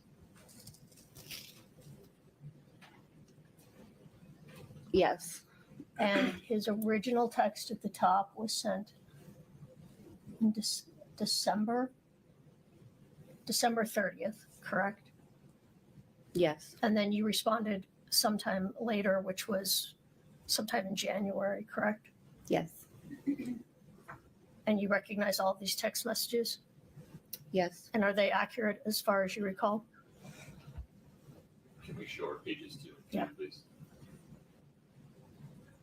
Yes. The first one, it's two different. That's why it looks weird. But yes, they're all.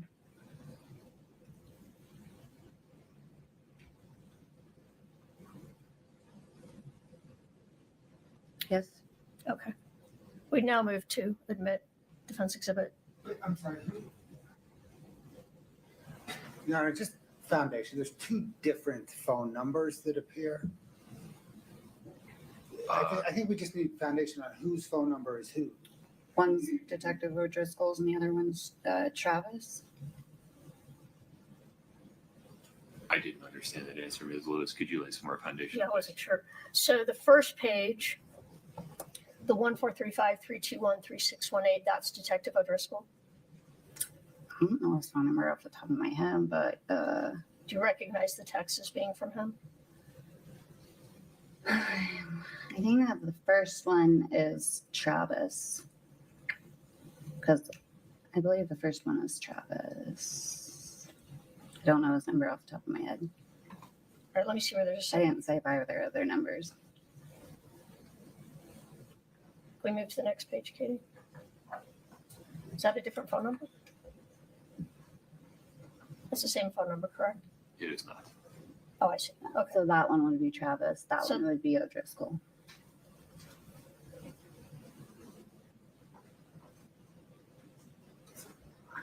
Are you sure? Because they say the same thing.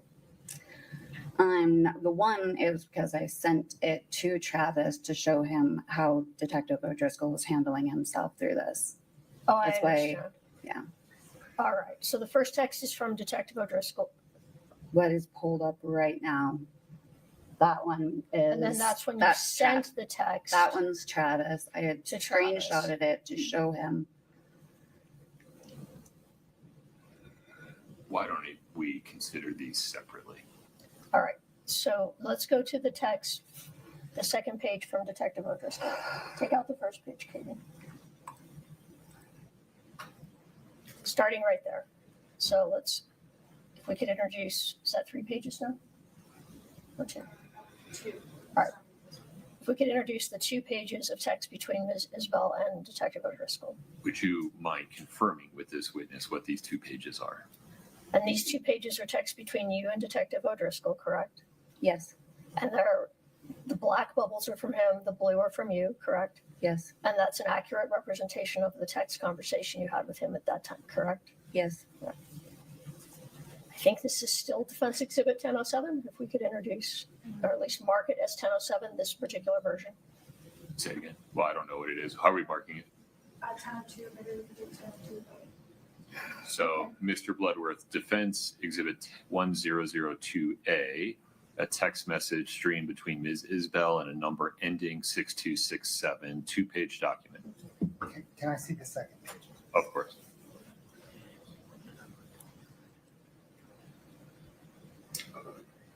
Your Honor, no objection to the admission. We're going to need, though, before publishing to anybody, to redact the phone number except for the last 4 pages. No problem.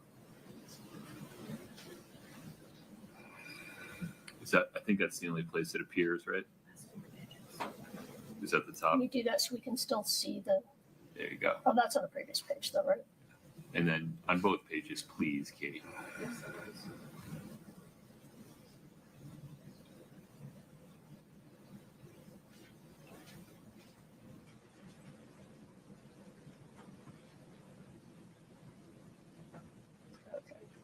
Okay. We just show me page 2 again.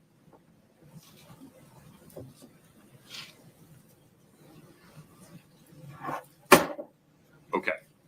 Numbers redacted. Any objection, Mr. Blober? Oh, yeah. Okay. Defense 1002A, a 2-page text stream involving phone number ending 6267 is admitted. Let me publish. Ms. Lewis, take it from there. Thank you. All right, now as we just talked about, this was a text between you and Detective O'Driscoll. Yes. He sent you a text that said, so you can make our life easier and answer our calls, we can prep you on what you're going to be asked. Next time I knock on your door, I'll have a warrant and a catch pole for your dog, correct? Yes. Now, he was talking about that they reached out and asked you to come in to be prepped for your testimony. Overall. Overall, okay. Pause. Ms. Lewis for a moment. Your Honor, she misread the text. I know it's up there and the jury can read it for themselves. If they can. I mean, it's small. Yeah. Can we zoom in, Katie?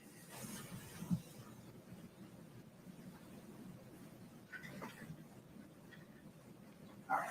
Pause for 1 second. Can you folks read that? I might have misread because some of it's covered in. Yeah, I mean, the redaction might have been part of the problem, but. Can we maybe go to? I think because we blocked out the number, I can't see Okay. the first line. All right.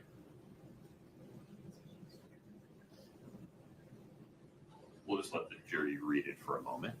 Your Honor, Ms. Lewis could also turn her mic back on. Oh, that's right. Thank you, Brian. All right, let's try again. This is blocked out a little bit, but you'll be able to see it later, hopefully. So until you are needed to testify. So make your life easier and answer our calls so we can prep you on what you will be asked. Otherwise, the next time I knock on your door, I'll have a warrant and a catch pole for the dog. That's what he said, correct? Yes. I don't need to be prepped. Give me the time and date and I will appear. He says it's on your subpoena. You ask, is there more an exact date or a date? Do I need to be there February 23rd through March 26th? His response, we could have discussed that if you ever replied, but since you don't want to, you can plan on showing up every day at 8 o'clock. Next page. Your response, I don't need to be prepped. Give me the time and date and I will appear. Oh, so this is the same. It's repeated. It's on your subpoena, February 23rd. Plan on being there every day. And then you say, I would like it over text message so that I have exactly what you say in writing. And again, he says you're legally obligated to show up on the dates and times on the subpoena. So let's go back. First of all, what was your reaction when he showed you when he sent you these text messages? Oh, I was livid. I was very upset. I thought it was rude, inconsiderate, but not how you should treat somebody that did nothing wrong. Okay. And you were asking if he would give you an exact date to show up to court instead of telling you to be here every day, correct? Yeah. And he said, well, no. Yeah. You'd be Should here have talked to every me. day, correct? Mm-hmm. And that's because you didn't want to come in and be prepped, correct? I didn't want to speak to them at all. All right. But you never refused to come in and testify because you were legally obligated to do so. Is that fair? I never refused. All right. Now, he said that next time I knock on your door, I'll be there with a warrant and a pole for the dog. Mm-hmm. So he threatened to arrest you if he had to come back to try and talk to you. Yes. And he said the next time. He'd been to your home before? Yeah. Did your dog attempt to attack O'Driscoll when he was at your home before? No. Is your dog a vicious dog? He's a big dog. He's very protective, especially after Hayden's passed. He's behind a fence that you aren't supposed to open unless somebody that knows him is there. Did he attempt to bite Detective O'Driscoll? Absolutely not. Did he touch Detective O'Driscoll? Yeah, I don't think he's ever seen my dog. Maybe through the fence. Through the fence. So you didn't sick your dog on Detective O'Driscoll? Never. All right. Okay, thank you. Now let's go back. Sorry that took so long. You recently completed rehab, right, Anna? Yeah. Fairly recently. I mean, it wasn't like last week, but fairly recently. And your drug of choice was alcohol. Is that fair to say? Yes. You're doing well. No. Yeah. Congratulations on that. Thank you. How are you doing in 2022?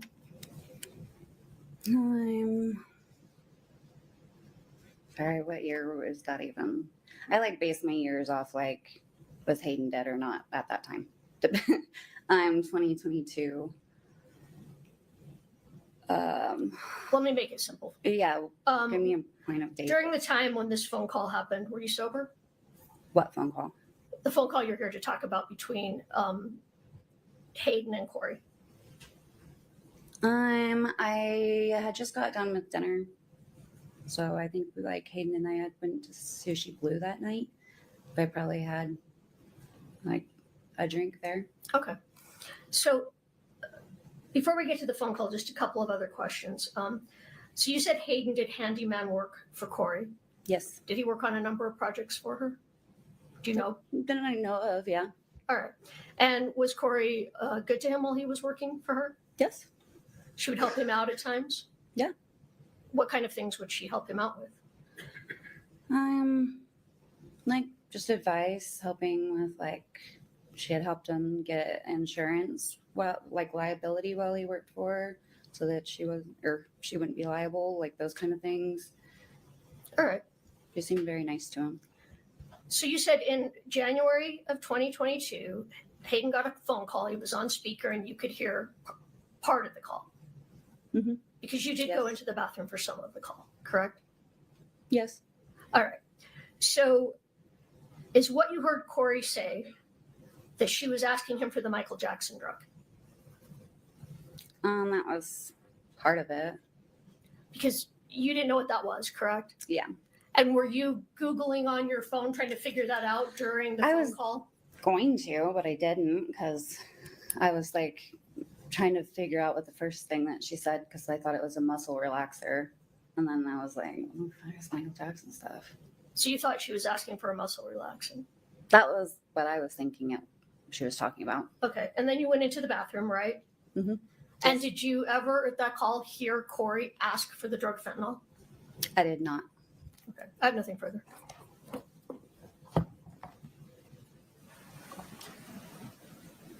Mr. Bloodworth. No, sir. May we release this witness? We may. Ms. Lewis, Yes, Your Honor. you are released from the subpoena. Awesome. Free to go. Thank you. Take care. Do you mind taking that glass of water with you? Thanks.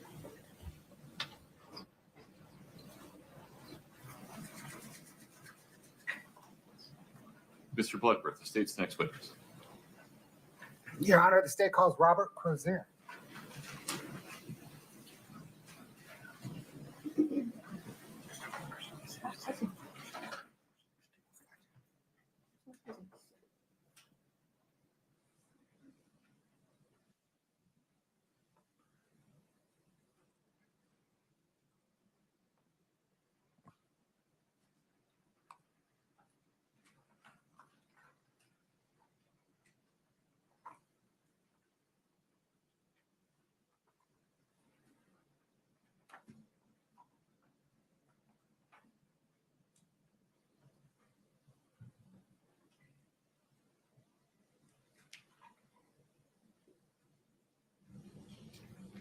Sir, if you would step in front of Brittany, we'll get you sworn in.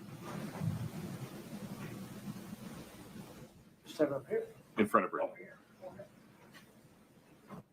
You please raise your right hand. Do you solemnly swear the testimony you're about to give in the matter before the court to be the truth, the whole truth, and nothing but the truth, subject to the pains and penalties of perjury?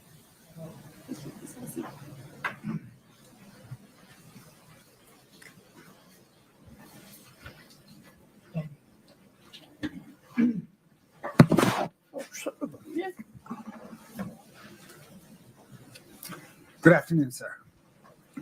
Good afternoon. What, sir, is your name? It's Robert Crozier. You spell your last name Crozier?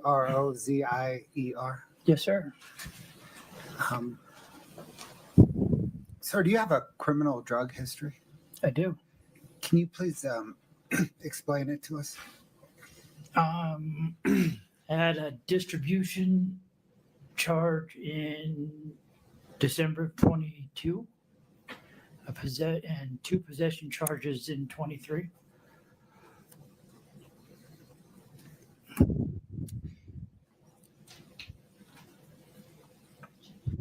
Were you dealing drugs in December of 2022? Yes. When did you begin dealing drugs? I'm not sure, sometime around 2020, maybe. And were you dealing drugs throughout early 2022? Yeah, I was. Mr. I apologize for interrupting you. Would you and Ms. Lewis approach for one moment? Just a minute, sir. My apologies.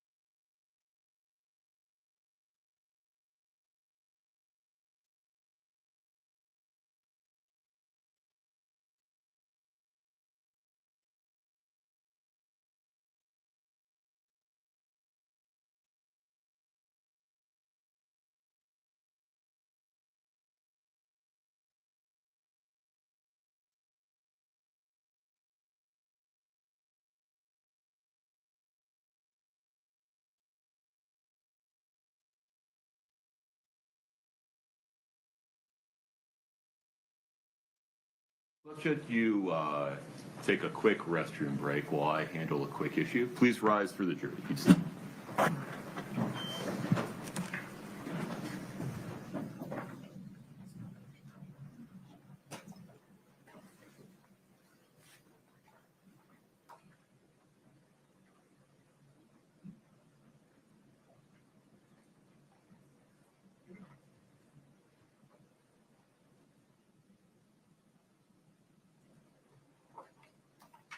Have a seat, Mr. Crozier. Thank you. All right.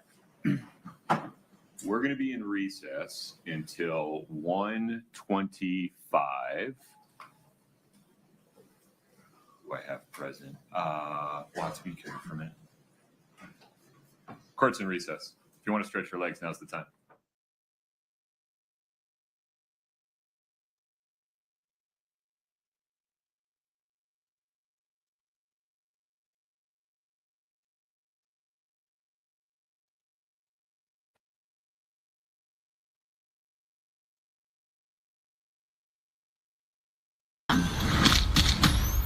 I guess you know what comes across my mind. Murder. Just murder, murder. A lot of ladies think he's attractive. Very nice, very well spoken. This is what I do with women, you know? I use my charm, use my good looks. I'm like a lion. You're the prey, I can sense it. I stand here today to announce the indictment of Wade Wilson for the murders of Christine Melton and Diane Ruiz. Both of them had been strangled. The last person that they encountered was Mr. Wade Wilson. He said he got back in the car and ran her over until she looked like spaghetti. I choked her out so she couldn't breathe anymore. I was on a rampage at this point. He's still pulling the strings from a jail cell. He's got an army of wives. That's all he's ever wanted. To advocate for someone because you think he's handsome. A rage overcomes me. Just kill, kill, kill. When I get that way, I become the devil. I'm gonna be honest with you, son. Everybody in the state thinks you're a monster. True crime just got darker. Catch the full episode on the link above. Subscribe to At Southern Sin today and hit the notification bell for more live original episodes Wednesdays at 8 p.m.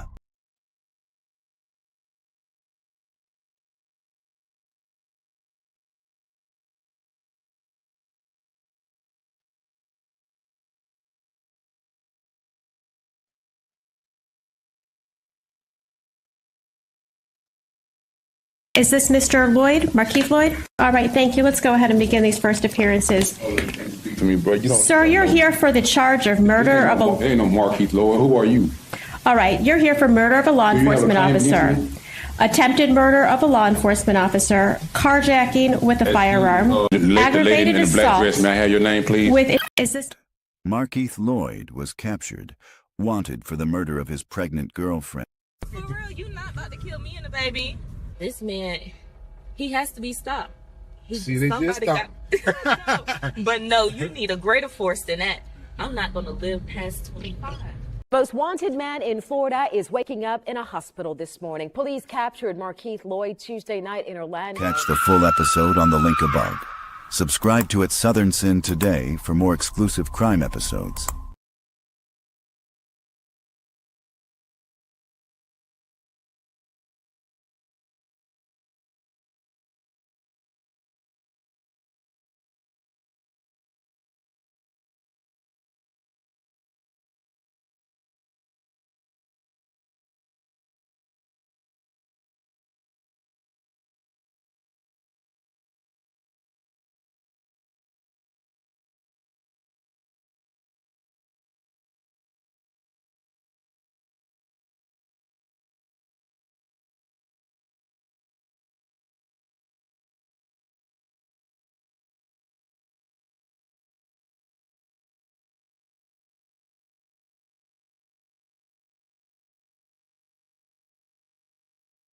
I just killed my mother.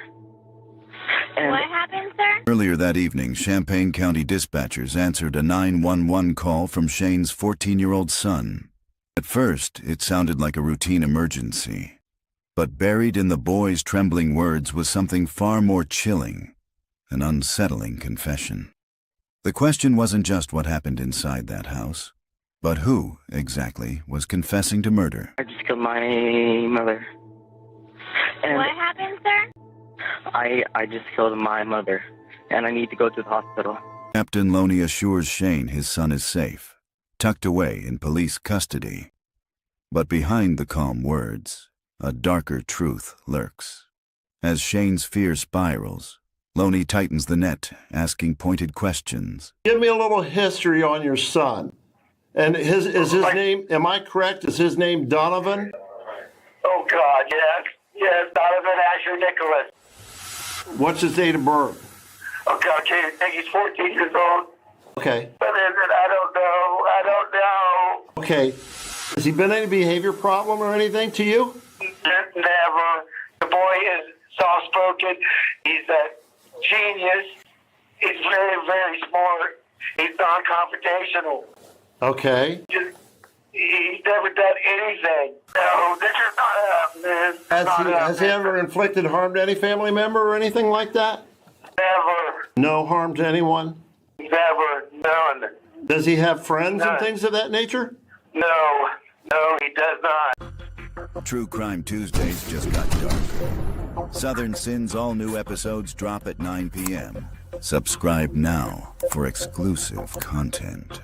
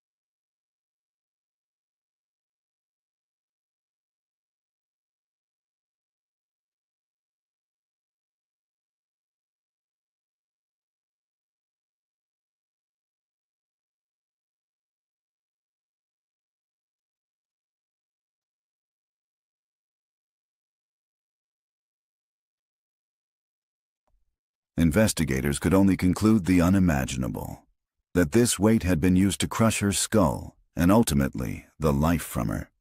But the horror did not end there.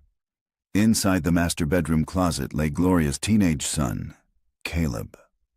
Only 17 years old, bound tightly in tape, his lifeless body discarded like he was nothing. True Crime Tuesdays just got dark. Southern Sin's all new episodes drop at 9 p.m. Subscribe now for exclusive content. Want more true crime? Catch featured episodes on its Southern Sin like Teenager Sarah Grace Patrick went public on social media after her mother and stepfather were shot and killed in their own home. But what happened next has everyone shocked. And it's chilling. Sarah was just 16 when tragedy struck. On a February morning, her 5-year-old sister discovered the bodies of their parents, Kristen and James Brock, both shot in bed. Moments later, Sarah called 911 and then posted tearful TikToks and a haunting eulogy online, ending with the words, "I'm sorry."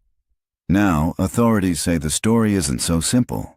Sarah faces 2 counts of murder and 2 counts of aggravated assault, and she'll be tried as an adult. Investigators say a mountain of physical and digital evidence points to her involvement.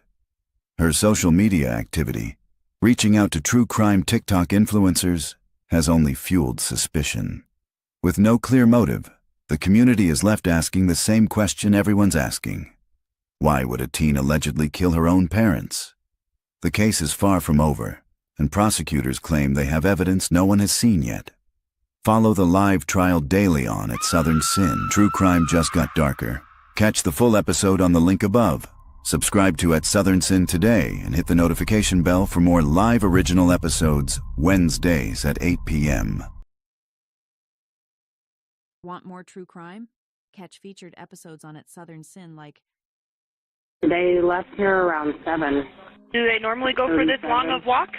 No. That's why we're concerned. Katie's 15-year-old son Aiden and her boyfriend's 10-year-old daughter Kaya were missing, and at first, everyone assumed the minors were just off causing mischief. But as panic set in, a desperate search began, every second counting. Did they say where they were going? Well, they had mentioned running to the store and coming back. Which store would they have gone to? The King Soopers? Yeah, King Soopers. Katie and her boyfriend Jacoby began the search. Guided by a tip from Aiden's twin, they checked King Soopers, a nearby Walgreens, and scoured the neighborhood. But it was as if Aiden and Kaya had vanished into thin air. Then, during a police public update, Jacoby called with news that brought both dread and relief. He had found Aiden.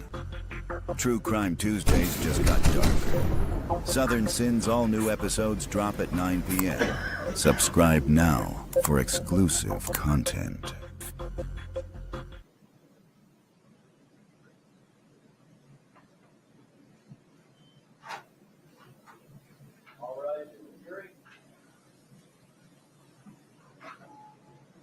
Please have a seat as you come in.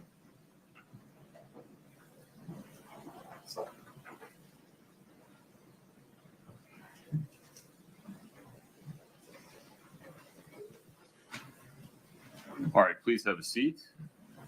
We're on the record. Thank you for your patience. Mr. Crozier, you're under oath. Okay. Very good, sir. Thank Need you. a glass of water, just let me know. All right. Mr. Bloodworth, please proceed. Sir, are you represented today by counsel? I am. And are you testifying pursuant to 3 grants of immunity?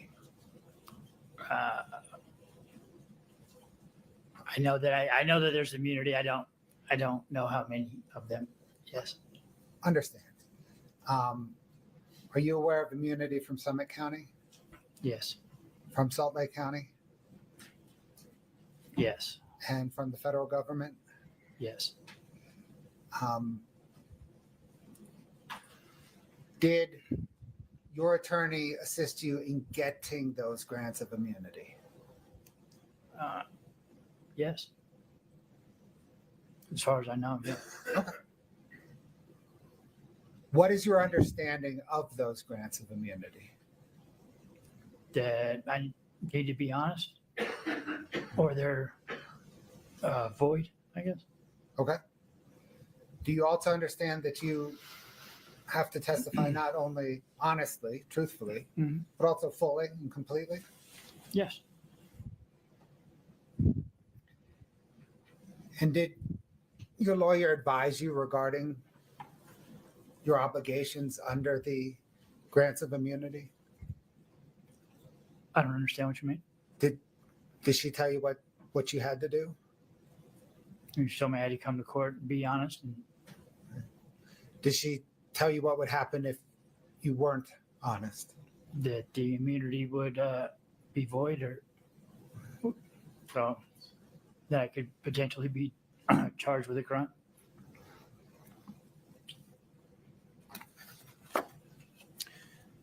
Sir, do you know who Nicole Cummings is? I do. Who is she?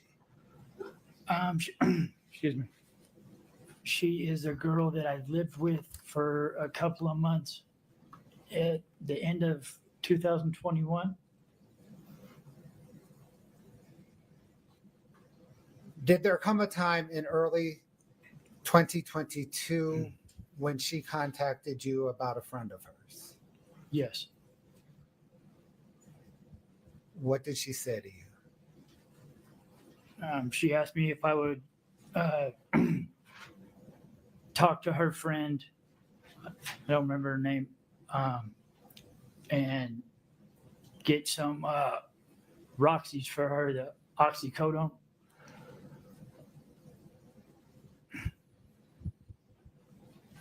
Did you contact Nicole Cummings' friend? I think Nicole asked her if she could give her my number, and then she contacted me. But I think that's how that went. Did you ultimately speak with her? Yes. Did you text with her? I think it was mostly phone calls, but there might have been some text. I don't know. That was 4 years ago. Sure. Oh.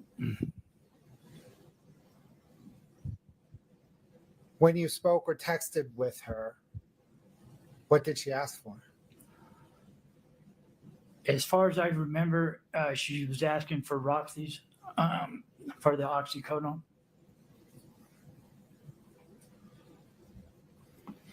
Did she identify what she was asking for by any label other than Roxy's? No. Did you at that time believe that Roxy's meant oxycodone? Yeah, that's the only thing that I know. I know that they mean. Excuse me. Did you set up to sell to her?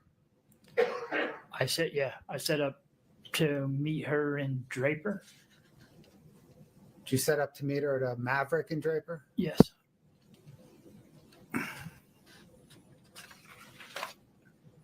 Did you ultimately meet her at that Maverick in Draper? Yes. Where were you coming from to get to the Draper? At that, I think Roy, maybe, or Layton.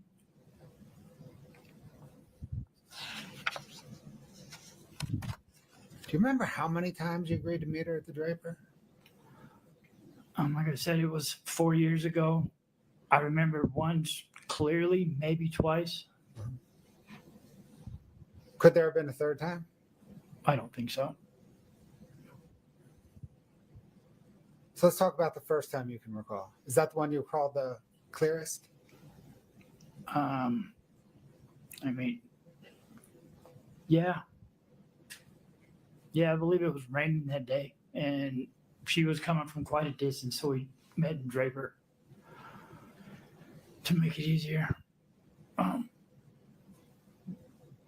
Once you met at the Maverick in Draper,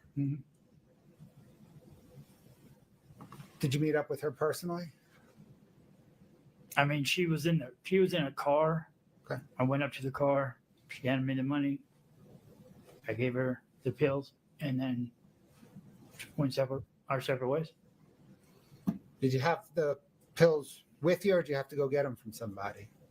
I don't remember. Do you remember what she looked like? I really don't.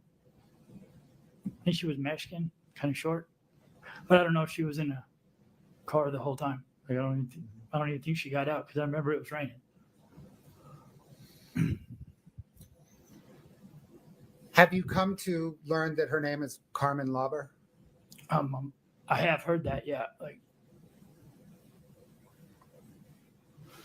you said she handed you the money. Do you remember about how much money? I don't remember. You said you handed her pills. What do you remember, if anything, about the pills? It was like 30 or 40 of them.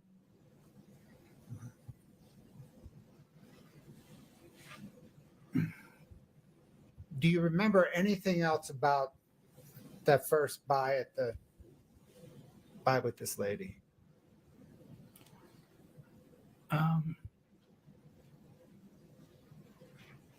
No, she was in like a little, I want to say like a Civic or something, like a Honda Civic, but yeah. Okay.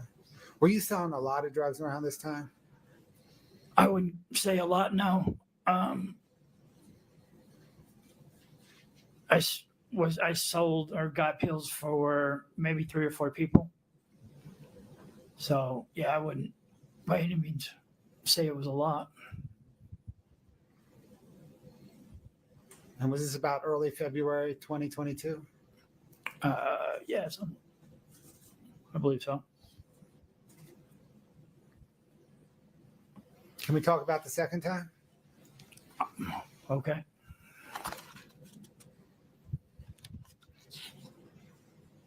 How did the second time come about? I really don't remember. Like, I'm not even real clear if I had met her a second time. Oh. To be honest with you, like, I know that I met her the one time. And it might have been twice, but I really, like, it was like 4 years ago. So, like, I don't really remember if I met her more than once. But if it would have been the same thing, like, I would have gotten the money from her, given her the things, and left. Like, there wasn't a lot of interaction. We didn't, get a drink together or anything. It's a drug deal. Yeah. Not rocket surgery. Right.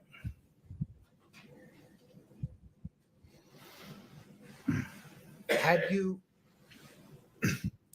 you met her at the Maverick Draper for anything else other than a drug deal? No.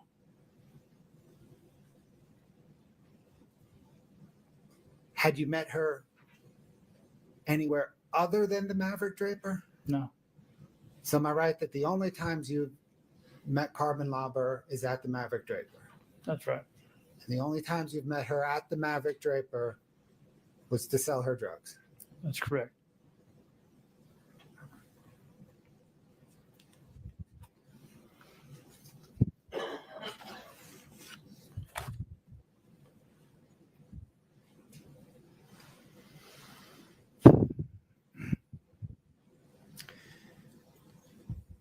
Do you recall interviewing with Summit County detectives on May the 4th, 2023? Vaguely. I remember, like, I was in jail. I hadn't been there very long. I was on a lot of drugs at that time, so, like, I was detoxing from those drugs. And I remember, like, going in a conference room and speaking with them, but I don't really recall a lot of the discussion. Which jail? Davis County Jail.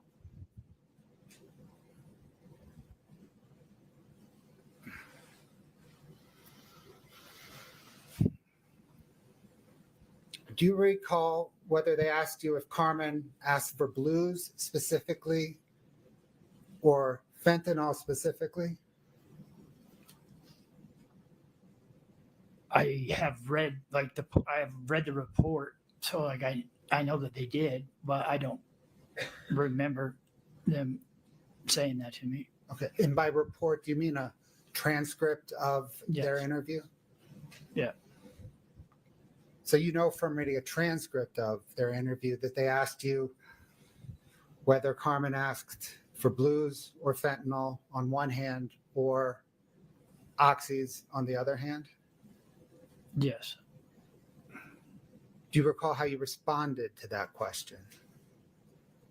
Not right offhand. I think I said something to the extent of that I thought they were, I didn't know if they were fentanyl or Roxy's, but whatever she asked for is what she got.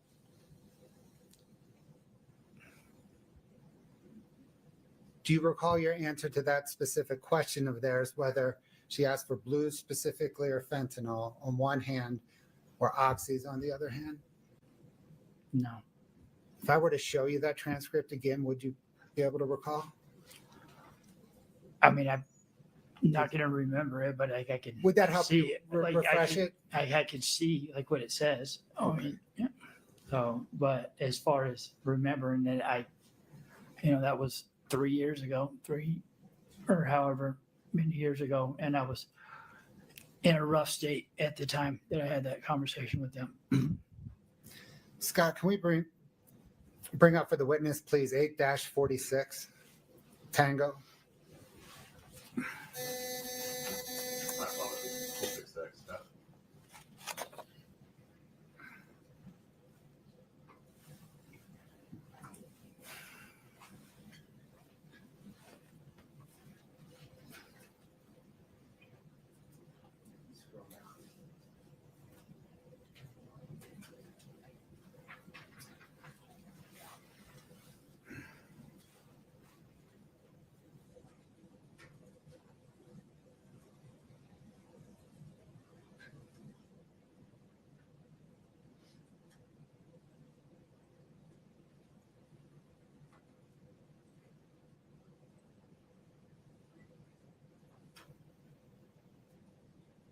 Are we moving too fast for you? No. No, I was reading. I'm sorry. Okay.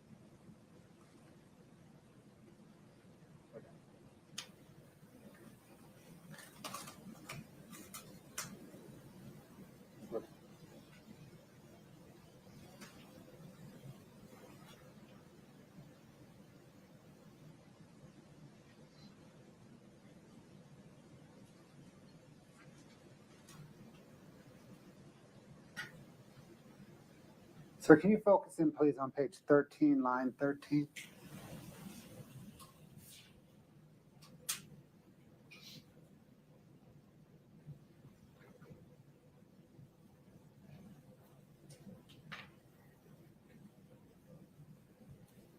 Okay. Does that help refresh your recollection on how you responded to the investigator's question of whether she wanted blues or fentanyl specifically or oxys? Yeah, but it says that. It's a yes or no. Yes. Okay. Yeah. So how did you respond to that? Can I take this witness off my guard for just one moment? Not at the moment. You got to let me answer that question. We approach. Yes.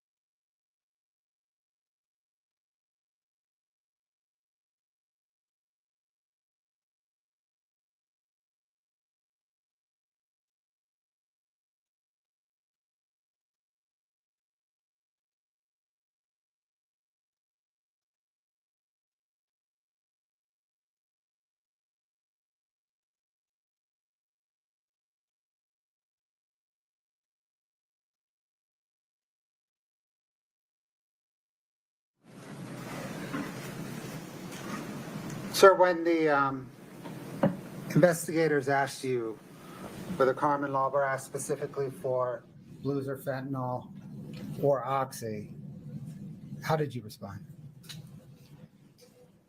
I said that she asked probably for blues, but at that time, Roxy's were blues. It wasn't like it was like the slang on the street was, you know, when people bought Roxy's, they were buying blues. It was before, you know, this influx of fentanyl that, and it also said that either so M30s, yeah, that's what the Roxy's were stamped with was M30s. That's the manufacturer stamp. It's not just a fentanyl thing. Do you recall investigators then clarifying that very thing with you and asking, it wasn't like she was asking for oxys and got M30s, right? Do you remember the investigators asking for that clarification? Well, oxys implies that they would have been Oxycontin to me, but M30s would be fentanyl, or not fentanyl, but Roxy's. At that time in 2022, in early 2022. Well, I think that confuses what the investigators were trying to clarify, weren't they? I don't know what they were. Do you recall the investigators asking you? It wasn't like she was asking for oxys and got M30s. Do you recall them asking you that? I have read it, but I don't recall them asking me that, no. But you know that they asked you that from having read the transcript, right? Your Honor, asked and answered. He said he doesn't recall. That is true. And if you would answer that question, please. I'm sorry, can you repeat the question? Do you know that investigators asked you, it wasn't like she was asking for oxys and got M30s? Yeah, that's what it says. Yeah. Do you recall your answer to that question? I do not. Would it refresh your recollection if I showed you the transcript of the interview? Sure. Scott, can I get 846T again? Which page do you want to go to? If we can stay, please, on page 13. And, sir, if you could read from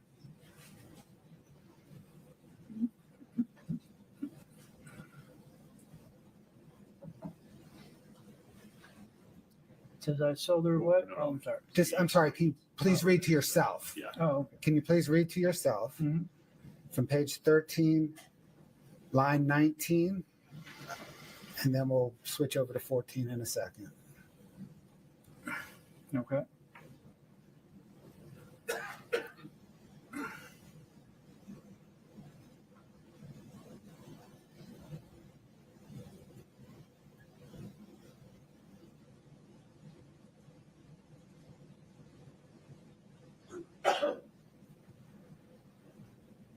Okay, if you could take that down, please, Scott. Sir, does that help refresh your recollection? I mean, no, but like, I can see what it says, but I don't remember having this conversation. But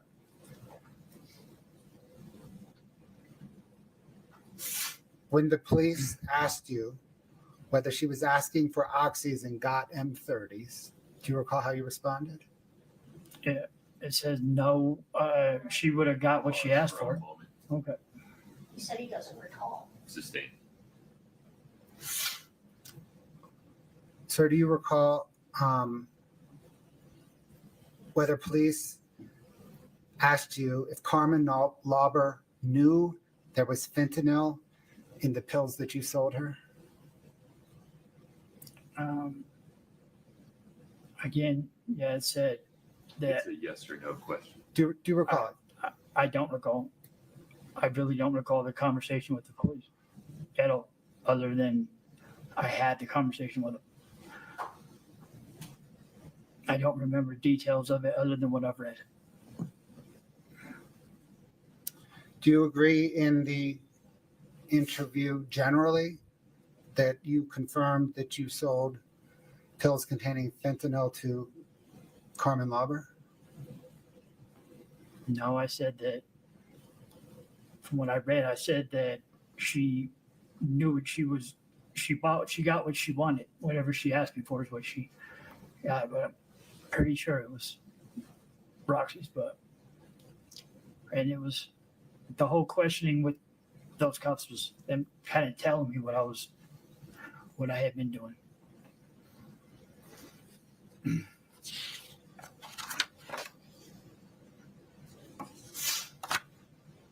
So you've read a copy of that transcript. I have. Is it an accurate transcript of your interview with detectives that day? He said he doesn't remember about the interview. Well, I'm going to let him answer it. You're objecting to foundation. Your foundation's overruled. It's a yes or no question, sir. Or I don't know. I want to be clear. Okay. Yeah. Again, I don't know. Can we turn now to an affidavit that you signed in September of 2025? Do you know what I'm talking about? I do.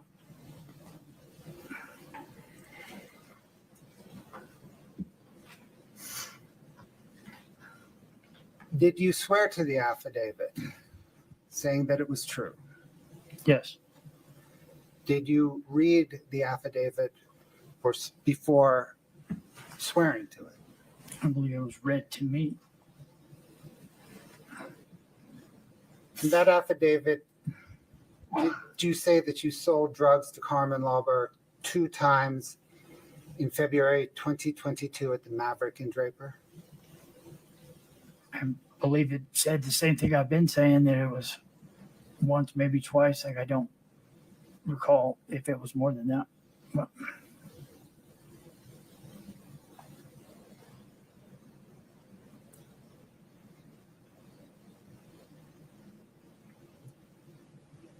did you say in that affidavit that one time you sold Roxy 30s and one time you sold Blues? yes, but again, Blues are, at that time, Blues are Roxy 30s. So it's synonymous. That was Yes. your understanding of what Blues are, right? Yes. At that time. Yes. And if I sold somebody Blues, then they were the Roxy 30s.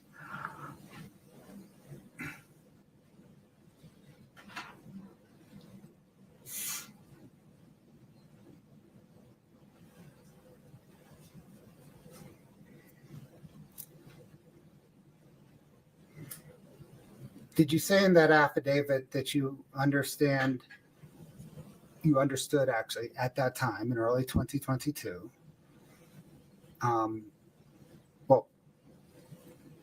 that OxyContin was the same thing as Blues and Oxy and Roxy 30s? No. Did you say in the affidavit that you sold OxyContin? No. No, I think like there were notes being made in it and things crossed out, but yeah, I clearly said that's not OxyContin. I never sold OxyContin. I sold oxycodone, Roxy 30s. So, sir, you've never sold OxyContin? Never.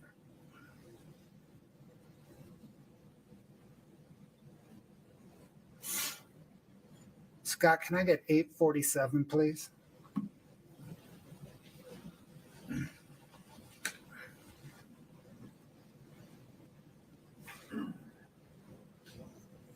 Sir, could you please review that? We'll scroll down through all the pages.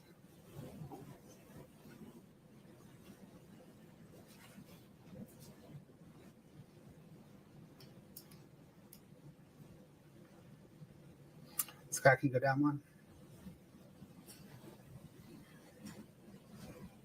Yeah, that's a typo. I'm sorry.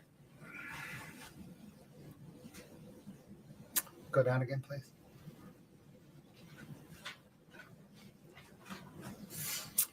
And one more to the swearing.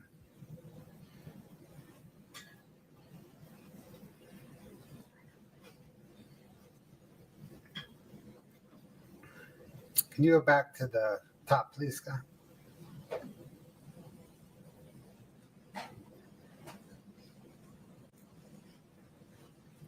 Mr. Crozier, is that an accurate depiction of the affidavit that you signed in September 2025? I mean, without all of the corrections, yes. Like, as I was sitting in jail and going over it with the defense attorney, she was crossing the Oxycontin out because I kept saying that's oxycodone. And then she was crossing other words out. Like there was a whole bunch of different words that were put in there that were typos or they weren't the right words. They certainly weren't my words. But is whether they were your words or not, is this the one you signed? Is that your signature at the bottom? It is, yeah. Your Honor, the state moves 8-47 into evidence. No objection. State's Exhibit 8-47 is admitted. Published to the jury. Yes, Your Honor. Scott, can we just zoom in on the first 4 paragraphs?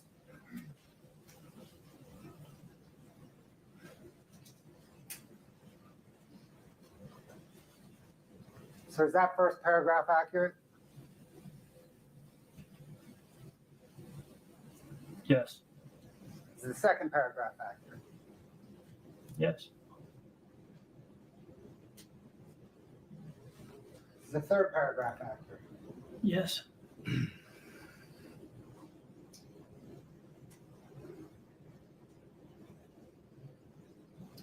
Scott, can you drop down 1 page and zoom in?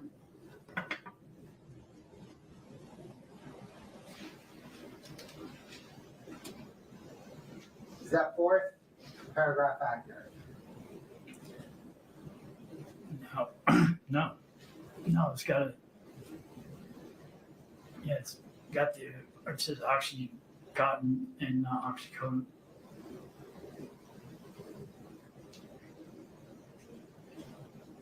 Is that fifth paragraph accurate? No. Again, it says oxycontin and not oxycodone.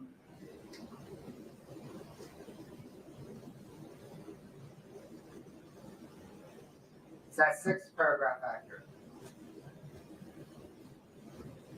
No. Again, it says oxycodone. Oxycontin and not oxycodone. Seventh paragraph accurate.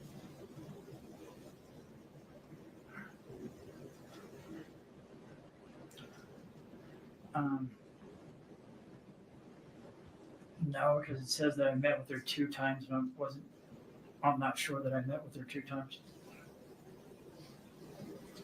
How about the 8th paragraph? Yes. How do you know whether what you were selling, were you selling pills at the end of 2022? I wasn't selling Roxy's anymore. I was only selling fentanyl at that time. Were you selling pills in late 2021 and early 2022? I was selling Roxy's then, yes. How do you know what was inside the pills that you were selling? Because I had multiple people that had prescriptions. So you were getting the pills from other? Yeah, I had, yes.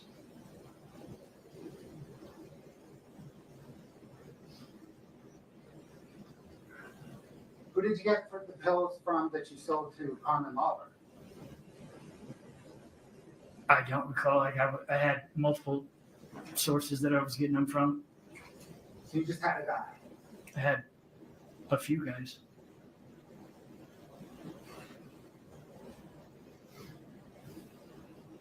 Is paragraph 9, is that accurate?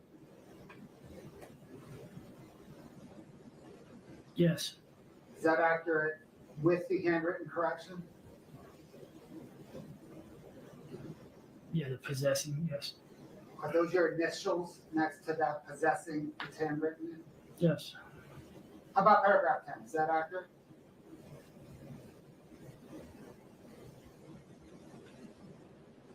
Yeah, yes. How about paragraph 11?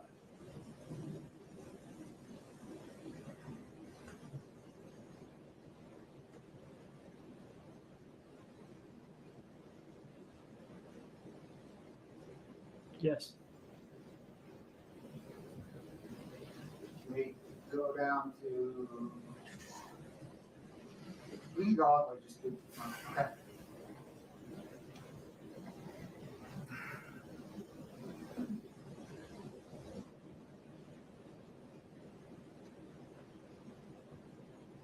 Paragraph 12, accurate? It is. 13?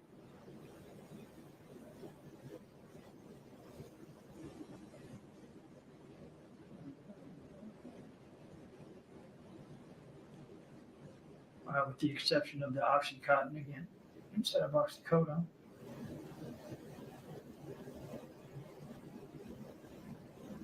Again, the oxycodone prescription, I had an Oxycontin prescription. 14 accurate? Again, with the Oxycontin instead of oxycodone. 15 accurate? It is. 16 accurate?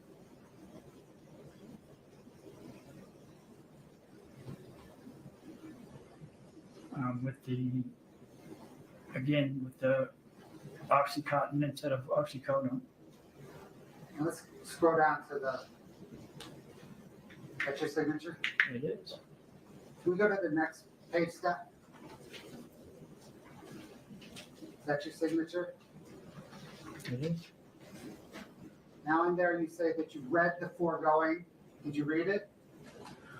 It was read to me, yes. Is the foregoing a power of attorney or is it something else? I'm sorry, I don't know what foregoing is. Well, what's above there? First 3 pages. I'm sorry. What was your question? It says right there that I read the foregoing power of attorney and understood the contents thereof. You're telling me that you didn't read it, right? Saying that it was read to me, and and every time it said Oxycontin, like we were saying, okay, that needs to be oxycodone. But those changes weren't made. No, I mean, yeah, apparently not. Thanks, Scott.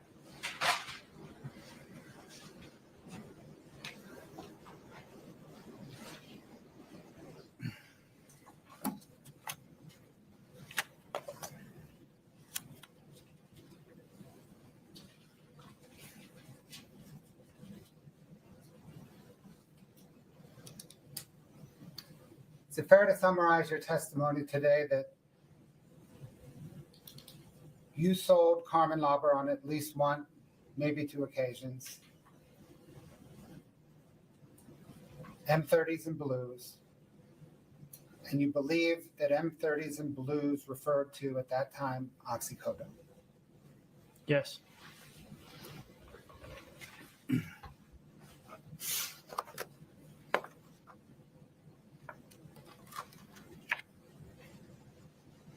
Thank you, sir. You're welcome. Ms. Lewis.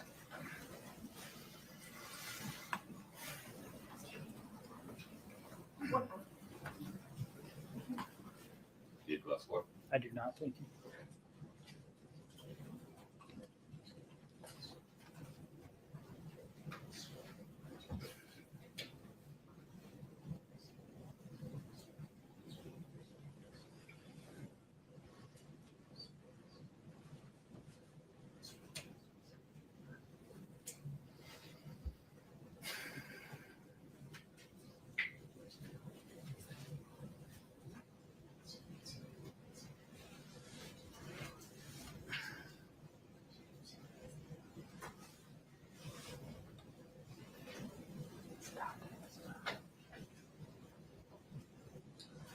Good morning, Robert.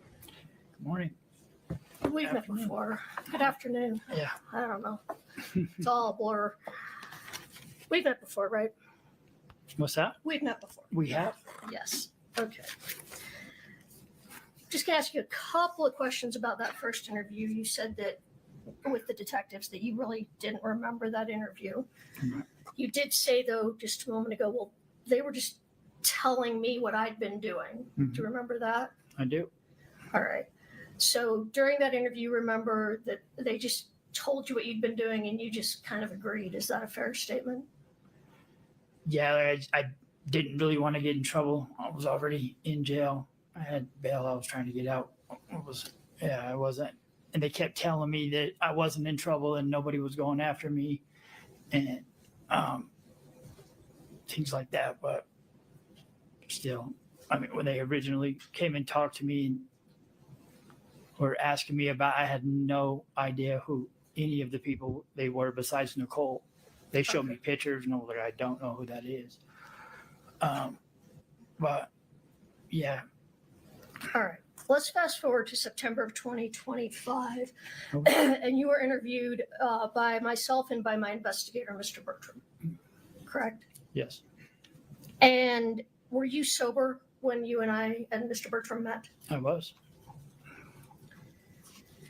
And do you recall at that interview you told us you thought you had sold to Ms. Carbon 2 times?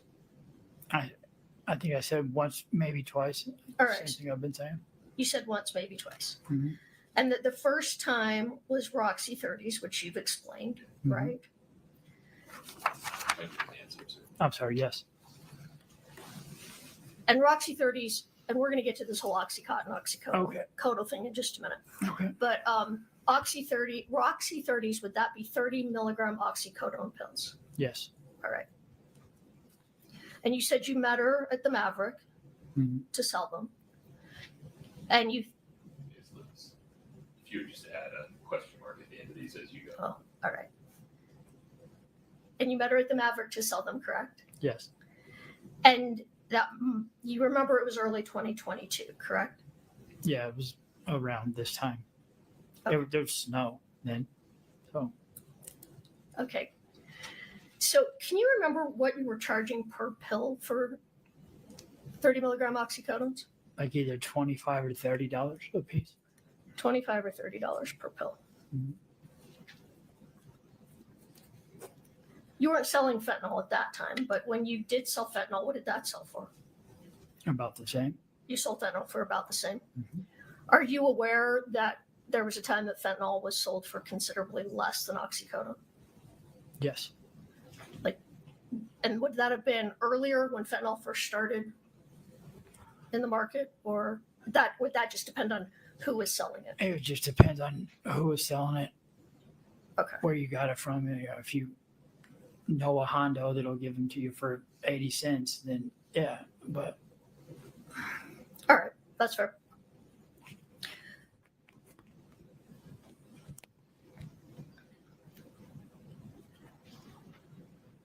So do you recall, let me back up. So you said that when you sold her, the time that you clearly remember the first time she was sitting in a car, was anybody with Ms. Lauber? I don't remember. You don't remember there being anyone, or you just don't know? I just don't know. Like if there was some, or if she was by herself, I don't know. Okay. And then do you recall saying that there was a time you sold to her when a man came with her?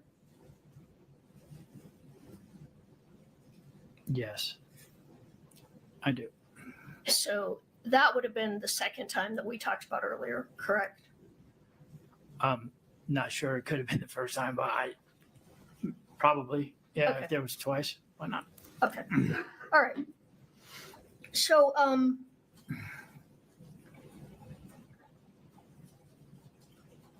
if Ms. Carmen Lauber testified that you told her, these are fentanyl pills, I'm selling you fentanyl pills, would that be true?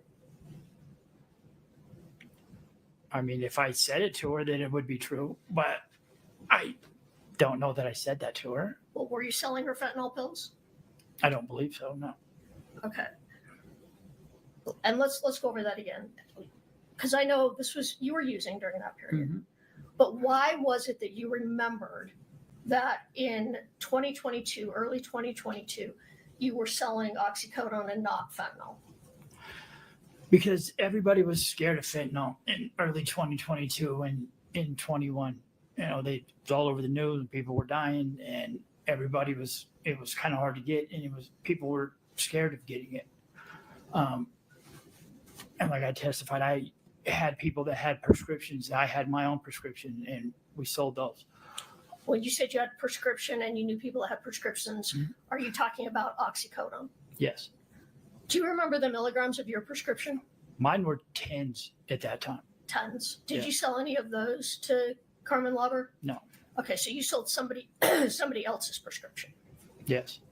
And the pills you sold were actually prescription pills from a pharmacy? Yes.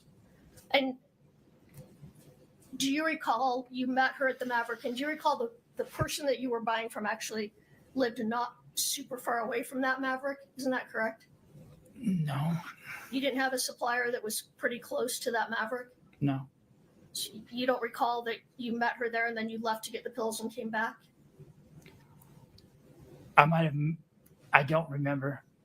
I might have met somebody down the street, but I don't remember if I didn't go to anybody's house to get them. All right, that's fair. So somebody met you a ways from the Maverick to give you the pills? Mm-hmm. Yes? Yes. Okay. Sorry. And those were that person's prescription? Yes. Do you know what the milligrams were? Were they 30 milligrams? They were 30 milligrams. All right. So at that time in early 2022, you would not have been telling Carmen Lauber, here, these are fentanyl. No, I didn't have a fentanyl plug at that time. Like, I didn't know anybody that sold fentanyl at that time. All right. And you said if you were asked for blues, that to you that meant what? Roxy's. Roxy's. Because before fentanyl became really well known, a lot of oxycodones were blue. Yeah, and they were the M30s, like from the manufacturers. And I think that's why whoever makes those now, the fentanyl ones, they made them to look just like the Roxy's, because people were taking, a lot of people were addicted to Roxy 30s at that time. So they made them look exactly like that. And that's why people were dying, because they were thinking they were taking a Roxy and they were taking a fentanyl that looked exactly the same, but color might have been a little different. And those were either being made illicitly or brought in from Mexico, right? I'm not sure how they come in, but yeah, they were here. Yeah, you couldn't get them from a pharmacy for sure. I'm sure you couldn't. You could not get them from a pharmacy, no. Okay. So the pills that you sold in 2022 that were light blue, those came from a pharmacy. Yes. Do you recall that selling pills that were light green? If they were light green, they would have been 15s or 20s. With the Roxy's, like the lower the doses, like I had a prescription for 10s and they were pink. And then I think the 15s might have been green, and then 20s were gray, I think. And then all of, from every manufacturer, they were all blue. The Roxy 30s were every manufacturer, they were all blue. Light blue? Yeah, whether they said M30 on them or A22 something or whatever it was, the manufacturer stamp on. Okay. Now, I want to talk about the affidavit, the one that's been admitted, and then there's a second one that has not yet been admitted. Now, when Mr. Bertram and you didn't type this affidavit, right? No, I did not. And Mr. Bertram and I brought these up to you, correct? Mm-hmm. And we Yes. read them to you, correct? Yes. And you made some corrections, correct? Well, I think you had the pen, but yes. You told me some corrections to make, and I made them correct. Yes. And then you signed them, correct? Yes. But at that time, let me rephrase that. Then later, you were given an attorney, correct? Mm-hmm. Yes. And Ms. Letkins. Mhm. And is that right? Yes. And Ms. Letkins went over these with you again later, correct? The affidavits. I don't remember if she did or not. I mean, I went from meeting with you from jail and then going to treatment. I was in 7th Street treatment at the time. I know that we talked about them. You and Ms. Letkins? Mm-hmm. I don't know if we went over it line by line like we just did, but I know that we talked about it. Do you recall telling Ms. Letkins there's a mistake in these? It says Oxycontin and it's supposed to be oxycodone? Yes. All right. And are you aware that Ms. Letkins then let the prosecutors in this case know these are correct, except that they say Oxycontin and they should say oxycodone? I don't know that she did that, but I'm sure she did. I don't. Okay. And so I'm the one that typed Oxycontin, correct? Probably, yeah. Yes. Yeah. And now that I didn't understand them, but I understand now, what's the difference between Oxycontin and oxycodone? Oxycontin is way stronger. And it's time released now, I believe. Like, I think in the 90s it wasn't. They were having a lot of problems around the country with those. And then they made them time released. The Oxycodone or the Oxycontin 30s, I believe, are purple or they're red or maroon color or something like that. But yeah, they have like a gel around them. All right. So there's a mistake that we put Oxycontin and then you later corrected it with your attorney and said, well, this is right, other than it should say oxycodone. Yes. All right. Because you were selling oxycodone, Yes. not Oxycontin. Yes.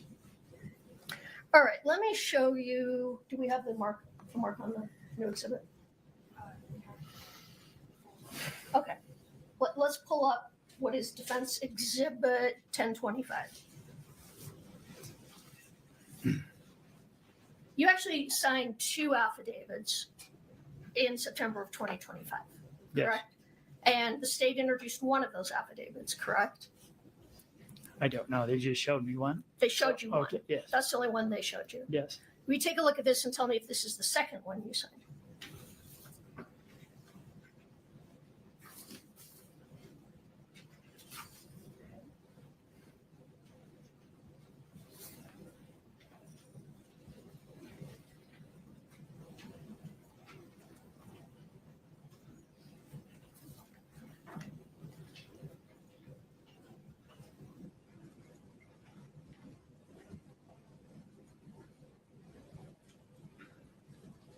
In paragraph 8, it says Oxycontin again, but Again, I'm gonna talk about that. Okay. But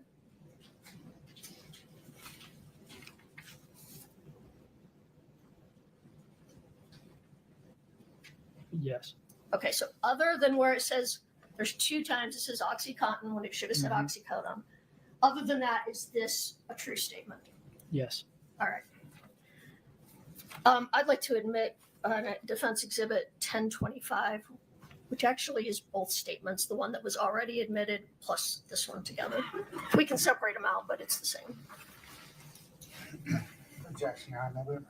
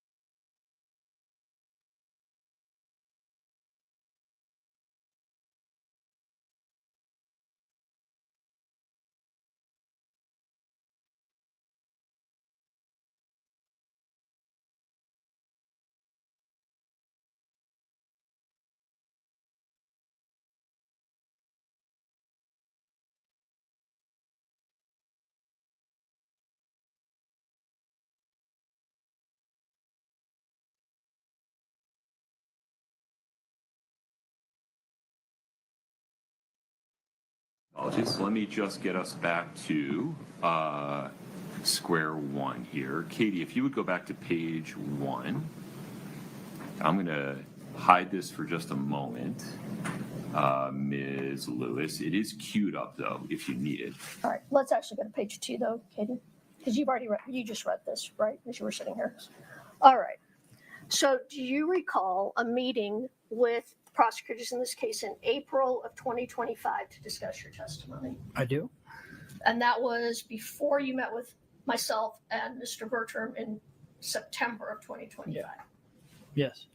And at that meeting, did you tell them then that you never did sell fentanyl to Carmen Lauber?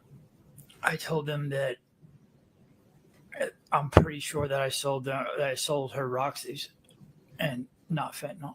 Okay. So you told them, excuse me.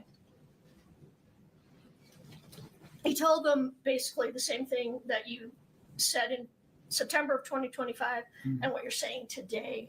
Yes. In your testimony. And did you sign a sworn affidavit that that in fact happened? I did. All right. And were you sober when you met with the prosecution in 2025? I was. To tell them that I never sold her fentanyl, I sold her Roxy 30s, yes. oxycodone. Oxycodone, yeah. Okay. When you you talked to your friend Nicole, what did she tell you? No, let me rephrase that. What was your understanding of what Carmen Lauber wanted? She said, I have a friend who wants some pills. What was your understanding of what that friend wanted? Did she wanted Roxy's? Roxy's, I'm sorry.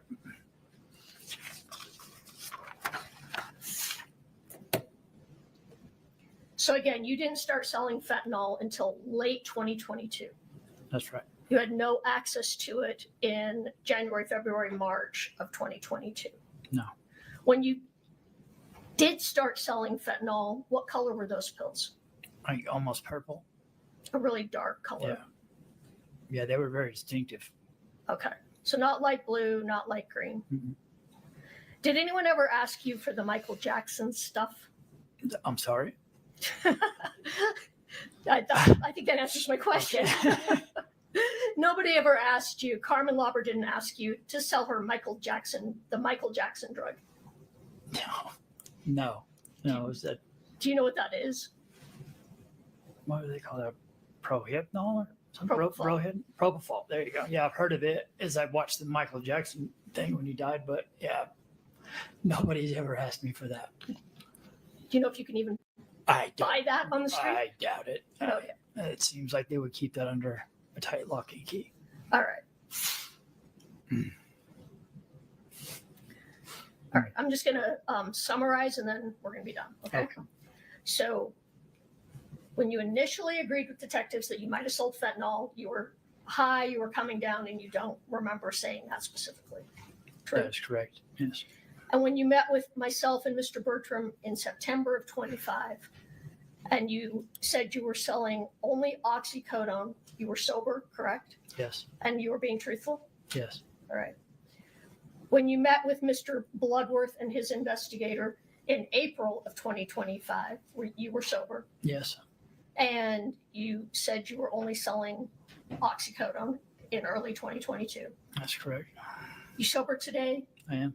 In fact, congratulations, you just finished your treatment program, right? Thank you, I did. What was your sober date? August 26th. Of 2020? 25. 25. Yeah. Congratulations. Thank you. Robert, I want you to look at the jury. I want you to tell them, are you telling the truth here today? Yes, I am telling the truth. Okay. I have nothing further. Mr. Blood. Mr. Crozier, how were the pills that you sold to Carmen Lauber packaged? They were in a bag. Those little tiny clear Ziploc bags?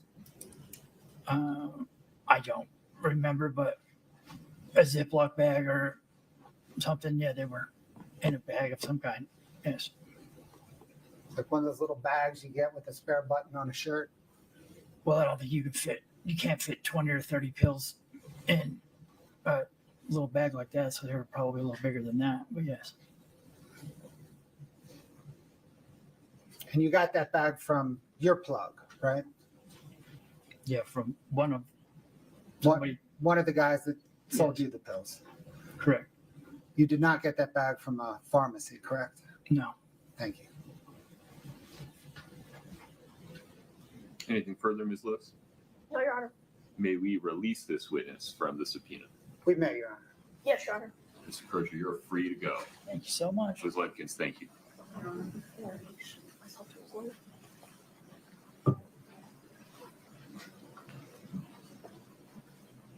Is this a good time for a restroom break? I don't know how long the next witness will be.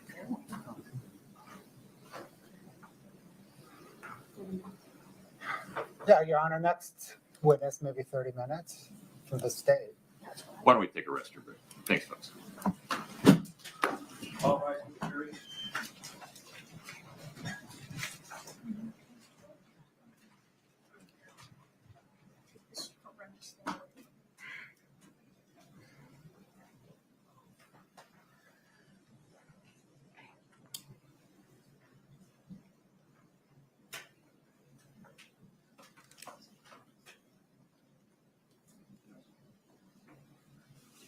All right, take a seat. Mr. Blutterith, anything before we recess? No, Your Honor.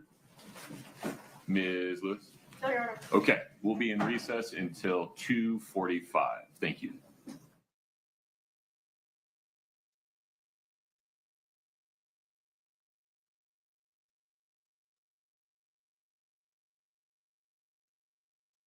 Want more true crime?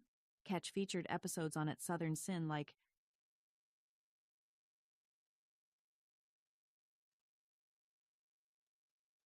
I'm not sorry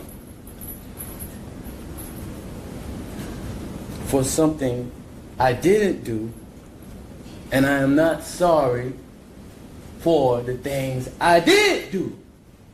Mr. O'Neill, All right. Listen, stop. All right. Listen to me. I'm You're not not going to raise your voice again. I'm not going to raise my voice again. I'm not.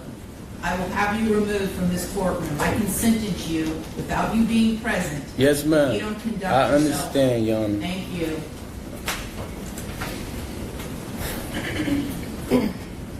But I will say, I'm sorry for your loss. 19 years I've been at this job. I've seen human beings killed at the hands of others in every way imaginable. You name it, I've seen it. Shootings, stabbings, drownings, suffocatings, blown apart by cars in DUI manslaughter cases. Horrible things. This is the worst case I have ever seen as far as the facts go.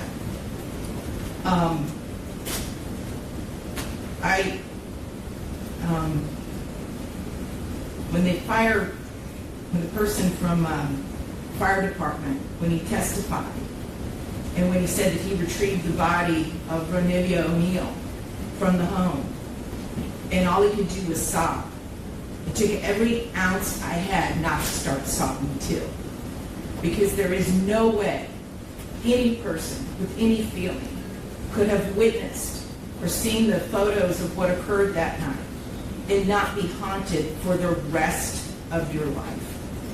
I know I will be. For the rest of my life, I'll be haunted by what I saw as far as the evidence and just the abject cruelty of it all. The abject cruelty. And I was aware, because I reviewed a lot of the discovery ahead of time, as you well know, did a lot of the camera inspection of a lot of documents. And I was aware there was some evidence, at least, that when you needed to recover from your gunshot wound, that neither your parents nor your Aisha, Miss Robinson, would let you come recover at their home. I don't know if it's true or not. I'm not going to get into a dispute. I'm just mentioning there was some evidence referencing that in the records. And all I can think about, because I knew that Miss Barron was not with you romantically at the time. And I knew that she just out of the goodness of her heart let you come stay with her. And it is beyond tragic that critical decision ended in so much horror for her and for her children.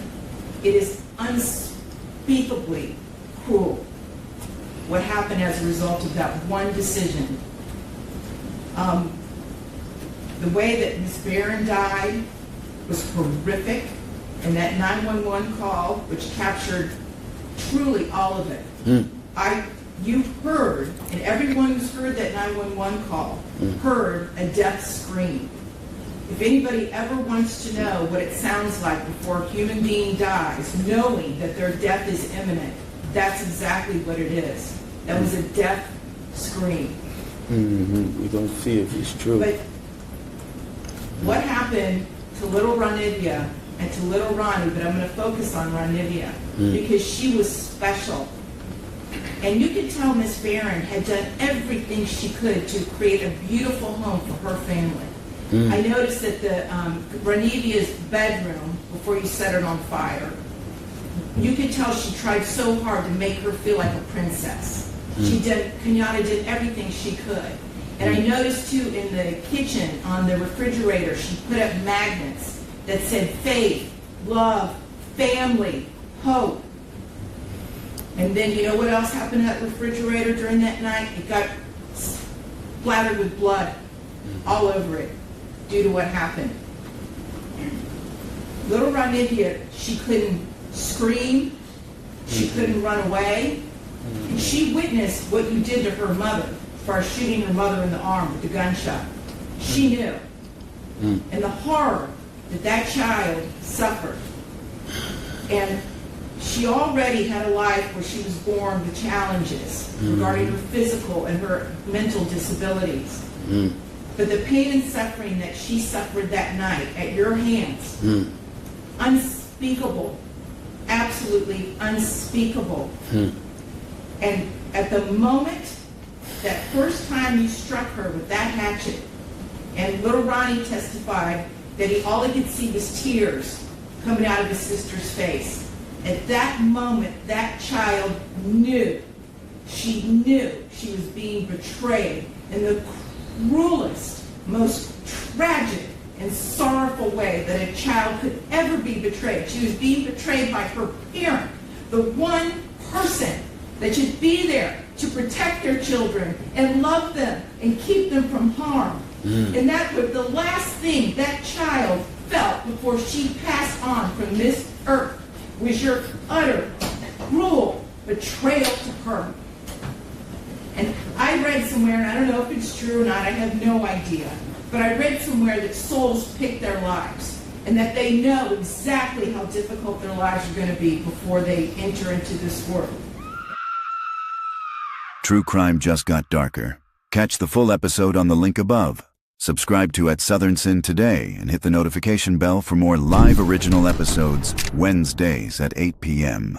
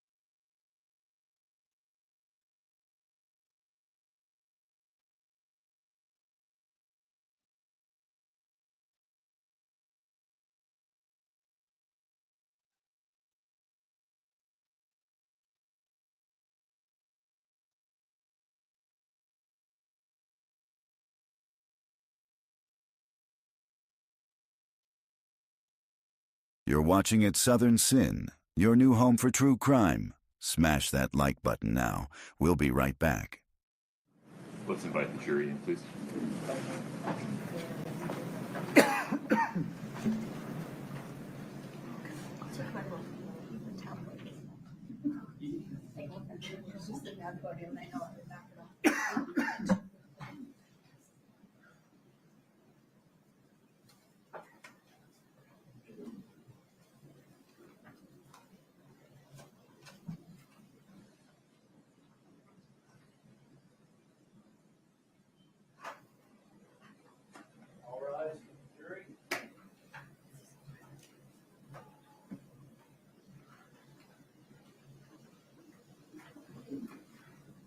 Have a seat, thank you.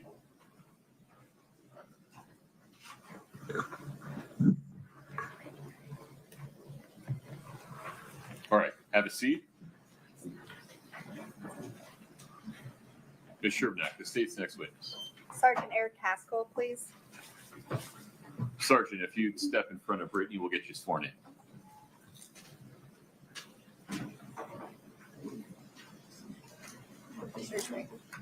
Do you solemnly swear the testimony you're about to give in the matter before the court to be the truth, the whole truth, and nothing but the truth, subject to the pains and penalties of perjury?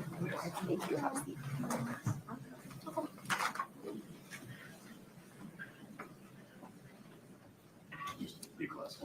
I'm okay for a minute. I'll see how long this goes. Fair enough. Ms. Sherman. Sir, if you could state your name and spell your last name, please. Eric Haskell, Haskell. Where do you work? The Salt Lake City Police Department. How long have you worked there? I've been with the Salt Lake City Police Department for about 10 and a half years now. No, sorry. Coming up on 11 years. What is your current assignment at the Salt Lake Police? I'm currently a sergeant over the Special Investigations Unit, which handles narcotic and vice cases. I want to go through some of your pertinent law enforcement history. And why don't you start explaining to the jury kind of where you got your start at the Salt Lake Police and where those roles kind of took you throughout your career up to this point? I started like most officers in patrol when I came to the Salt Lake City Police Department. After about a year there, I transitioned to the Strategic Deployment Unit, otherwise known as the Bicycle Squad, the bright yellow shirts. I was there from 2016 into 2019. When I left there, I went back into patrol in 2019. Working my way through it all. That's okay. I know it's testing your memory. And then in about June of 2020, I transitioned to the gang unit. I was there until January of 2021. A short time. 2020 was a tumultuous year for us. We were shrinking down specialties, which point I went back to patrol the beginning of 2021. Towards the end of 2021, I went back into the gang unit for a short time as a supervisor. And in 2022, back into patrol as a sergeant. I remained there until, I believe it was maybe spring of 2023, where I transitioned to a encampment mitigation sergeant, handling illegal camps throughout the city until September of 2024, where I transitioned into my current assignment. Thank you. That covers my time with Salt Lake City. Thank you for that history. Now, as a sergeant over I think you said special investigations, how is that involved with narcotics investigations, or what is your role in those investigations with the Salt Lake Police? Widely varied, everything as it relates to narcotics.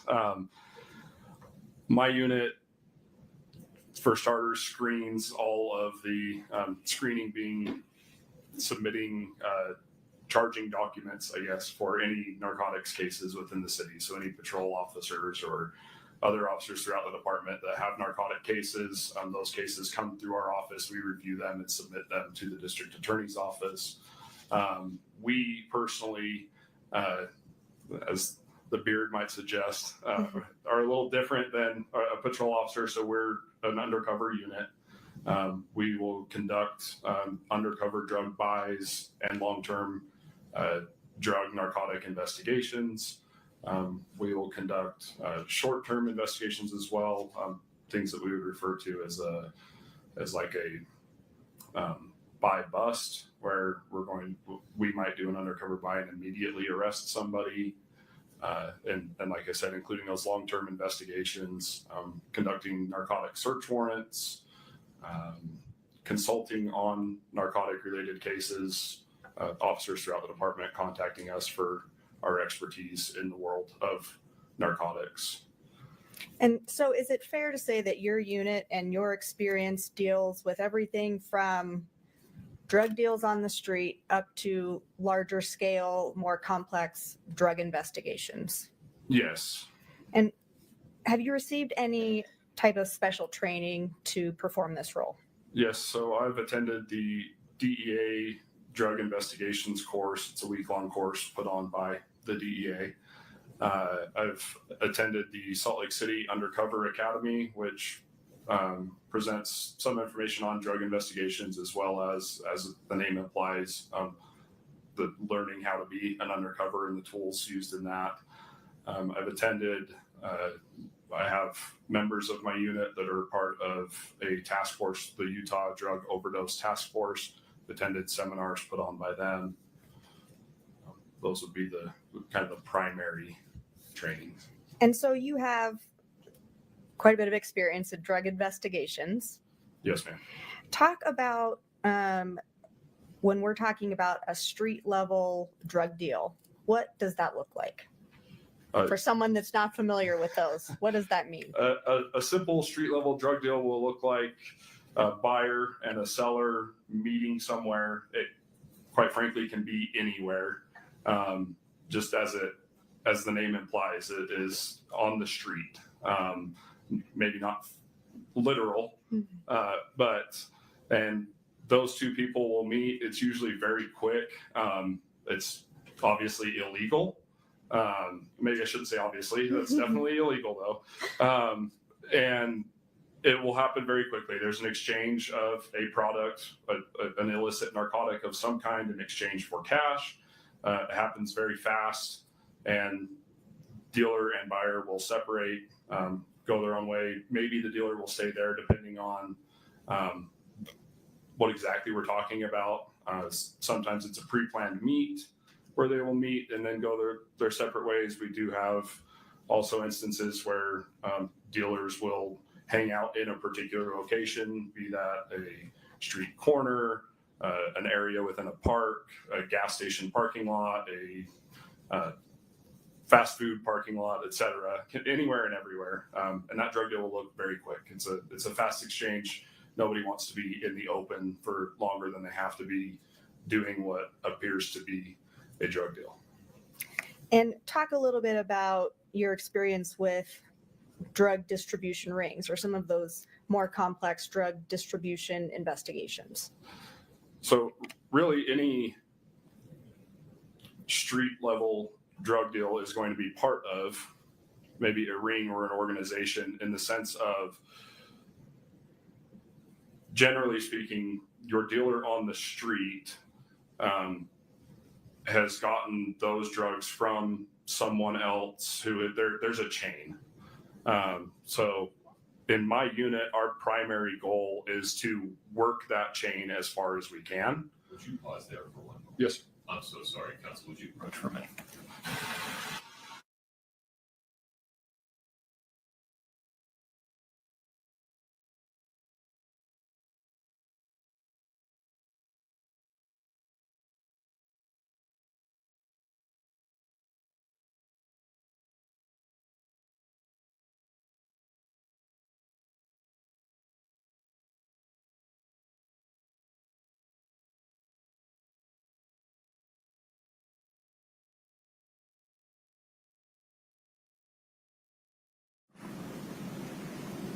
Grace, can I have a word?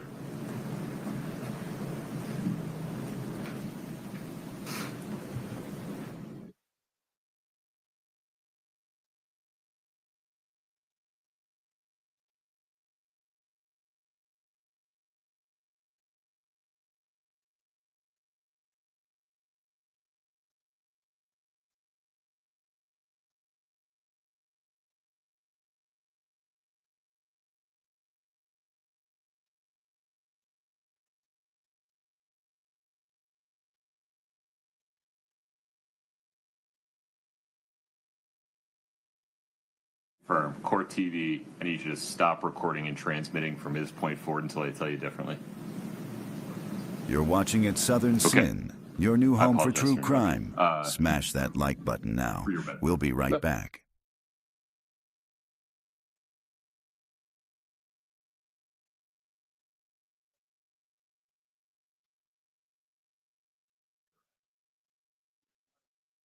Court is on a short break. Don't go anywhere. The action will be right back on at Southern Sin.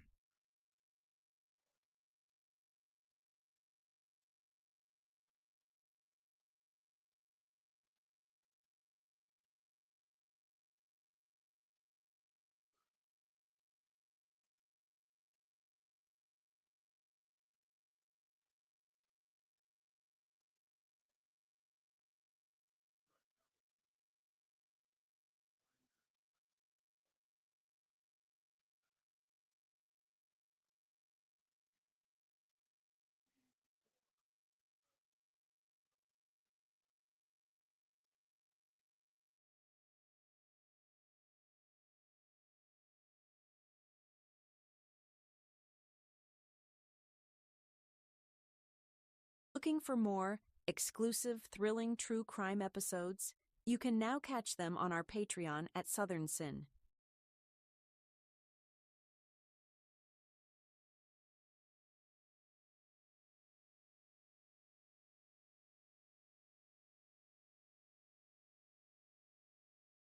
Court is on a short break. Don't go anywhere. The action will be right back on at Southern Sin.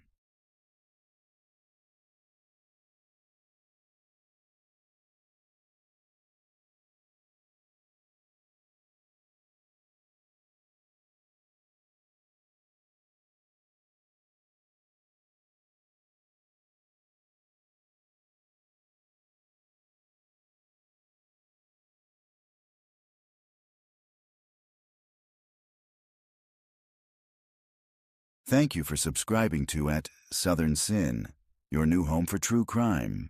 Hit that Cash App code or become a member today for all new exclusives.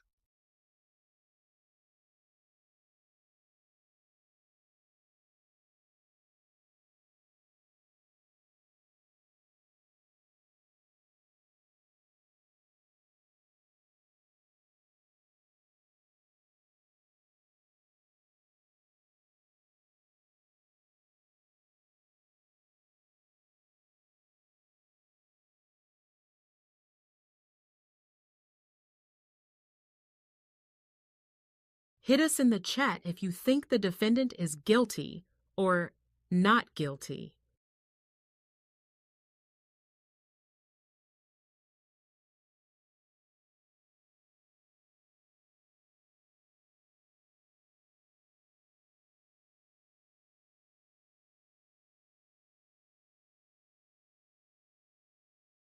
For more exclusive true crime episodes and explosive live trial coverage, subscribe to at Southern Sin and at Truth Talks. Join us every day at 9 a.m.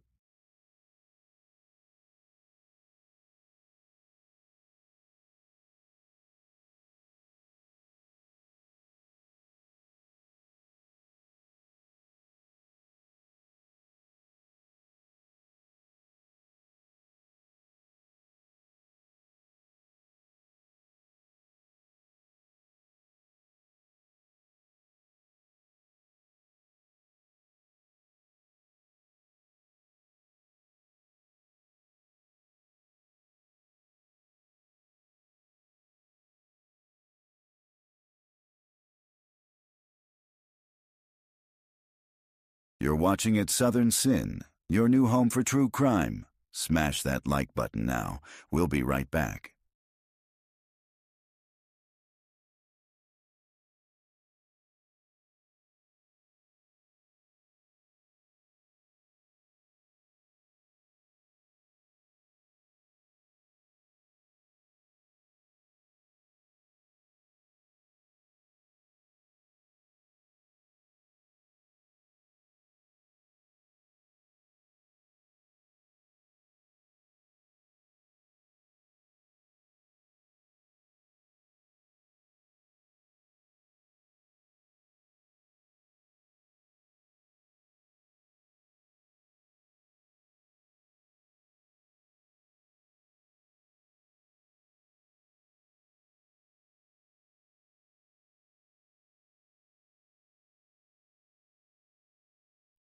You're watching at Southern Sin, your home for true crime. Court will begin shortly. Don't go anywhere. Eric and Kouri Richins seem to be living the perfect little life. The attractive young couple had 3 young boys and were doing very well financially living in Utah. They traveled, had a beautiful home, and spent a lot of family time with the boys. But beneath the exterior, something else was happening. Family members say Eric suspected his wife of trying to poison him, giving him food and drinks laced with poison. Eric got so suspicious that he changed his life insurance and his will to give his money to his sister, who he trusted to take care of the kids. Now, prosecutors say Eric was right. He died in March of 2022, a victim of fentanyl poisoning. After his death, Kouri wrote a book for her children to help them deal with the loss of their father. And just after the release of the book, Kouri was arrested and charged with the murder of Eric.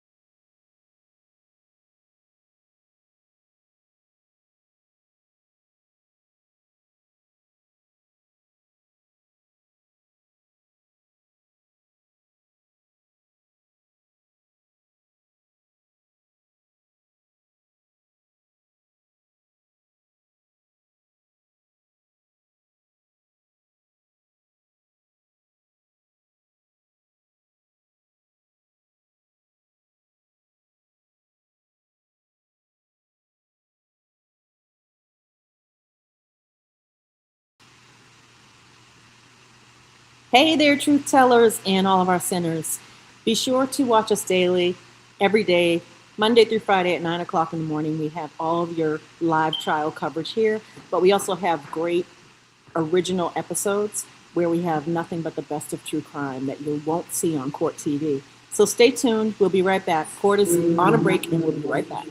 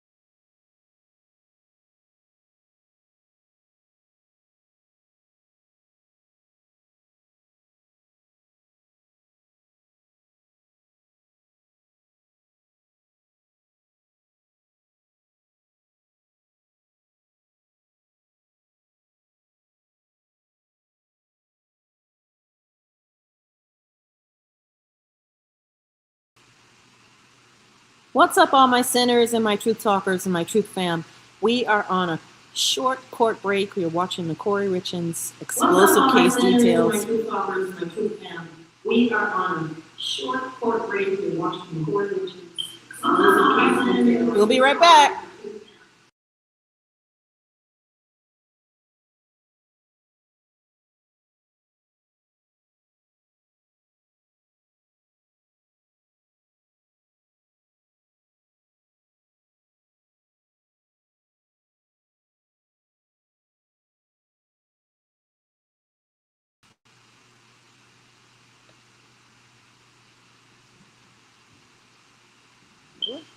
Look on your phone.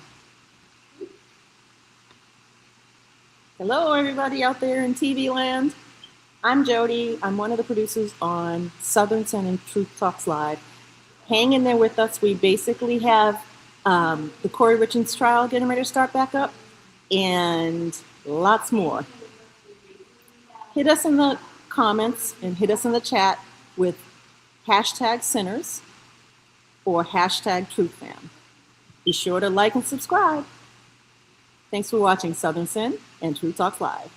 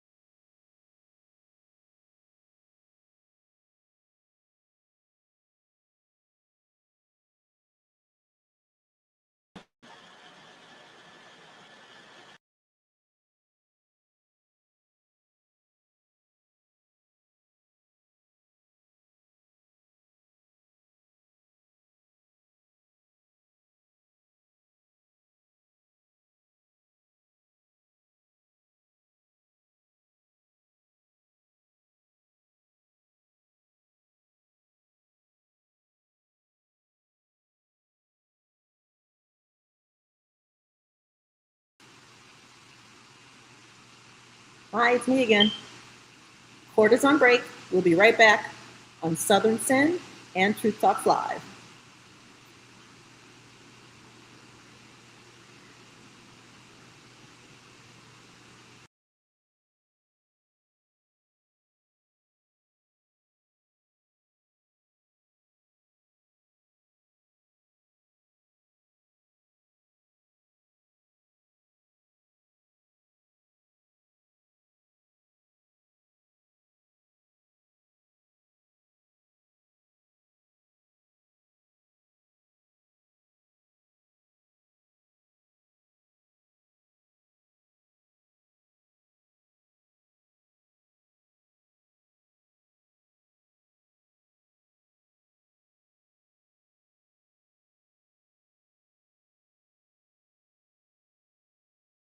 You're watching at Southern Sin, your new home for true crime. Smash that like button now.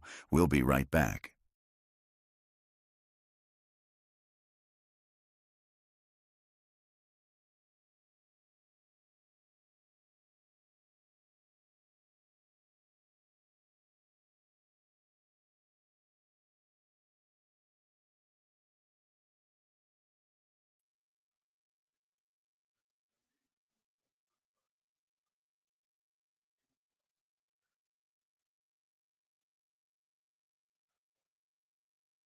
For more exclusive true crime episodes and explosive live trial coverage, subscribe to at Southern Sin and at Truth Talks. Join us every day at 9 a.m.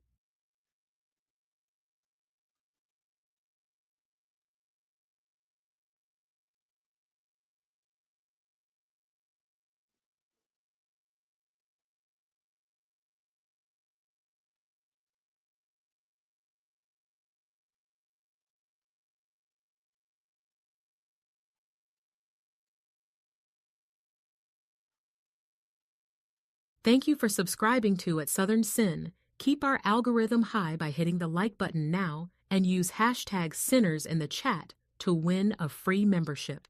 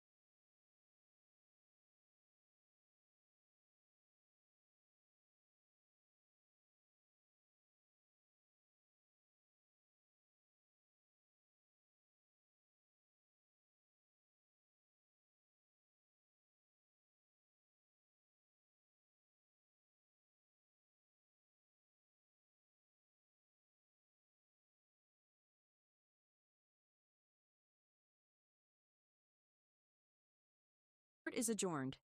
Catch us again tomorrow morning for all the live trial action, right here on at Southern Sin and at Truth Talks.